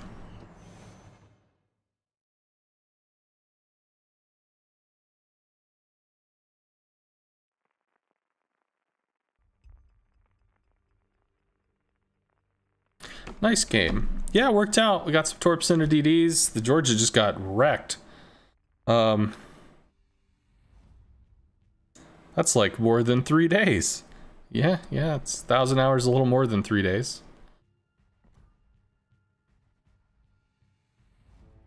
Yeah, I think the highest stream months I've had were about in the 180 to 200 hours streamed in a month, which is 6 to 8 hours a day, 30 days a week. No, 7? Yeah, 6 to 7 hours a day for about 30 days. Quite a lot, really. Can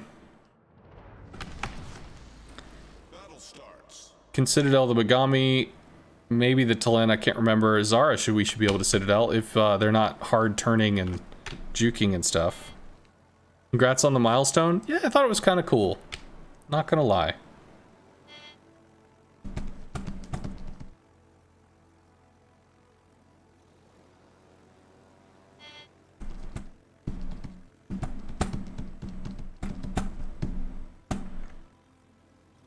Yeah, I am surprised to see Star Destroyer not playing DDs. I thought that was his preferred role. But he could be doing that because Newbie's playing the kid. Don't be afraid to speak up if you want to do a thing. Newbie's flexible. He plays all sorts of shit.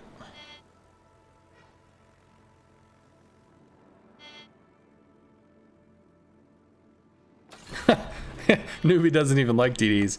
The reason I think he's playing the DD is because I am weak against destroyers in the Parzival, so it, you know, gives more of a balance to the division, more balance to the force. Zara's cutting out. Gneisenau's not a joke. Gneisenau firing? Does that have 6 kilometer AA? Most German stuff's 5.2. Does that actually go out to 6? Interesting. That latches. Are they gone? Well, it kills 2 planes. Oh, buddy. Lots of friends. Okay, Zara smoked. He's like, no, not today, Satan. No. Can't do this to me. Might be able to swing onto the Mogami, maybe? You can get resets here. Drop a fighter. And can we slide into this Mogami's DMs? Hey, baby. Hey, baby.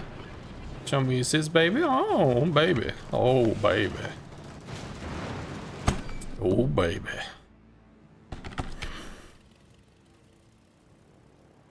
Made me a move on the Mogami. Oh. Cool. Shiritsu gets clocked. Awesome. Gneisenau pushing Lepanto Talen. So this is weak. They're doing the washing machine bullshit where everybody goes in one direction. So they can spin around with the enemy team in a circle.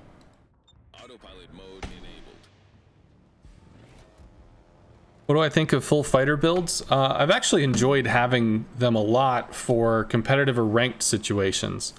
Random situations, randoms can be so chaotic and so wide stretched across a very large section of map that it can be a little overwhelming to like expect to be in the right position to place the fighters to do the thing.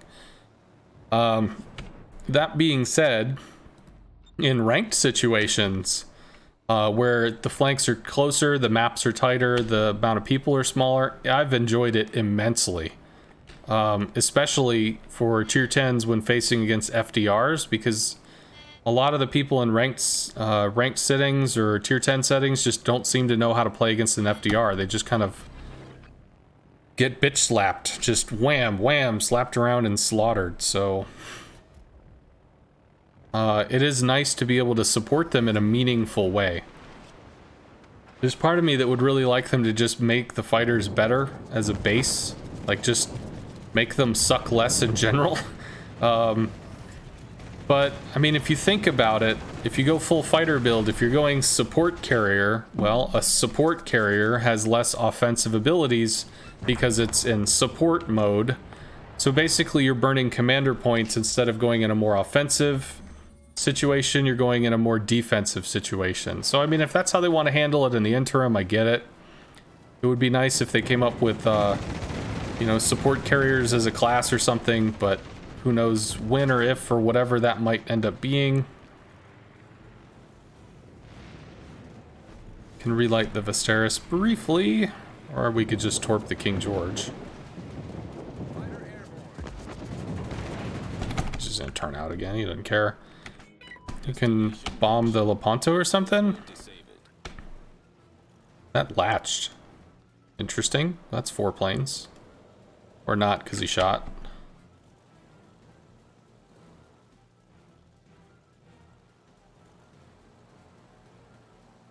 Yeah, Mogami pushing up to here, what's the Mogami gonna do?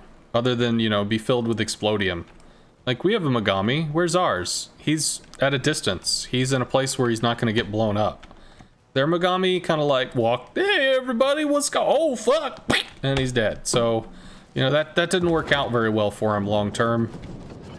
It's not quite the happy place of what the Mogami wanted to do. I think he's just like, I'll just go toward the enemy and we'll see what we find. Ugh, that sucks. But he started turning out. I happened to be where I was, so I'm like, well, dude, if you're gonna show me your side, I'm like, I'll slap that ass, rawr. Get me a piece of that. And yeah, he did. You like to pick up the first 2 support skills in randoms after the first 13 to 16 points. Yeah, having the additional fighter, having like 4 fighter consumables as opposed to 3 is like, it's big. I mean, that's just, it's useful in general. It's 2 points. It's a hell of a lot of use you can get out of it. It's great for spotting. It's great for defense. It's great for all kinds of stuff. As far as 2-point commander talents go, it's like, it's badass. Okay. You drop a fighter outside of the Talin's range, which is 6. Cool. So that should keep this roughly whatever. 76k spotting. All these dudes are clustered up for moral support. Ugh. Just don't have a way in on anything. Probably strike the Talin from this angle until we ate that flag, so... Wah, wah.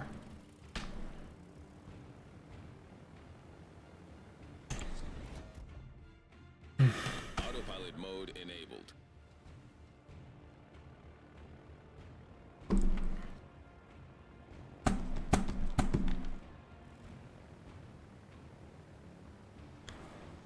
Thank you very much, Lex Mechanic, for the sub at tier 1, man. It's very cool. Thank you, dude.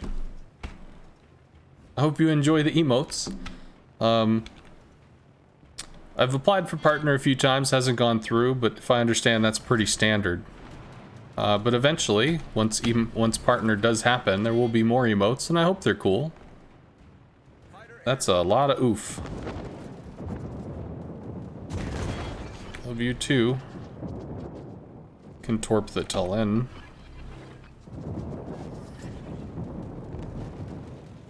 Can we go under this flak, please? Can you go down? Can you go down, baby? Alright, we're taking Bravo. These guys are all stuffed in a corner waiting to get wrecked, so this one is done. You're enjoying the streams. Hopefully Twitch partners you soon. Yeah, every time they ask me to reapply a little sooner. The first time, hey, why don't, we're gonna keep checking out your stream, reapply in 4 weeks. Hey, we're gonna keep checking out your stream, reapply in 3 weeks. Hey, we're gonna keep checking out your stream, reapply in 2 weeks. So I mean, it's consistently whatever they're seeing. I guess they're seeing, direction or momentum in the correct way. Although I will say it does kind of suck that, school and life got busy, so the amount that I stream is less, but... Okay, we can Citadel until end. Hopefully newbie can too.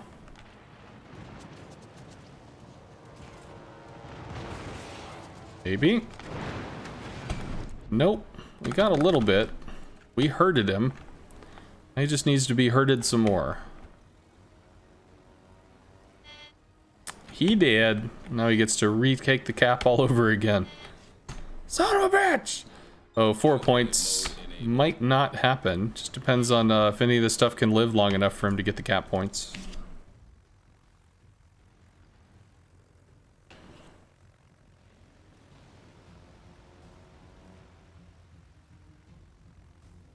Well, maybe we shouldn't spot then, so we can help him get to the promised land.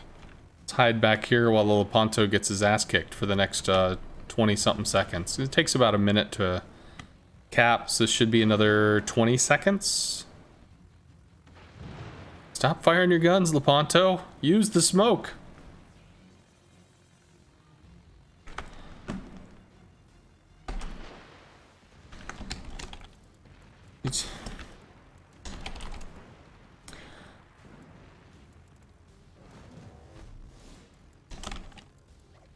Sorry for the anguish, but I compliment him for being cool.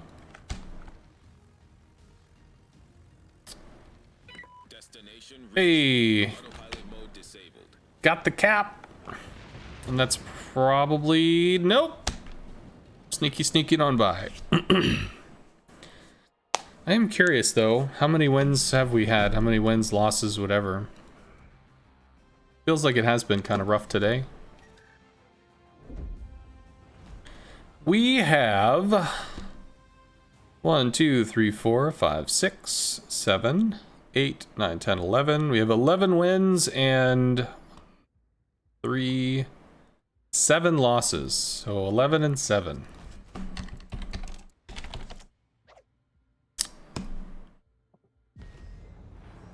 So a little over 50-50. Definitely less than the 70 to 80% that I would prefer. Better than you thought, but still terrible. Ugh. Is that? So it's like almost a 60% win rate, kind of. Need to be doing better than that. But just take it as she goes. Citadel, the Edinburgh, and the Minotaur. I don't think I could Citadel Stalingrad. Maybe a Moskva, but I don't think a Stalingrad. So kind of tough matchmaking here. Same CV.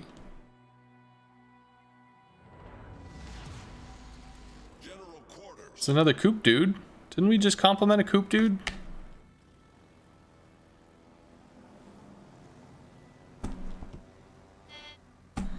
$11.7 would be a dream for some of us, yeah. Well, some days, you know, some days even the best people, you just can't fucking buy a win. You know, you just loss after loss after loss. Shit happens.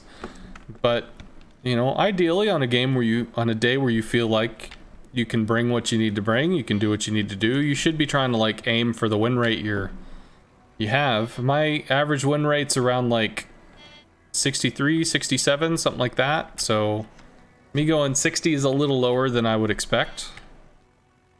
And in a lot of streams, I try to aim for about a 70 to 80%.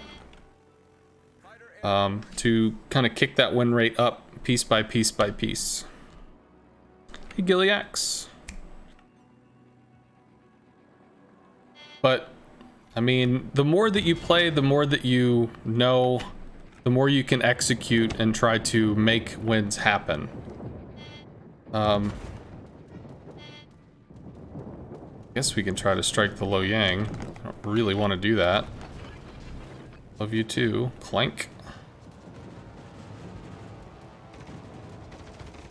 Well, thought I almost had it. Could bomb this maybe? At least the Lo Yang doesn't have crazy AA, but we did hit the flak there, which was no bueno. You finally got an FDR, so you won't request games with it that much. Feels good, man. Well, congratulations, VLNEC.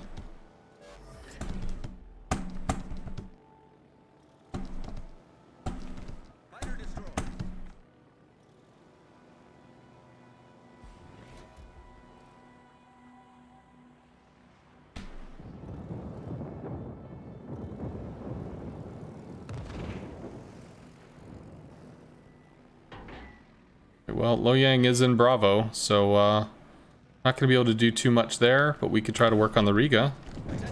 Up the heel. I think he turns out, might be able to slap into this direction.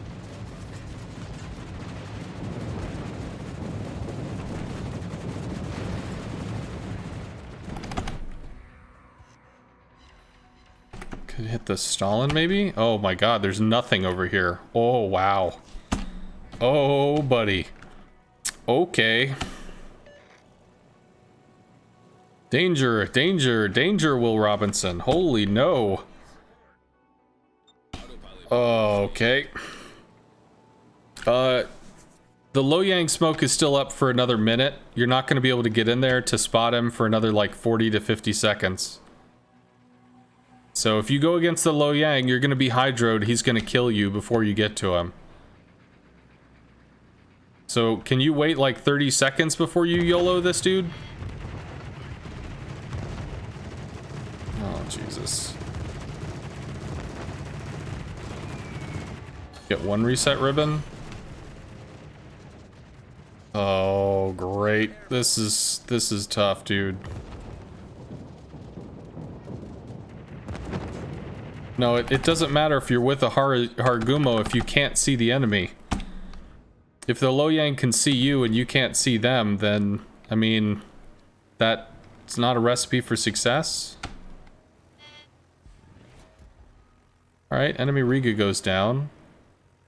Wow, we just have to, like, hard push this shit. Do I try to harry this? Do I try to tie this up? I guess I do. Lo Yang could have hydra'd this for the Lexington. I think I'll do that. See where the Marceau is. Fighter airborne. Yeah, they just, like, completely fucking bailed on that. Fire on the enemy war. C? What's C? Who gives a shit about C? Fuck C.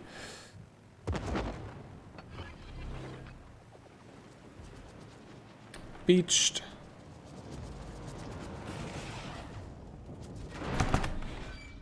$30. I could probably Citadel the Lion and maybe the Thunderer, but like this is still the thing that scares the shit out of me.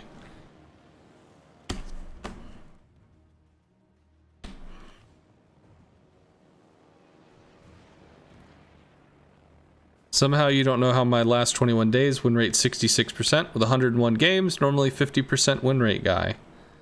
Well, good.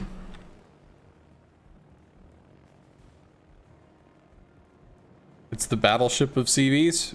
Yeah. You want to farm a battleship? Well, I don't know. I didn't. Oh, okay. Want to farm a battleship? Heal, please. Heal, please. Ugh.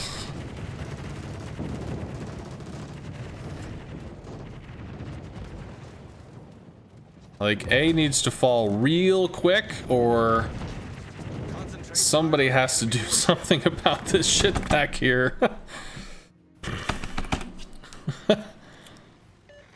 This is not okay. I don't mean... Hargumo, buddy. Hargumo is nearly dead. Okay, maybe we work on the Lion. If we get Citadels on this, he can't heal.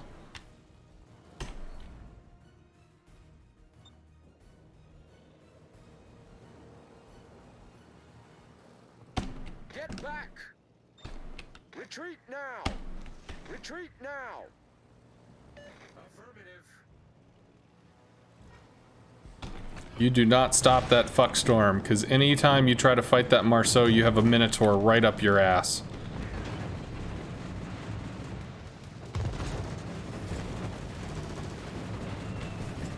Two? Not two. Oh wow, he popped his heal and that's all it gave him. Oof, okay. Our team has taken the lead. Two planes on a Thunderer. Ugh.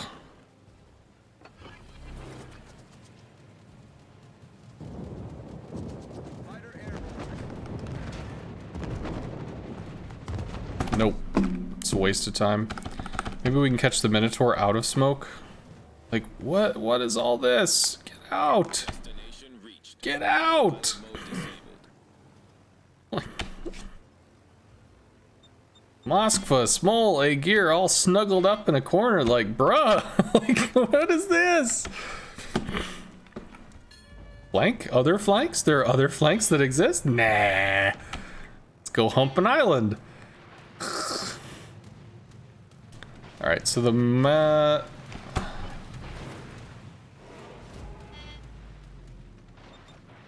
airborne.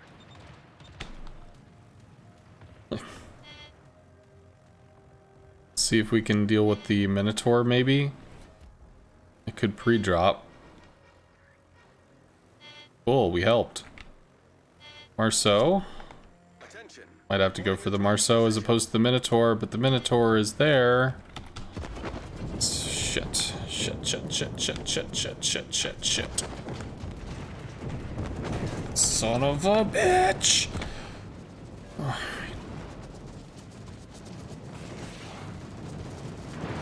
Thank God. Well, we did something, although he's just gonna heal that up.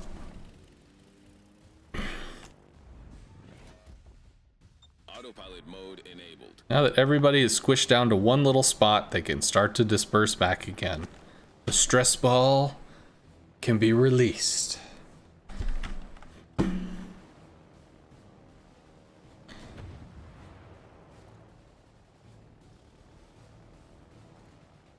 Okay.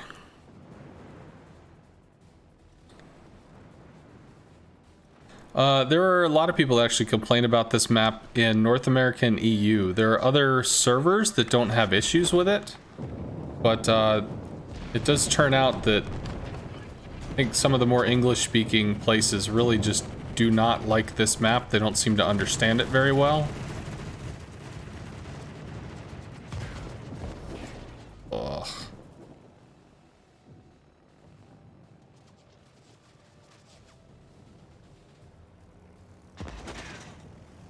BNL. Whatever. I guess we could take 9 planes against the Thunder. We might actually get close to it.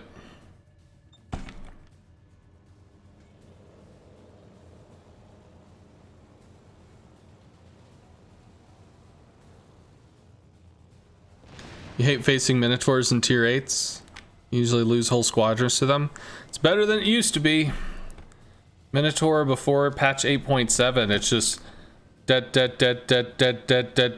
done. Okay, well, that was a fun and enlightening experience. Like, wah. Does he actually get farmed down? Yeah. I suppose we could bomb the Bismarck, because what else am I gonna strike? I'm not gonna lie, man. I realize we're ahead in ships, but like our positioning was just bad.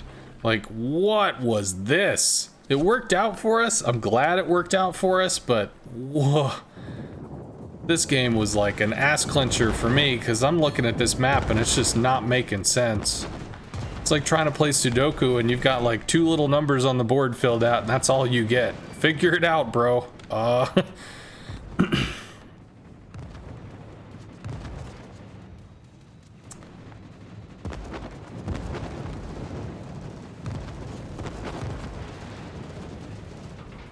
Maybe?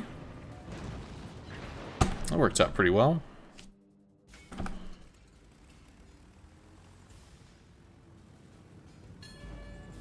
Destination reached. Autopilot mode disabled. Neptunes can definitely be brutal. Enjoy your pizza, Spider Kaze.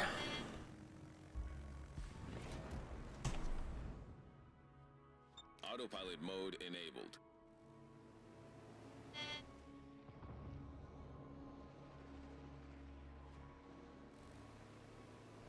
I mean, I get it. Historically, minnows were some of the best AA cruisers ever built, but my planes! Yeah.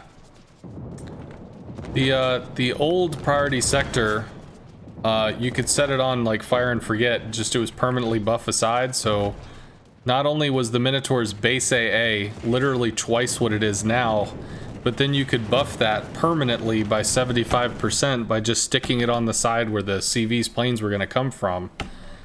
So it was almost like 380% of what it is now with just itself and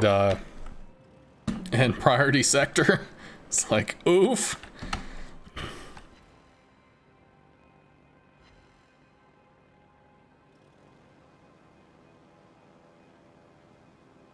Oh.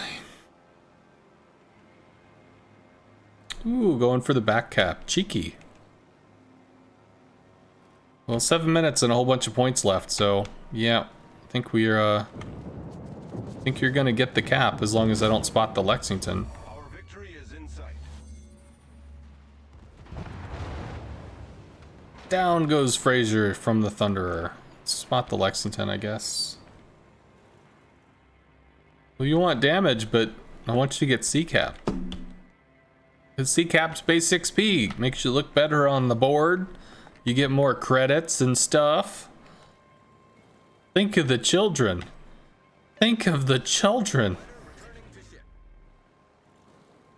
Is he like all the way up here? I don't know where the Lexington went. Maybe he like doubled back. They'll never find me down here. Could be. Oh, we just got detected. There's the Lexington. You can finish Charlie and then you can just rush him with torps. Oh, he's gonna ring around the rosy you. Fighter airborne. He's decided to die by thunder instead of dying by Star Destroyer torps. All bow before the CV god. Yeah. Well, minute 20. Lex, come back! Charlie, you can never come back. You can never come back. So that's from All Dogs Go to Heaven. If anybody was like, what? What reference is this, sir? He is reversing. Lexington confirmed reversing. Lexington confirmed potentially going to eat Megami Torps, but I think you have to cut harder and broadside him. Because he can just cut forward and angle to your torps. Maybe. He ate enough. He is dead. Boom.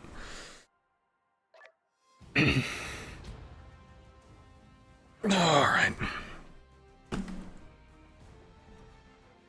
Top of the Tim, top of the team. Getting the caps and the kills. Big man in the Megami throwing down. 99. Oh my goodness. This grind, dude. 355,000 after getting the planes.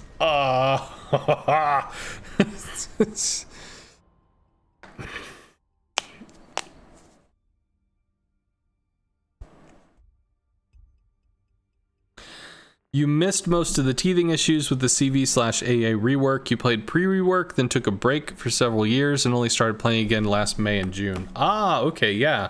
Then you definitely missed a lot of the weirdness. If I understand correctly, the CV rework was probably put out in like a January, February range.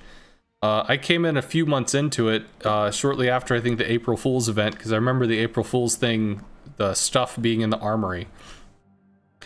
And it'd been out for like 2 or 3 months by that point, so I think it was in the beginning of the year. And they hadn't really figured AA out until maybe September, October. And then, you know, people still dislike AA. It doesn't kill enough planes. It doesn't protect me enough. Whatever this and stuff and blah.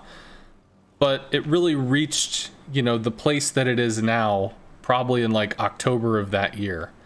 And aside from some like damage tweaking or some reticle changing to affect how damage is applied, for the most part, CVs have pretty much been locked in at the state they're at. I think they're, you know, okay the way they are. Could you pull some power out of them? Sure. Could you put some power into them? Sure. But in general, they're okay.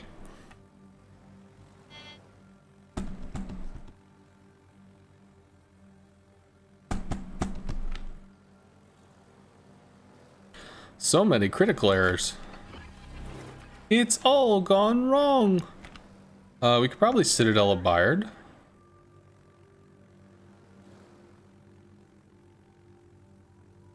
Yeah, I'll keep going. Maybe we scared him. Who knows? It's about sending a message.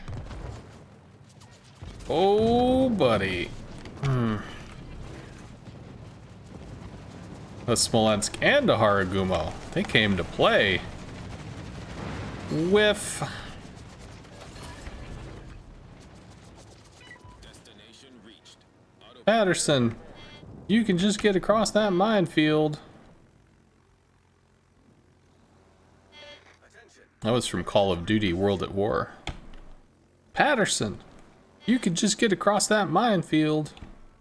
What? Minefield?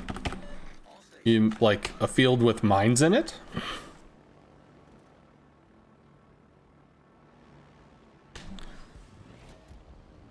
Da, da, da, Da-da-da. Bombers? For what? I guess he bombs the North Cal? I don't really know what this is for. Hey newbie bud? I know you can't take Bravo because of the Smolensk, but like, you can't leave Bravo because these guys are literally gonna walk through. Autopilot mode enabled. Are they in a div? Son of a bitch, they are. Ooh, that's even fucking worse. It's not about fighting.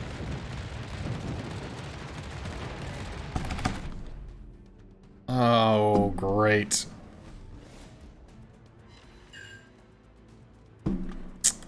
Well, that's a problem.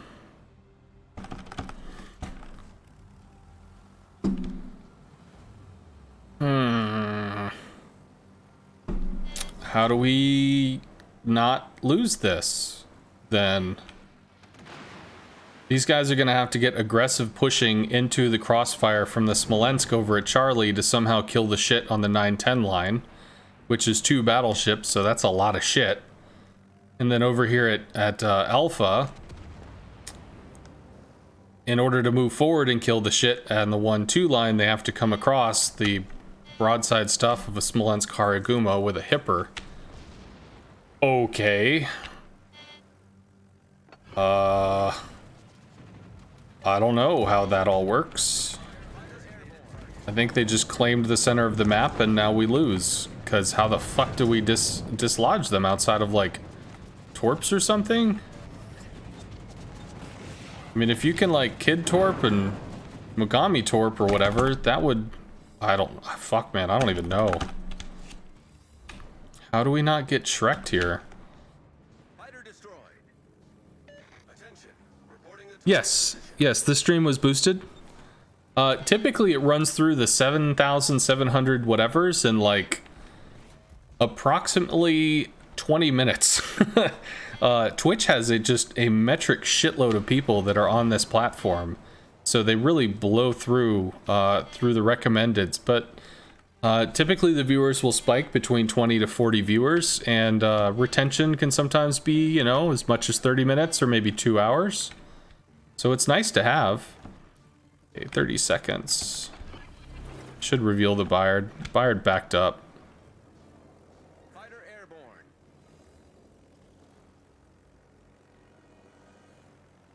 Okay, Yugamo eats fighter planes. Nope. Or whatever. CV eats fighter planes, maybe.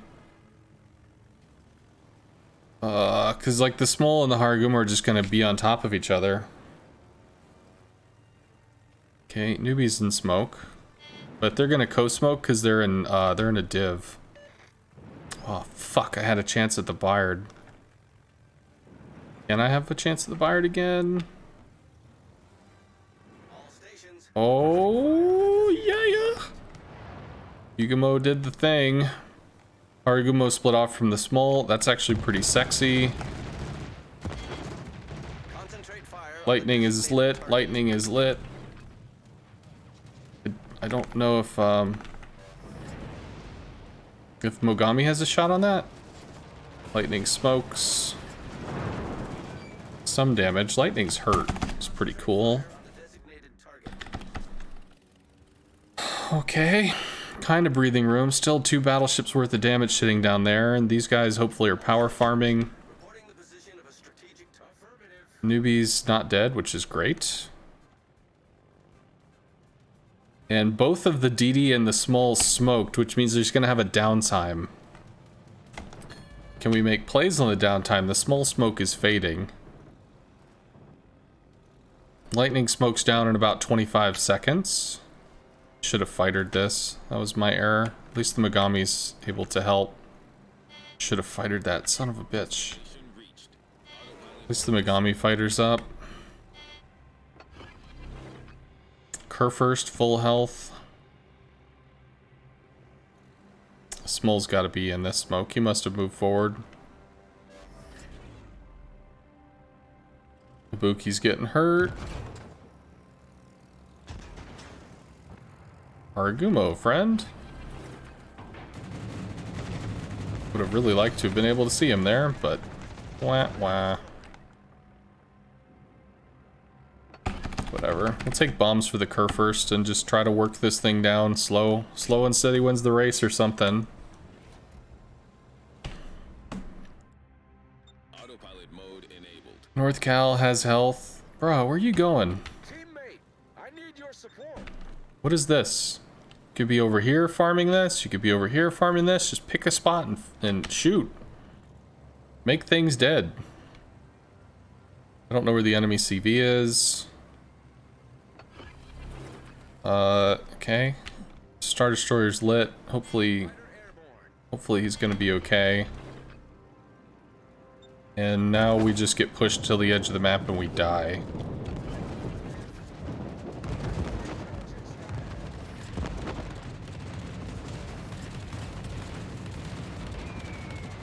Might be good. 2? Got 2 because they're on the edge. I don't have another return drop because the heal was down, but we can strike into the Kerr first again. Please don't run. Teammate, I need your support. Also, you shouldn't broadside both of them. That's not going to help you either.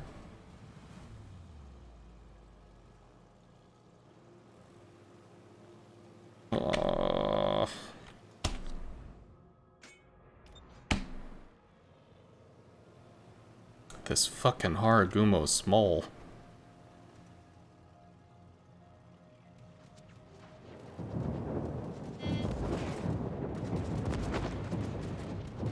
Good. Okay. No flak update.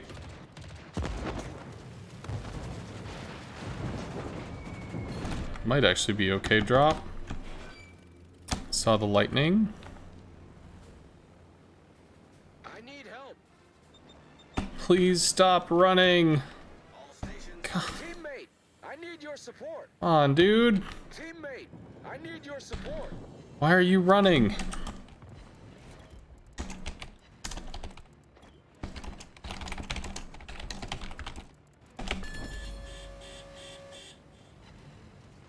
Attention. Reporting the target position. Oh.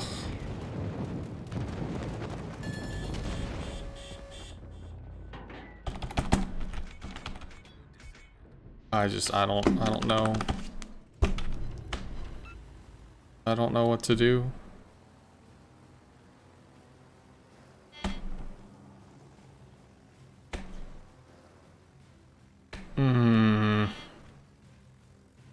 At least they're shooting the North Cal for what it's worth. You can mow, buddy. Teammate, I need your support. Attention. Reporting the target position.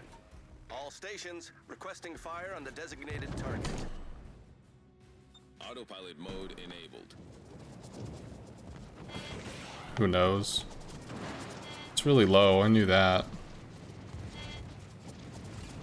Any damage we can into the GK, I think, is probably the best.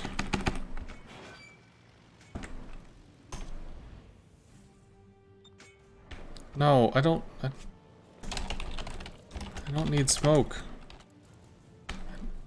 Come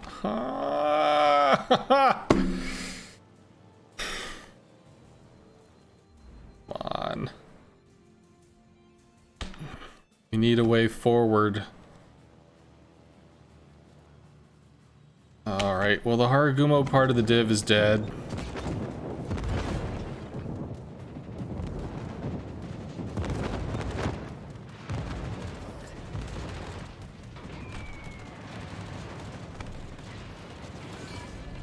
Single sit. Come on, come on, come on, come on, come on, come on, come on, come on.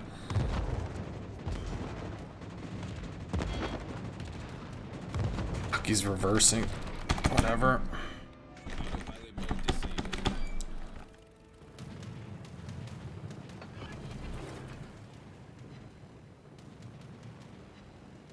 Like their lightning has negative health.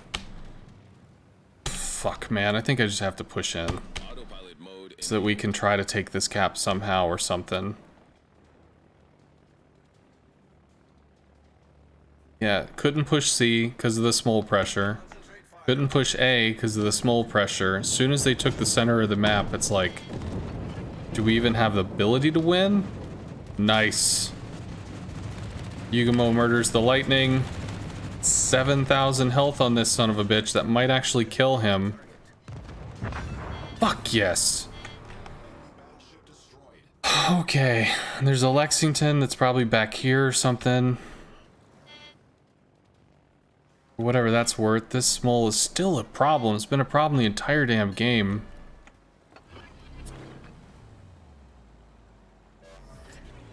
I've never played War Thunder. I played World of Tanks and I hated how extremely pixel hunty it was, where like you had to see the smallest, minusculest movement of whatever.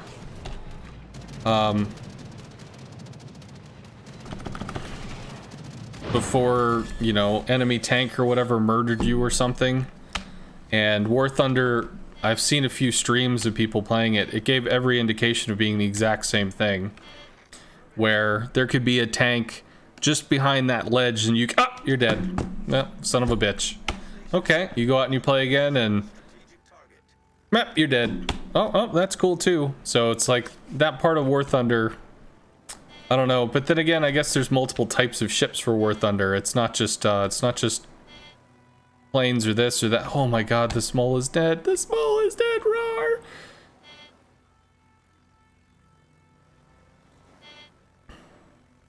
Dare to dream.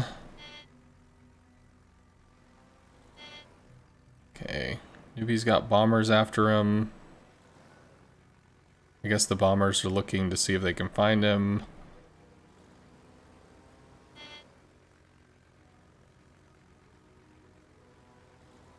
I'll do that. Which is incorrect, but it technically gives them a wrong idea of where he is. Should be working on the Lexington. Destination reached. Autopilot mode disabled. Kremlin has too much health. Ohio has too much health. Newbie, are you gonna be able to solo kill in Ohio? Because if you want this cap, you're gonna have to solo kill in Ohio.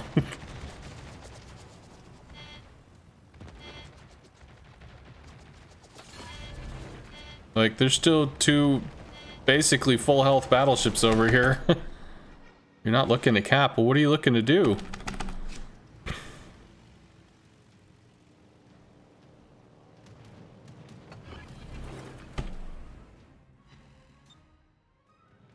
Fighter airborne. Two bombs. Well, 2 planes worth of bombs. Pretty significant hit. In 5 minutes.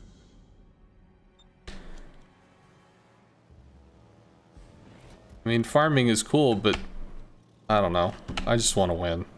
I don't give a shit about the damage numbers. I just want to win. We'll go ahead and pre-drop here. Should be able to strike the Lexington. Lexington's gonna keep going after me. Our victory is in sight.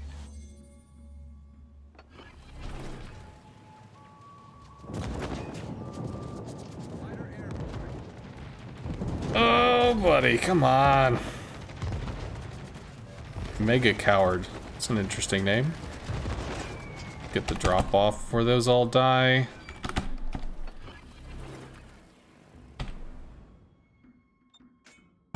Come on, come on, come on. Whatever. Just fucking turn. Problem solved, sir. As long as they're all dead, that's all that matters. Autopilot mode enabled. Still have fighters to do on the bombers. Could relight the hull.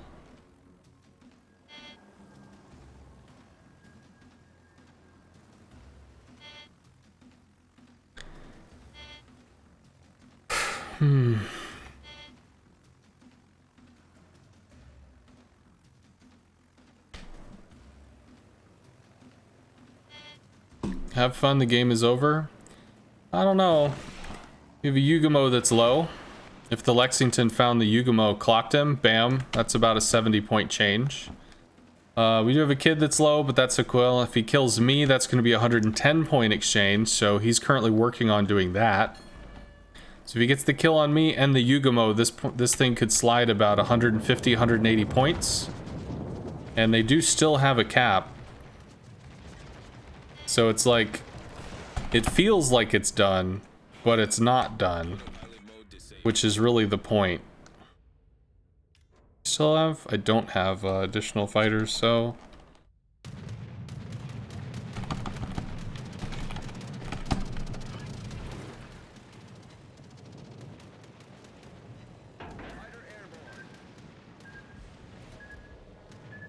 Eat 2 of those, we're down to 6k. If we flood, 7k. Fighters are gonna kill the remainder. Good. And I don't have any more fighters left.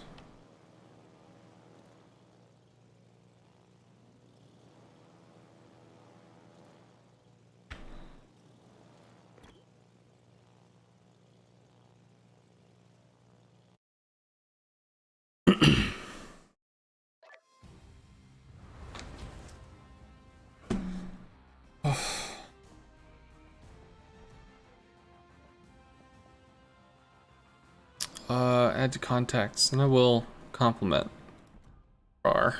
We'll give him some love. Pudding. Let me send him a message.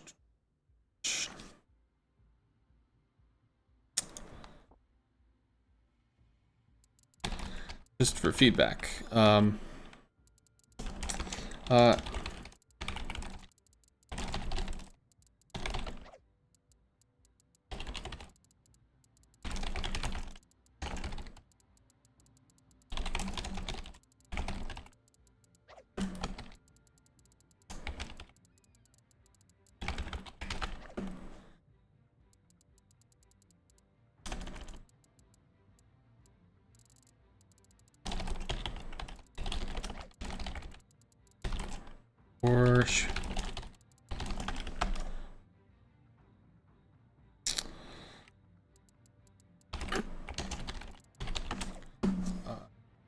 A huge help, Rockin'.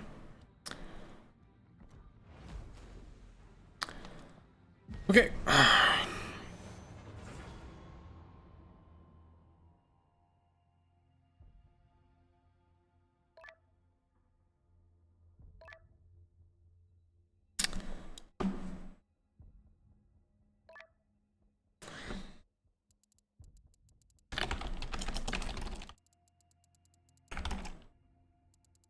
Yeah, it's risky when the situation's dire, and...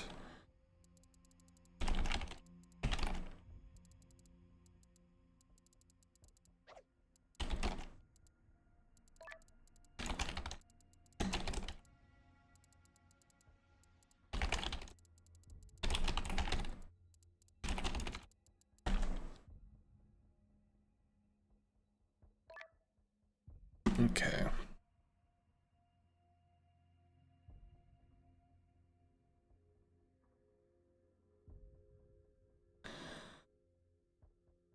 Okay.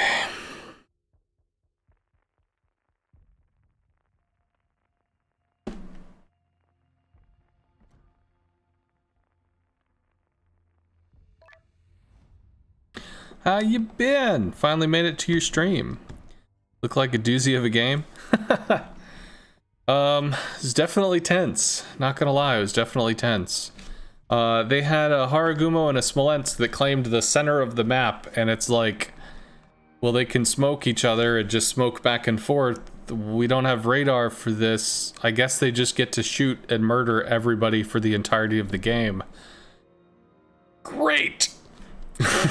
So it was tough times position-wise. They just kind of walked forward and took all the caps.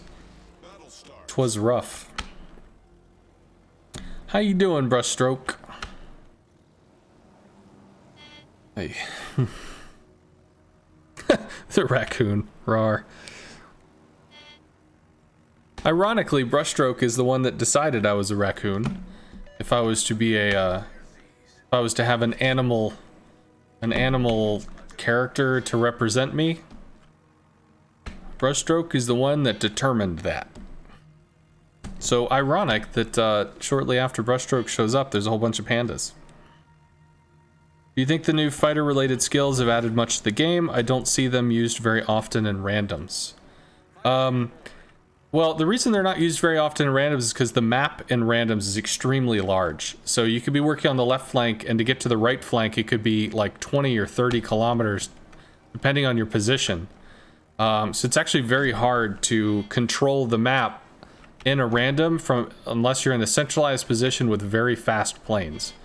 Whereas in a ranked situation or a clan battle situation, you're going to have a much smaller area of operation, which is much easier to keep those fighters at least relevant. So if you and the enemy CV kind of like hop back and forth from one flank to the other flank, you can still end up engaging each other as opposed to just being like completely on the other side of the world. Pop the fighter so we can see this guy and see if we can catch him like this. Maybe. From downtown! There we go.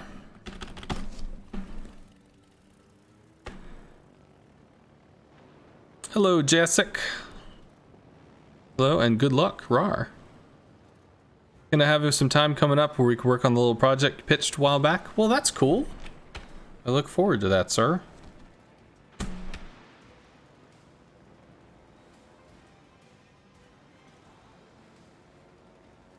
Brushstroke is one of my bestest, goodest friends. Well, really is my bestest, goodest friend. Although I do miss him. Because the pandemic has made it so I don't think I've seen him in damn near a year. That being said, I'm a bit of a hermit, so I would go occasionally months without hanging out with him, which kind of sucked, but still, like, you never know what you miss until it's gone.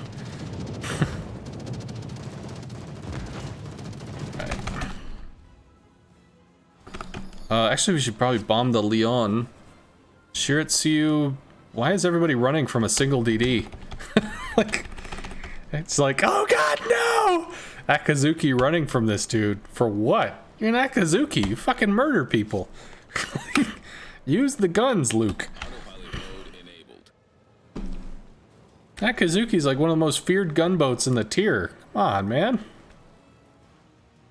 Are the German planes tanky, or are they like the Japanese? They are extremely like the Japanese. They have very similar health pools. They're very maneuverable. But basically, like Japanese planes, they go fast. German planes kind of go faster. But they are definitely not tanky. They pop like firecrackers. In terms of learning the game, I recommend starting with the US line, which has a pretty average health pool. Then going to the Japanese line, which has a low health pool. And then the German is kind of specialized in how precise the shots have to be, because you need to get citadels, which we didn't get there. Of course, I wasn't very happy to fly over the Helena to get to the damn target, but maybe we can rocket this guy and express our displeasure. Ooh, we have to deal with the Atlanta, actually. Oh my, what are y'all scared of? There's a DD! They're all humping like the island. Ah! It's like the cat climbing the tree. Let's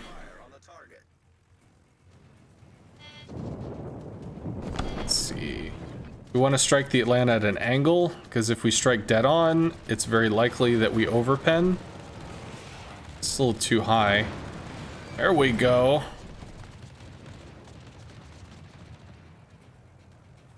Sorry, so we've been trying to reach you about your ship's expired car warranty insurance thing. Oh, turns out it just ended. Destroyed an enemy cruiser.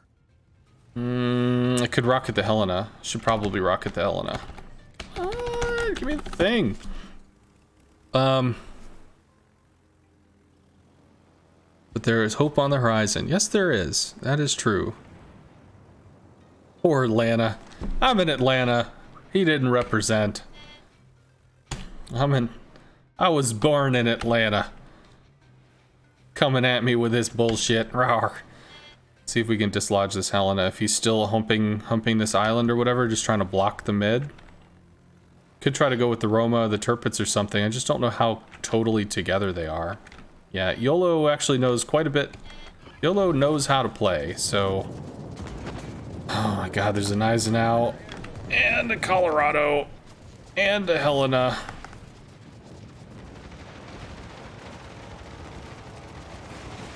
Please go away. There you go. Well, we chunked him a little more. Not enough, but we did dislodge him off the island, which is good. Fighter destroyed. Helps these guys advance. Orkin moving up, whatever. I kind of want to work on the Helena, but I guess I have to go try to look for the Orkin. Okay.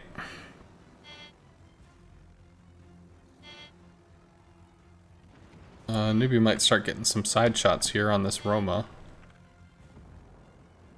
York should have hydro. And Orkin 6 kilometers. Or maybe the Orkin's not over there? Maybe you were just detected by a battleship? No, there you go. Orkin's AA is terrible. So that fighter will last for a little while. That'll give them some information, and I'd like to go for the Helena, but I should, I guess, go for this Roma, because this push is potentially a threat. 1-800-END keyboard abuse. Somewhere in the US, a poor keyboard is going to heaven. Oh, and it's an RNG guy. Yeah, he definitely knows how to play. Well, that's important. At least the Orkin is slowly murdering the planes with his bad AA, so he's keeping himself lit.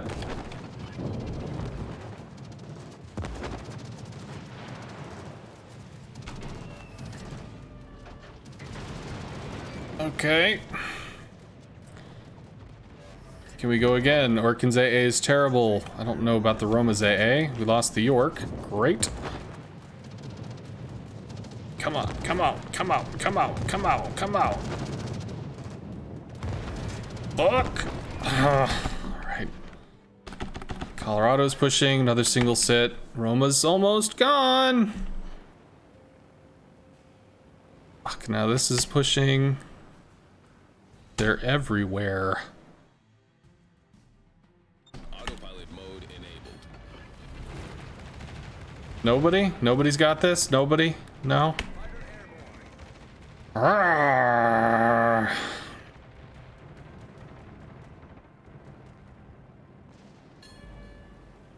Come on, friends.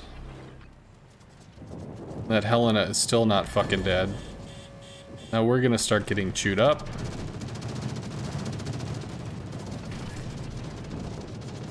Newbie, buddy.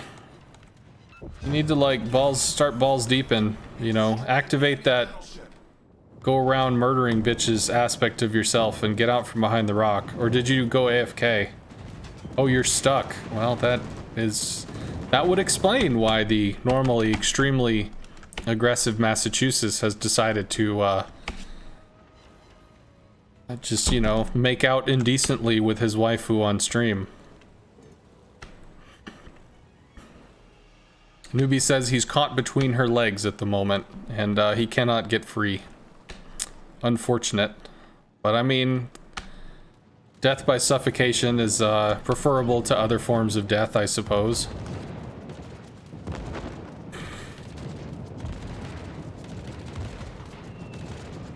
Maybe. We got a bite out of him.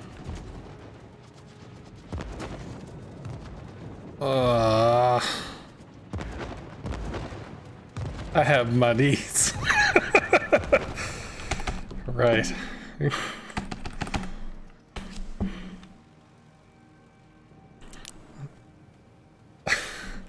Must be Gilligan's Island.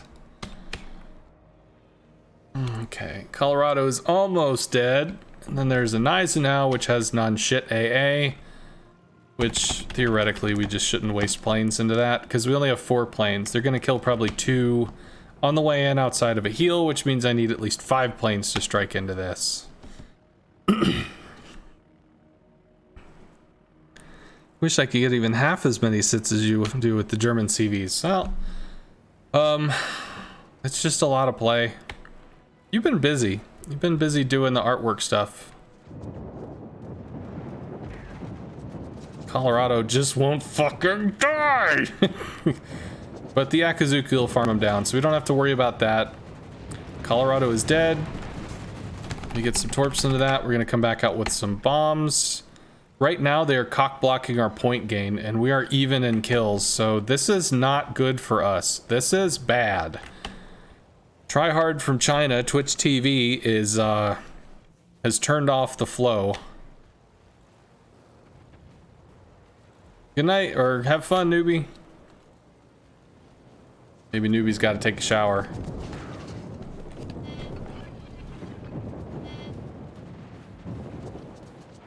Eisenhower gets power farmed. Yeah, we don't have to take the drop. Cool. Can move up to try to help the Implacable, but the Implacable could actually try to CV snipe us. Which is totally not a joke. Not even kidding. Fuck. Let's see if we can deal with this Helena that just refuses to die. We have fighters on the torps and fighters on the bombs. I guess I could do something with that. That's probably gonna hurt. Well, it did not. Power of positive thinking. We positively thought it would hurt, and it positively didn't, which is kind of cool. Alright, where is this Helena? Is he just gonna hump there, shooting across, which likely is what he's gonna do, because it's what he's done all game? Do the island stuff? Island butt stuff. Hee hee.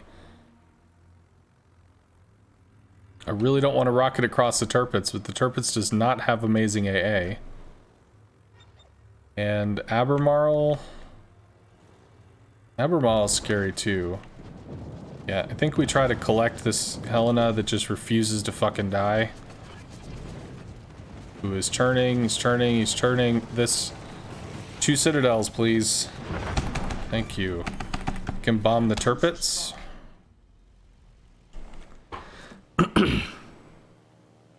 Take a shower. I'm sure that's pretty sure that's sort of code. Well, I just inferred that he his Massachusetts died while going down on an island.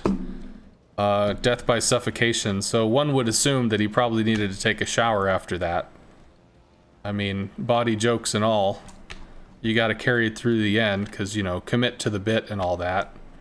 This probably goes away soon, right? Did he just drop this? Oh man, he just did because it just rocketed off the ship.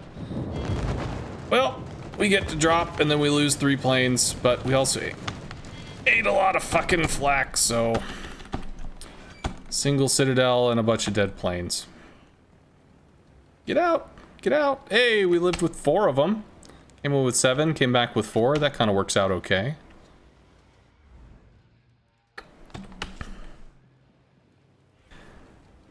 This update was not kind to your CV gameplay. The flak is certainly more of a concern. I feel like the way that flak has to be placed now has to be much more deliberate than it was. Both in terms of high-speed gameplay as well as slower pace gameplay. Because the flak does seem to aim better, and there is an issue, or rather I find there to be an issue, when the flak is going to continue being fired after you break within 3.5 clicks. So if this flak happens to be like right here, even though you're closer than 3.5, it's going to keep shooting and keep populating, and if that's the speed you're going, well, you just get to walk into it. Because there is like supposed to be a point where nice. There is supposed to be a point where, you know, you've breached through the flak and you're setting up your attack run. Well, if the flak is preset up to stop your attack run in the attack run, that starts getting a little rough. We might get the torp on the outside. Maybe. Nah, he's gonna turn in. He ain't nobody's fool. This man a cracking player. Battle ends in 5 minutes. Nope. We could probably rocket the Implacable for a bunch of oof. Oh, you meant in terms of internet connection. Well, okay. Yeah, sure.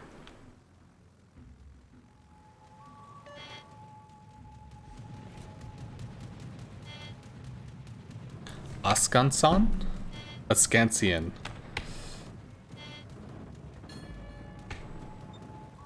Ah, yes, Ascanson. Yes. Oh, he's got interceptors. So that's a fighter build, for instance. We've interacted with his fighters so rarely that I didn't even know he was an interceptor build until literally just now. Oh, that's some oof. We were late to the party. I guess we could try to torp the Orkin. Nice ass. No.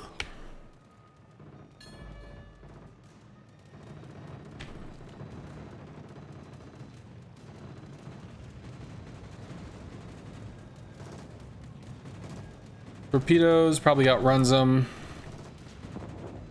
Yeah, outruns him if he keeps going. Maybe the one? No. Destination reached. And now we just get to torp across the Orkin and keep him lit for people to try to kill. Alright. You want to do this the easy way or the hard way? I know you're in Kraken. I know. It's gonna put up a fight. You got a reputation to maintain. You got bitches to please. You got people that you gotta represent. Of course he turns back in. Up that to keep him lit. Yeah, shock. No torps on that. But we're at least trying to limit his movement. This is about all we can really do.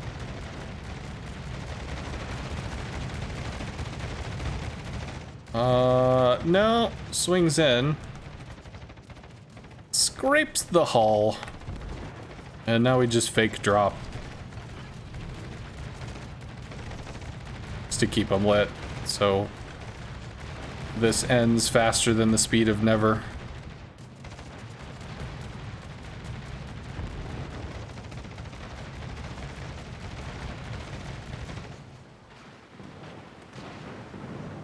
Yeah, Orkin's a really cool ship. I actually like the Orkin a lot, but its AA is bad. It's an EU ship. EU does tend to have decent AA. That is a kill. Well, okay, that one got there first. Enemy destroyer sunk. Hey, Wolf's Wet Paws, what's up?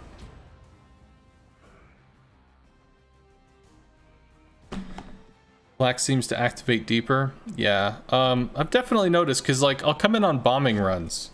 And, you know, ship 3.5, I'm coming in, I break this, and we've got flak, like, almost directly above, that it's just constantly...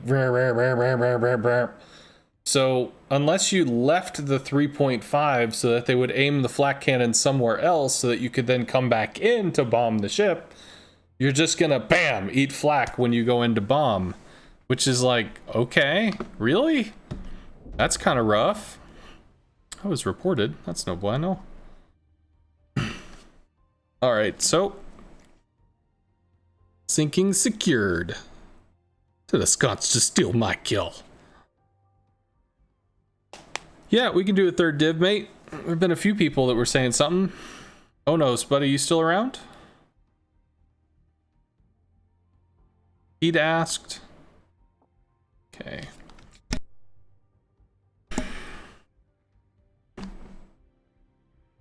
Maybe Lego's here? Nope, Lego's in a thing. Oh well. You got Blitz if you wanted to play. But if you send me a message, I can add you to the div. Reported by Star Destroyer for the kill steal.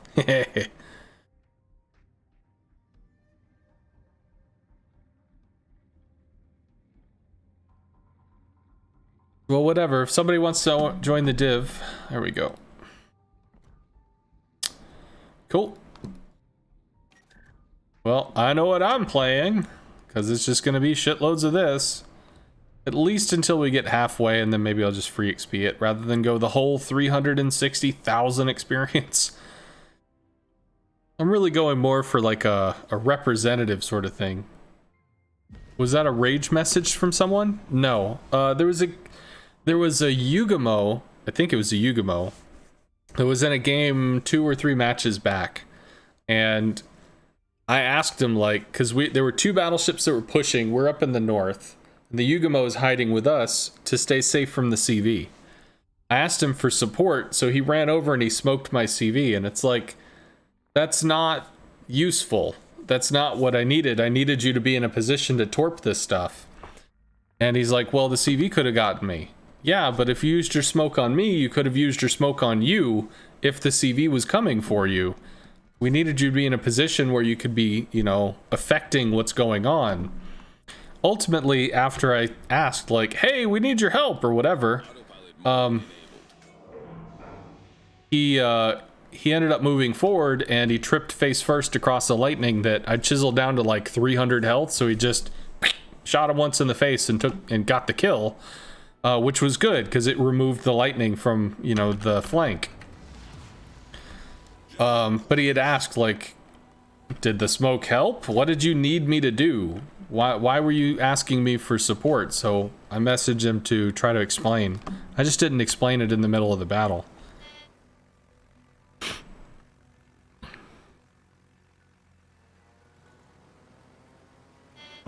Yeah, I mean, he did the thing. He tried to be supportive. I sent him a compliment, but he asked in the middle of the battle, like, about the smoke, and I didn't see it until the end, and he seemed to want a response, so I sent him a response import. Find it hard to see you communicate mid-battle. If you hold the B key, you get kind of a response wheel, and the response wheel actually can do a lot of work for you in terms of quick communication. Interesting. 40 Ds, I could strike the Mahan. Ooh, are we top tier? We are. Nice. Buddy. Oh, okay, cool. Multiple cruisers we could work on. He's not turning on his AA, so he's just going to stay lit for a while. That's fine. Gal is 6. Albemarle would be a good shot. Miyoko would be a good shot, too. Burn the engine boost, take the shot, keep on roaring full speed ahead. Try to get out before this fighter latches. Do we have a return shot on this Albemarle? Probably not. We lose a plane, but we can go in on this. Get 2 shots into him. Get a piece out of him. Chunked him for 15.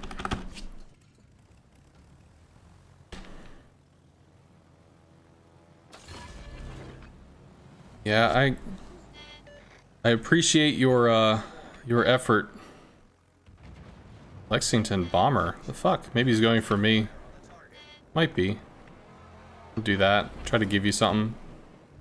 He might light me just so that people can like range farm, but he might also just come in to try to bomb. Should be interesting.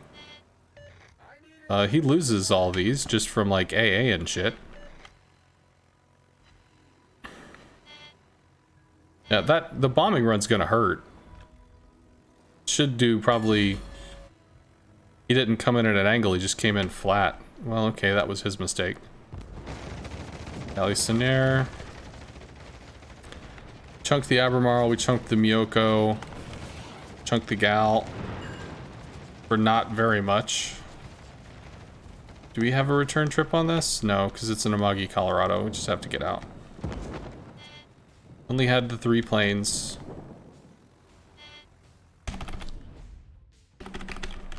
Torps for DDs, I guess.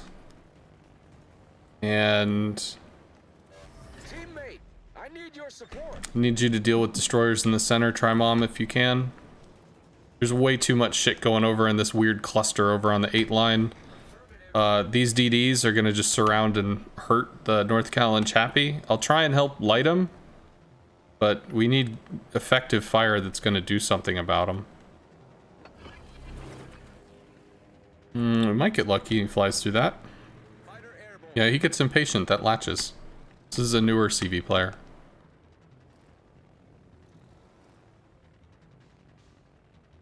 Fubuki's probably here.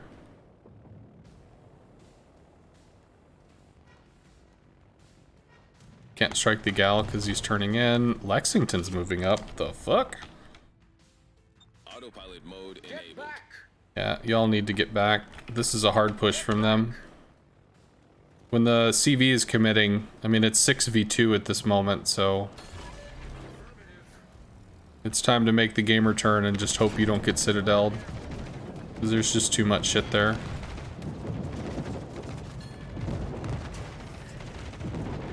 And take this drop and swing into the buddy.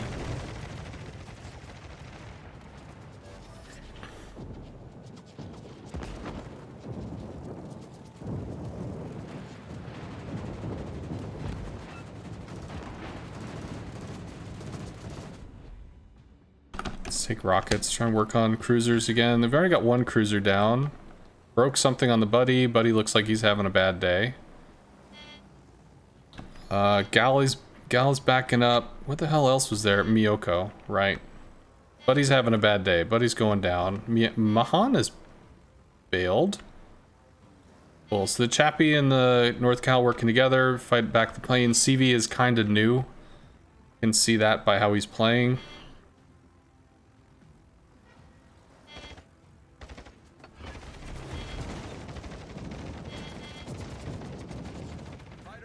The unkillable Budnoy. Budiani. Go away, sir. You can strike into the Gal. Ooh, Lexington took chunks. Nice. Don't know who made that happen, but I'm glad they did.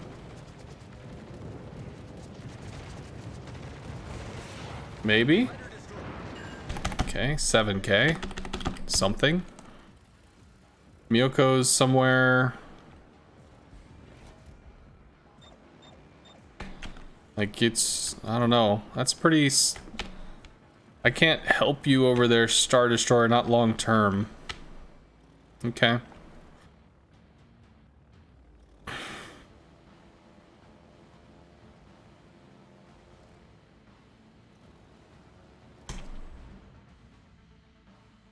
Yeah. Okay, Miyoko's having a bad day now. Gal's lit. Cool. Alright, so let's work on this, let's work on the cruiser. Which doesn't matter. Fuck! Slam on the brakes and spin. 4, 3, 2, 1. Fighter's latch. Any moment now. There we go. So we get a few seconds to make the drop. And there's the pew pew noises, so the fighter consumable is burned. Guess we chiseled off some of his planes too. Autopilot mode disabled. Oh man. Is there any way you can get up here? Oh, okay, you're playing Ring Around the Rosie with the battleship shells. Got it. Okay. I gotcha. I get it now. All stations, concentrate fire on the target. Chiseled the Gao. These guys are winning. Some AA overlap. Let me drop this.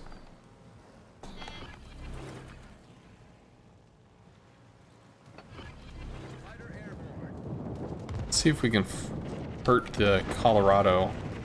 Slow him down a little bit. We can get an engine brake or something. Our team has taken the lead. Or, I mean, we could get nothing. Nothing is always an option. Nothing is completely viable as a choice. Could definitely do the nothing.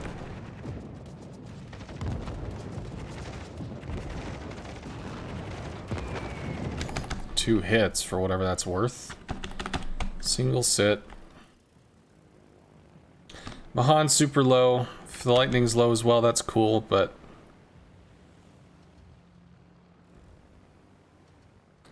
Gal's low, Mahan's low. It's just this. This is the issue. Colorado clears. Start taking shells over at our hero. Colorado's turning out? The fuck? What? Okay. Guess he's scared of engaging a North Cal, maybe? I mean, that would make sense, I suppose, because it's tier against tier. Shells out, clunk the Amagi. Might respot the DD. But nobody can shoot it.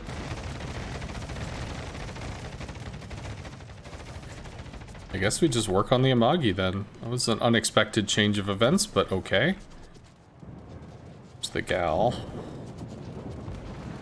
Oh, and a Cyclone. That's actually kind of cool. That completely fucks their push. Autopilot mode enabled.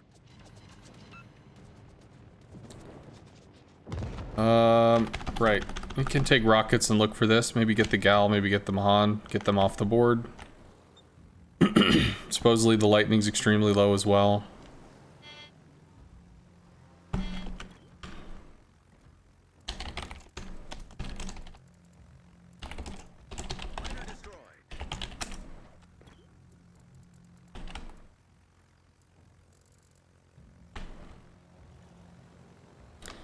On super low, probably goes down. I mean, secondaries will get this. This guy has like 40 health.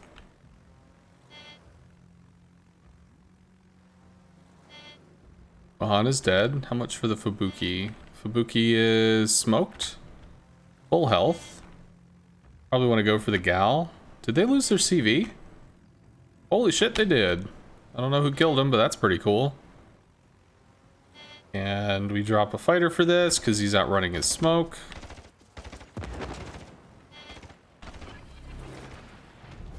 Our team has taken the lead. I need your Fighter airborne. Gonna get this gal. Maybe. Where'd the gal go? Where'd you go, friend? Where'd you go? There he is.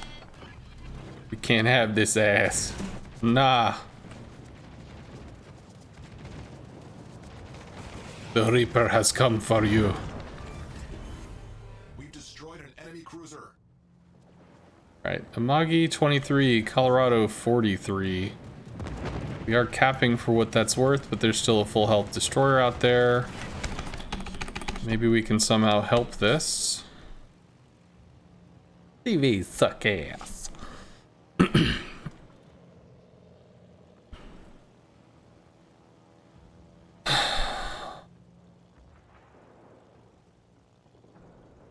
Okay, well, Colorado's not going for a ram, which is cool. Colorado is now going for the ram. Thought about it for a long time. Oh, we might be able to get this dude off you if we get a Citadel. Go away, please. Cool, that gives him a Magi. Enemy battleship foundered. Can pop the heal here. Now we have to turn onto the bad guy. Although this might end up being a ram. You turning or no? It's not turning. Overpen, 780 damage. Feel the power. Autopilot mode enabled. Boom! Down goes the Amagi. That's gonna leave a DD with full health.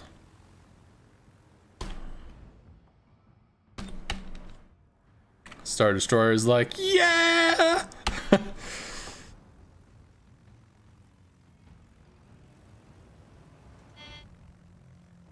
Something something AFK BP. We have a battleship AFK? No, he just didn't go over here to snuggle in the rocks for like the first 5 minutes of the match. He went over to stop a push, which is good because it gave you stability to be able to snuggle in the rocks and do whatever you had to do, as opposed to them walking over and just shooting you from multiple angles and ripping you apart for free. Say no to drugs, as it were. Hard cut here, slam on the brakes, hard turn, hard turn, hard turn.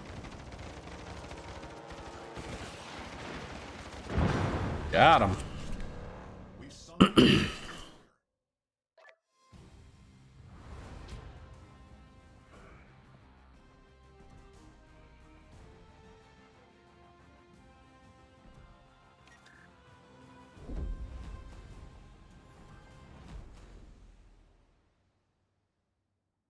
Yeah, you did almost get him with the blind shot. You straddled him. That is true.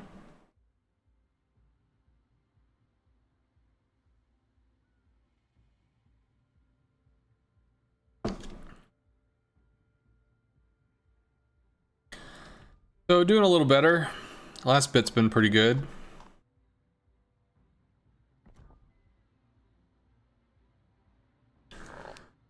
Those are some impressive AFK battleship numbers.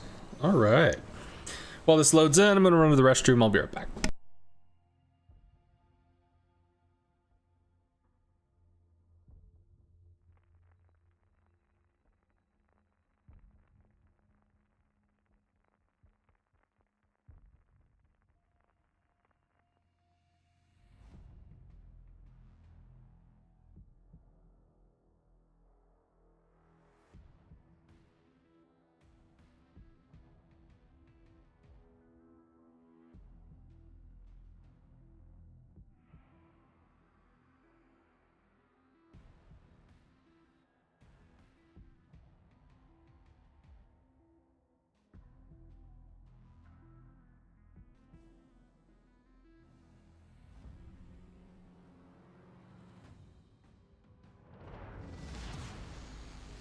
battle starts.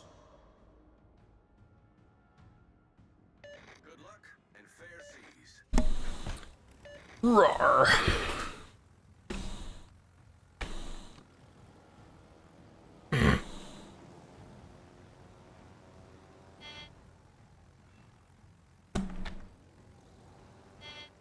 Thanks for the Wikipedia black hole on the Alcubierre Drive. Fascinating. Triple Scharnhorst div? Oof. Okay. We can Citadel all of that, which is nice. Always good to have Citadel pressure. Scharnhorst definitely. Kansas, I believe we can Citadel, but it does have defensive fire and non-shit AA.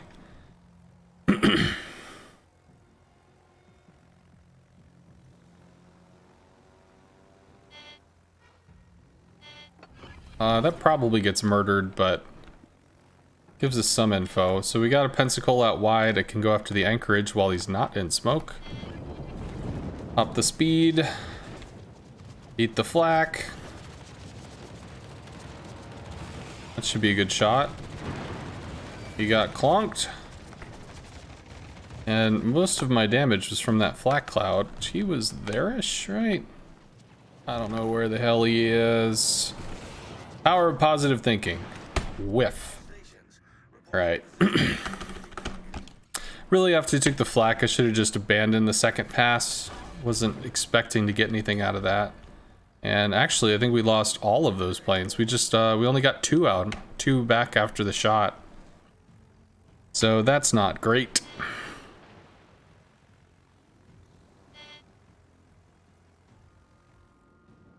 But we did take a really nice chunk out of the anchorage, which is something. This heavy push bullshit here. What is this?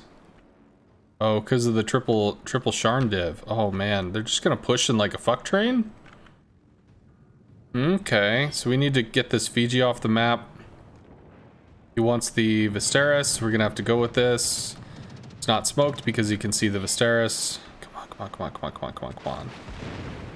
Don't have engine boost right now. Here we go. Now he's turning out. Nope. What are you doing? Maybe he thought this was co-op. Sometimes, you know, you play co-op a few times because you're farming something in a directive, and then before you know it, ah, damn, it's actually randoms. Like the first thing you do is just charge forward. This is a thing. Retreat now. Please don't charge forward just to get murdered. Like, can we deal with this at a distance and burn them, send them to hell? Lexington's buried up against a rock. This is going to be the biggest thing of the day. Concentrate fire on the designated target. Okay. One of them has a fighter.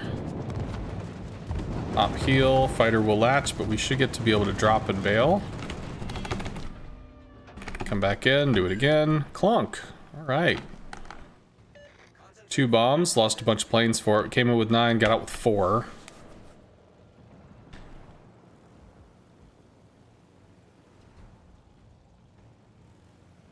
You did many. Last time you came back to WoWs after a long break, you did a lot of battles and kicked a lot of ass, and then you realized, oh shit, it's comp or co-op. I'm fucking amazing. I'm winning all these. My numbers are insane. Oh, buddy. Whatever. Come on. Let me just get to the damn drop. I do think this flak placement is different. Granted, this is from all of the battleships on fucking top of each other. Nice crossfire, Star Destroyer. Might get some good golf clap in over there. No, you don't need fires, you need AP. You're gonna just like rip into these dudes from the side. Ugh. Well, Don Low doesn't want to get dunked by your impressive side anglings.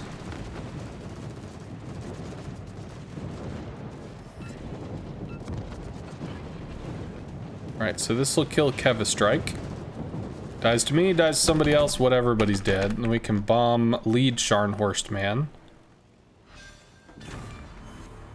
We destroyed an enemy battleship.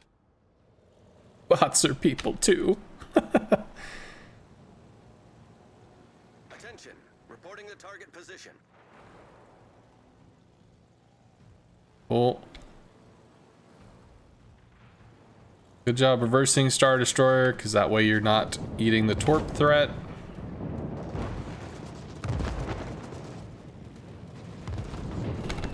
We bail. Double clunk. Keep moving. Autopilot mode enabled.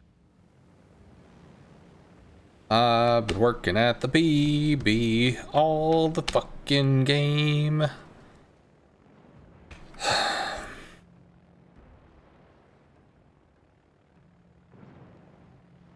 Good hits, man.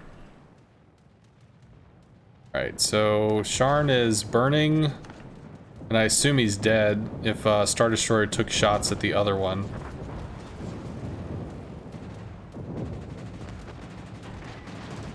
So, fighter might latch, might shoot down planes there. It's trying to. Don't think it did. We'll go in and bomb that. And at this point, I think it's safe to turn around. The Sharn rush has been aborted. But these guys are still at the mercy of double DD, and they haven't been able to take care of it. We've lost mid. We don't have map position. And we have to get with this dingbat, D-bat, hee. Have to get this dude down. Akazuki is farm alarming. Pop the heal. If we get a double Citadel, it pretty much takes him out. Might be a kill there. Single sit. Sad time.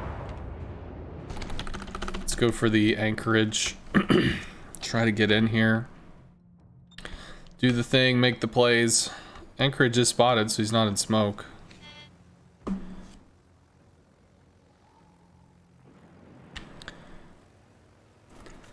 Patch is a Houlihan, was half man, half machine. He was the greatest dodgeball player this world has ever seen.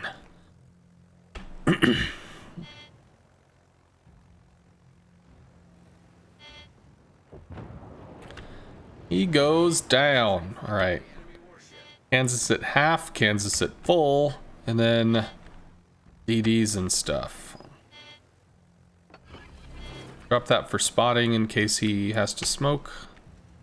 Fighter airborne. Roger. See if we can find this Benson, maybe?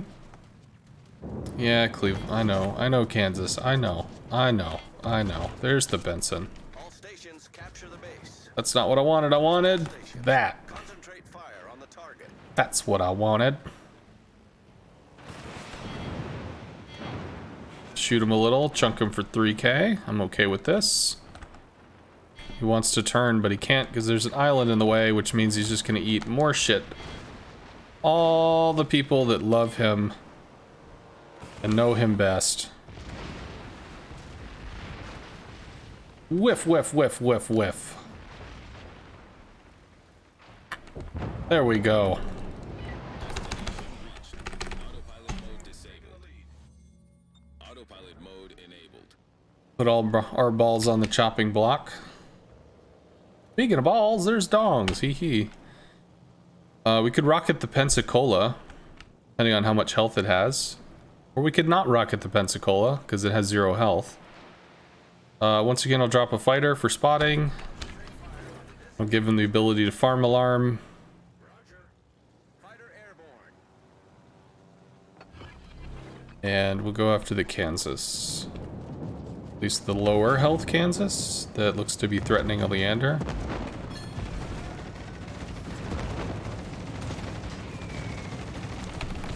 Don't get more drops. No Citadels. Why? 24,000 more and you'll have the Holland. Holland is a cool ship. Absolutely like the Holland for anti-plane support. Destination reached. Autopilot If there are no planes, I think it really loses a lot of the magic. It's not something that just straight up rocks in general, but when there are planes in the game, man, it really just comes into its own. It's utterly badass in terms of area denial. Played too passively. You did fine. You played against 3 rushing battleships. What'd you expect to do? I mean, you see my CV positioning? I'm still behind you, bro. Oh, well, I don't know how long it took you to turn in, but whatever.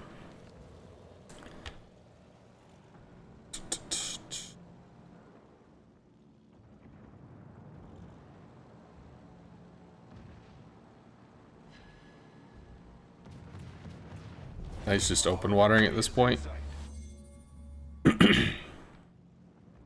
The Kansas is dead.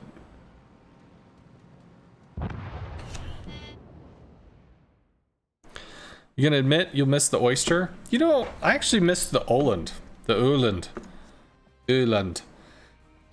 I actually missed it a lot. I went against an oyster in the Uland, and I out-traded it just by virtue of the fact that the Uland's guns are much more accurate than the oyster's guns. So even though they fire faster, the fact that I was able to land effective damage on the oyster meant that I just bullied it. I'm like, really?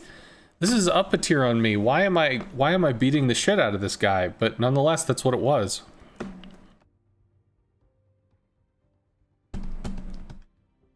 Tier 9's the tier you seem to struggle with the most. The only thing that I have trouble with the European DDs is knowing when I can hold a front line. I tend to enjoy gunboats more than I enjoy torp boats, because if I start bucking up into an enemy destroyer's presence, I know that I can fight. I know that it's not something that I have to bail or something that I have to peel back on and rely on, you know, strength in numbers, my team's going to back me up sort of gig. Not to say that I shouldn't rely on my team, but sometimes the team isn't paying attention. Sometimes the team's not looking to make those plays. So it's nice when I can be a force in the destroyer and able to take position, take ground, brawl, etc., make plays. And the European DDs are a little weird in that you don't necessarily have that. You are really reliant on making sure you have additional guns behind you to help win the fight. Like, you can take some trades, you can lose some health and get, because you have your heal. So it's not that you just get out and out dunked, but no more tier 6 yet. All right, so we can hit the Baltimore. We could actually probably rocket the small. That's just going to be a lot of AA. Should be able to pen all of this, which is nice. How much left on the Parzival? Oh, Jesus, like probably 250 or 270,000 experience. Like, not a joke. 6,000 XP at a piece, you know, so only 45, 50 more games.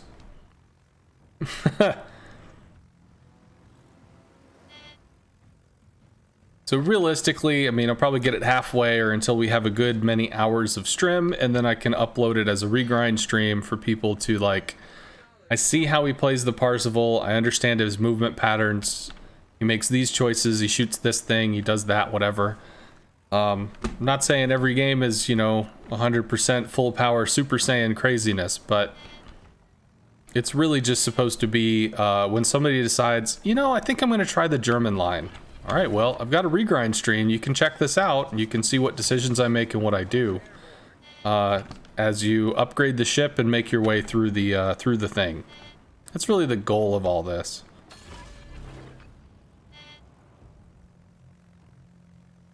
Okay. So what is in here? It's probably not the Marceau, which would make it the Cossack, which means I can't really do anything against a Cossack. Can hover on this outside line and see if we spot him if he ventures too close to the light. Ugh, there we go. It is the Marceau. What the fuck are you doing in here? Bruh? Your detection is terrible, sir. Have you thought this through, sir? Oh, well. We're gonna take some shots, so I'll have to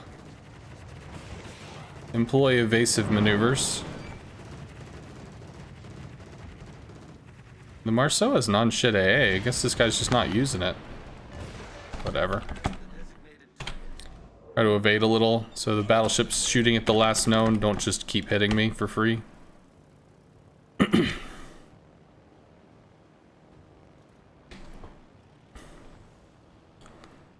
But I'm not interested in hard committing to one flank or the other at this time.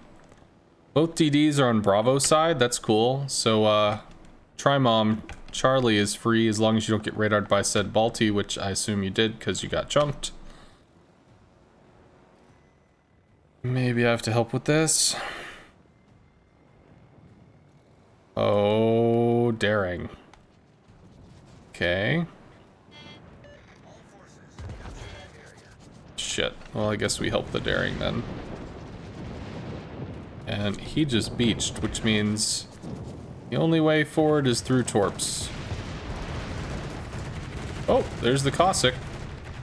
They're multiplying. Daring, buddy. Why are you not smoked? Why are you charging forward into death? Because you told me to, sir. I don't think those hit. I don't think it's fast enough. We got two. Did a little bit of the thing.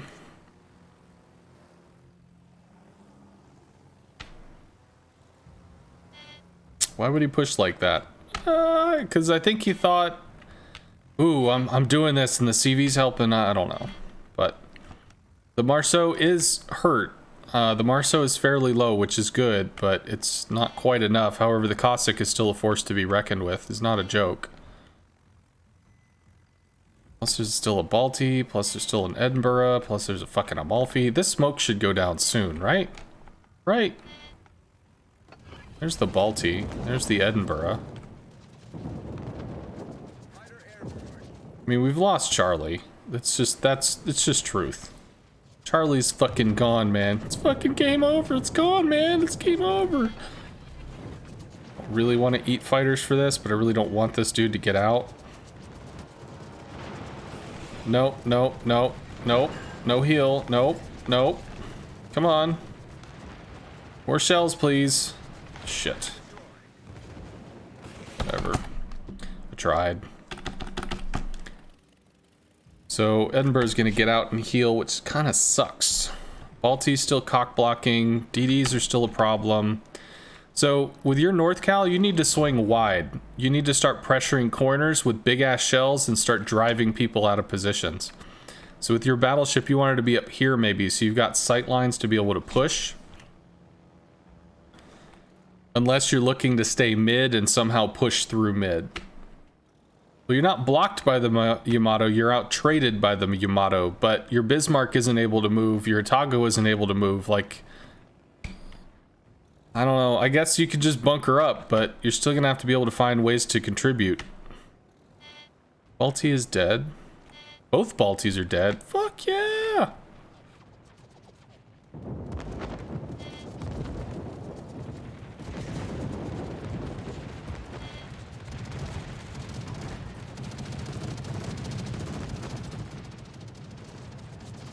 Well, at least we know where the Cossack is.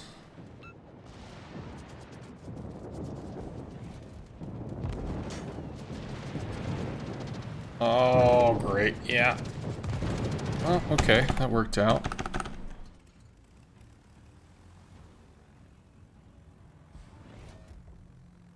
Yeah, so if you can, definitely clap that Amalfi. And I guess watch your side for that Montana.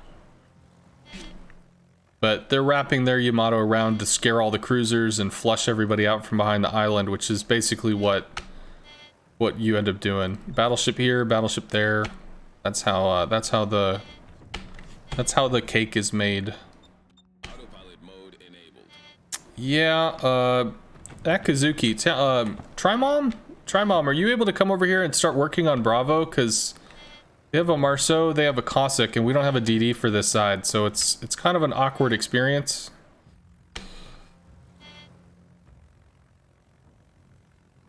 Honest, I don't know where the fuck this stuff is. Where did the Marceau go? Fighter airborne. I mean, is the Cossack trying to farm from smoke? Like, Where are these people? What's going on here?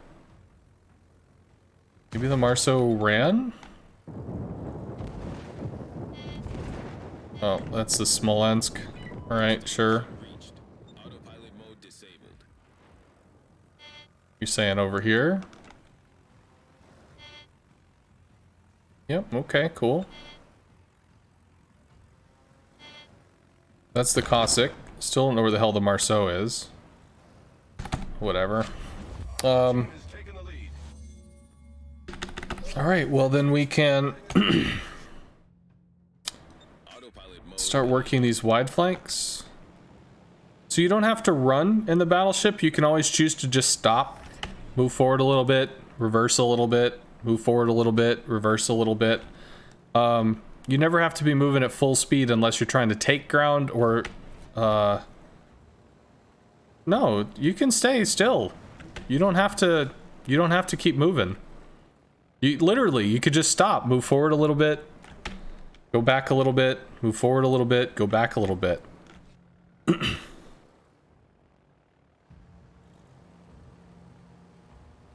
I mean, the further you go against the Yamato, I think the Yamato outtrades you, so I don't really know. Technically, if you feel you have to run, you can just run on the A line and bail.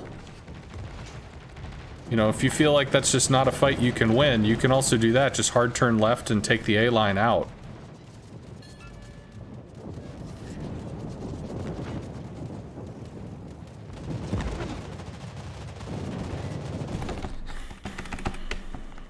Alright, well, I mean, Autopilot mode disabled. All forces. got a flood on the Yamato. Yamato damage conned. Yamato can be lit on fire.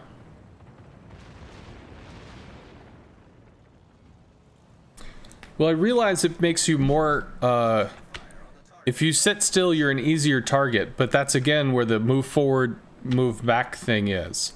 Your ship actually out-accelerates. Your ship accelerates faster at lower speeds than it does at higher speeds. So you can actually displace more than you think you can. And it's more about, are you holding ground, are you taking ground, are you retreating? I mean, I get the concept of wanting to kite, but there's only so much ground you can give. Did actually get a Citadel there, that's cool. Yeah, still those things. Well, hopefully Trimom is going to be over there to help with the DDs. Yeah, I can't do fuck all with this.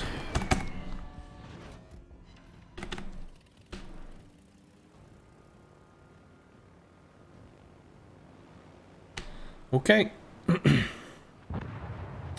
Monty is dead.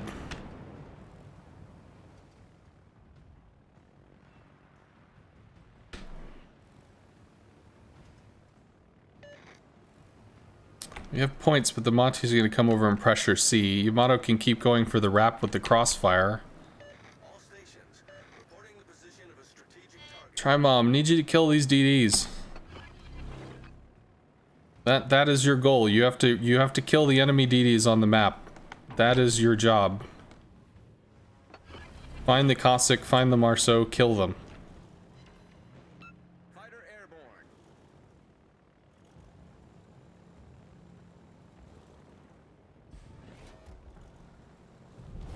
Our team has taken the lead. No idea where the fuck the Cossack is.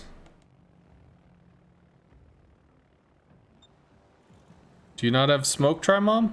Fighter returning to ship. I-5? In sight. 5, okay.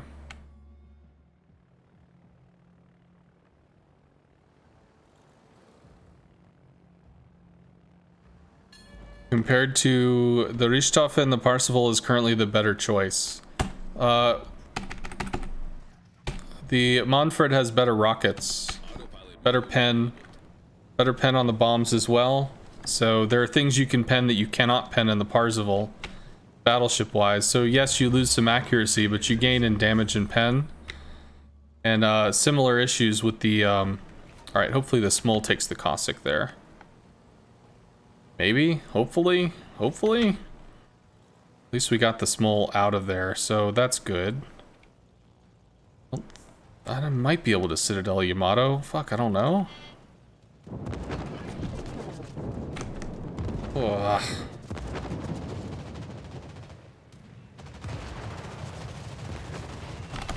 Get out. Nope. Oh, Citadel's there. Parzival cannot sit a Yamato. Yeah. Could sit a Montana. We were able to do that. And I can try to bloody the nose of the Yamato with some floods or something. Bismarck? I don't know, man. I just work here.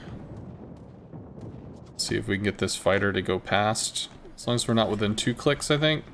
Yeah, 2.1. So we'll be able to probably get the drop off. Which we did. 3 pens. Could work on the Monty, but the Monty's next to a Small. What is this? Why are you over here, Vermont? Okay, everybody wants to hang out over here. Cool.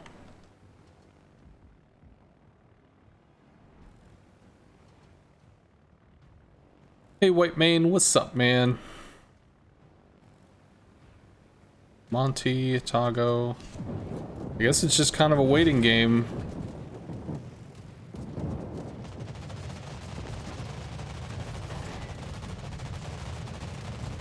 Two torps maybe? I think he out-accelerates those. 1. Wow. That's a hell of a lot of Excel on the Yamato. Did not expect. So we'll continue doing shitty-ass damage to this thing. We could probably try to bomb that again, or maybe rocket the Small somehow. Good, we got a flood. We got a flood on the Yamato, we burned his damage con. If you can light fires, that'll stick. Of course, you might just go for the Parzival kill. Certainly a valid option. 30 seconds. Yamato shells out. Probably at the Vermont. Yeah, they're at the Vermont.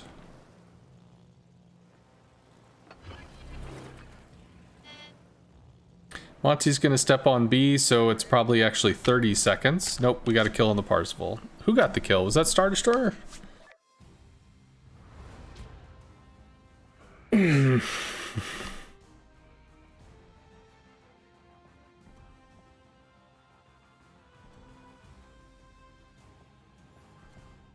Cool.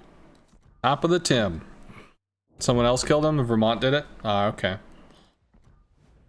How much further? 146. Oh, man. So we've done... about 180,000. How many games have we played today? Jesus. 2, 3, 4, 5, 6, 7, 8, 9, 10, 11, 12, 13, 14, 15, 16, 17 wins. 4, 5, 6, 7. 7 losses. 17 and 7. Hoy.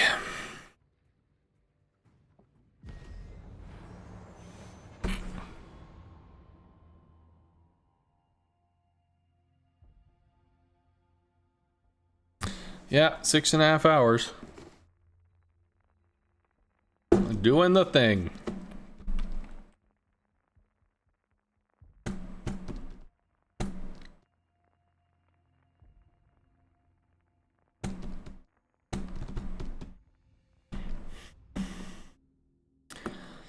Donskoys, I don't think we can Citadel this. I think we tried and it didn't work.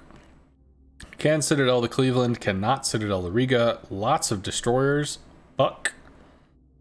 This is a really rough match. I have 1 rocket target. I have 1 bomb target. And then there's 4 DDs to be upset about. Fight the good fight. Alright, see you, brush strokes.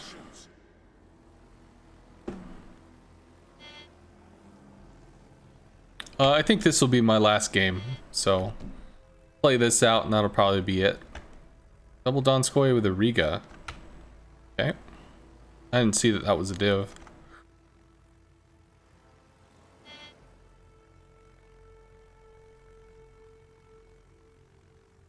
Getting hungry? Yeah. I started with food. Although I would really like some ice cream. Ice cream would be pretty cool right about now. But I've got a burger I can eat. I've got some fried cheese curds or whatever I can eat as well. But it would certainly be nice to have some ice cream. And I might take a sleeping pill just to try to get to sleep by 10 o'clock.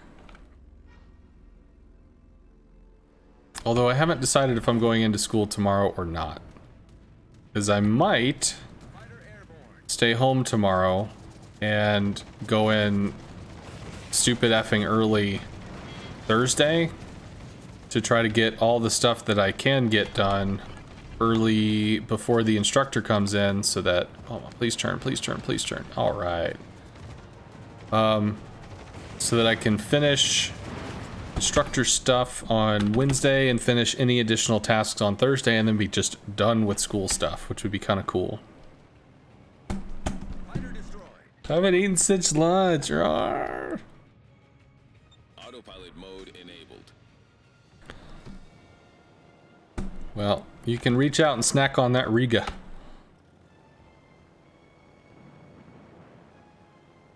Cleveland's going to be a high value target. Is he going wide or is he just trying to snuggle up there?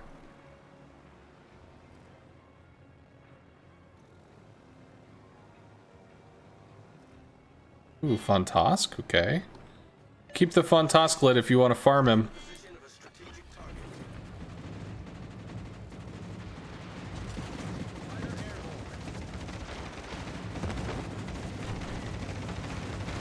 Turns back in.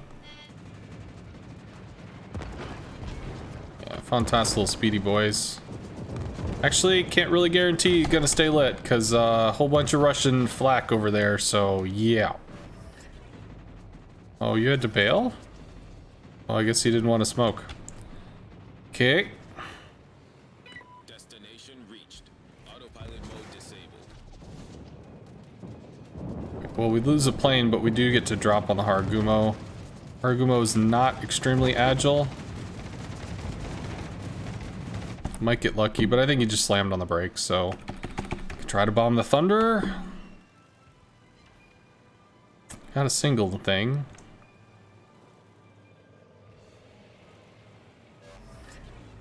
Fontask is pushing. Attention. Reporting the target position. Fighter destroyed. Fontask likely commits.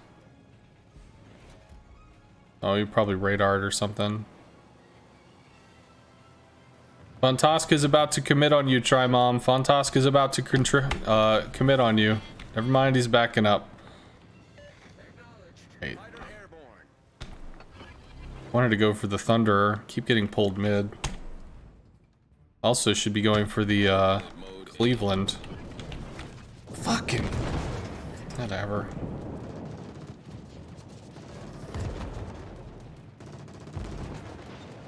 Black is different.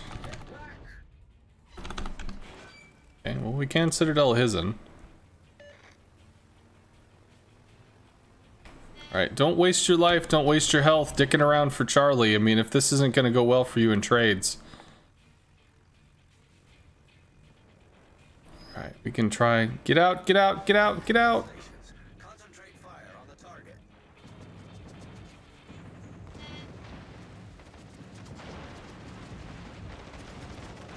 Destination reached. Autopilot mode disabled. Okay, chipped him a little bit. Still hard detected. Amalfi might be able to assist if you can keep running out behind the rock. Fontask dumped Torps. You dumped Torps. He's dead.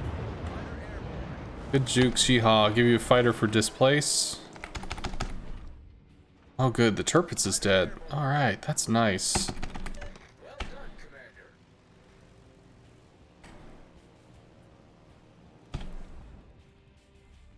Nice. Mode enabled. I think we go on the his'n here. That like fucking triple Russian craziness I'm not going to be able to deal with. That is way too much flak.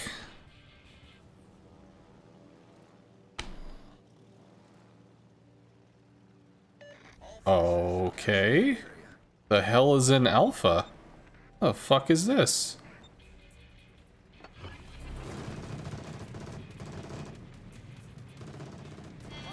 Interesting. About to light whatever the hell's in alpha, but it's also probably about to kill me. Yeah, I assume I have all sorts of torps up my ass right about now. Random.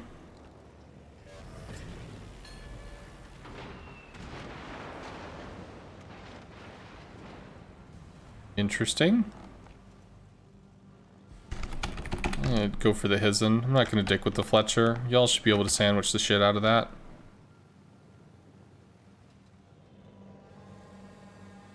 Yeah, definitely. I would say that's an aggressive move, riding up the 3 line to grab A deep behind enemy lines. I knew you said that the flank was sus. I didn't expect you to have a kamikaze in it.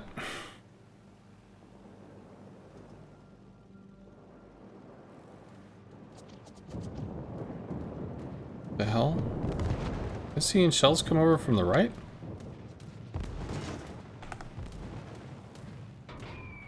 Maybe. Nope. Terrible. Fletcher should get murdered. That Kazuki ain't nothing to fuck with. He dead. Good kill, Star Destroyer. Work on the Hizen still. Thankfully, no torps. Thunderer might take shots, I don't know, but this triple Russian div is just the insanity of it all. How do we deal with that? How do we deal with that?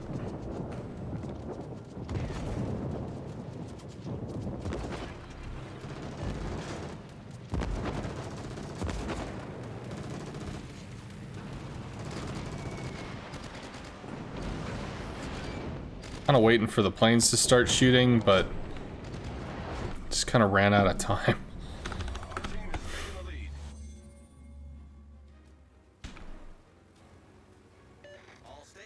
See what's going on down here.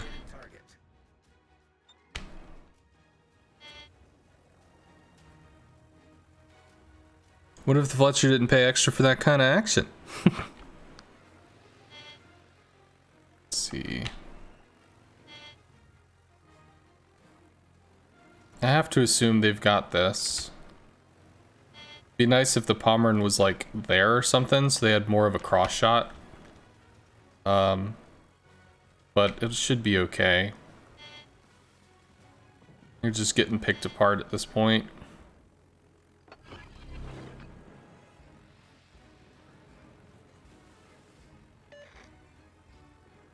Did Cleveland just like run? Where the hell did all these things go?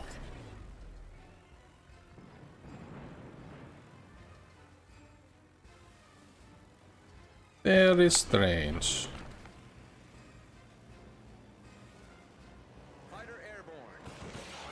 Morigumo ricochets 5 shells. No idea where the hell this Cleveland went. Like, none. That should be a kill. We've sunk an enemy destroyer. Okay, Pommern goes down. Oh.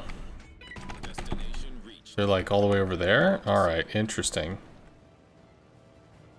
Everybody's having troubles. I need help. All stations. Yeah, turns out I'm gonna need help too. Autopilot mode enabled.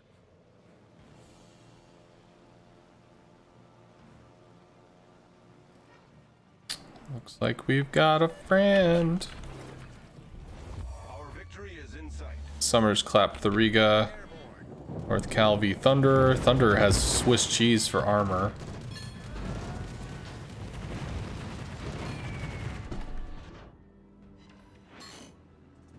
Might have torped into that, I don't know. Fighter destroyed.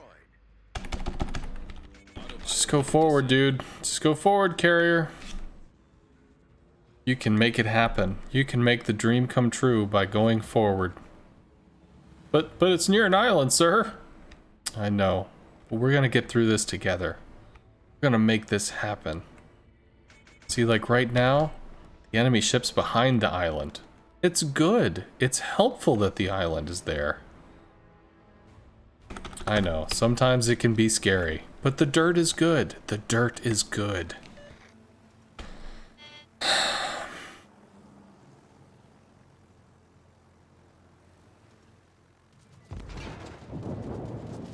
$11.8. And all the flack I can eat against a freely maneuvering Cleveland. Oh, yes. Sorry, bro, I can't. I got 2 things up my ass.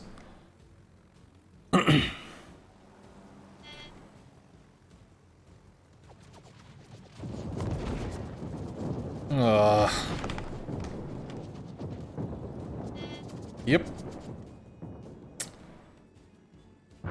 There we go. Yes. There we go.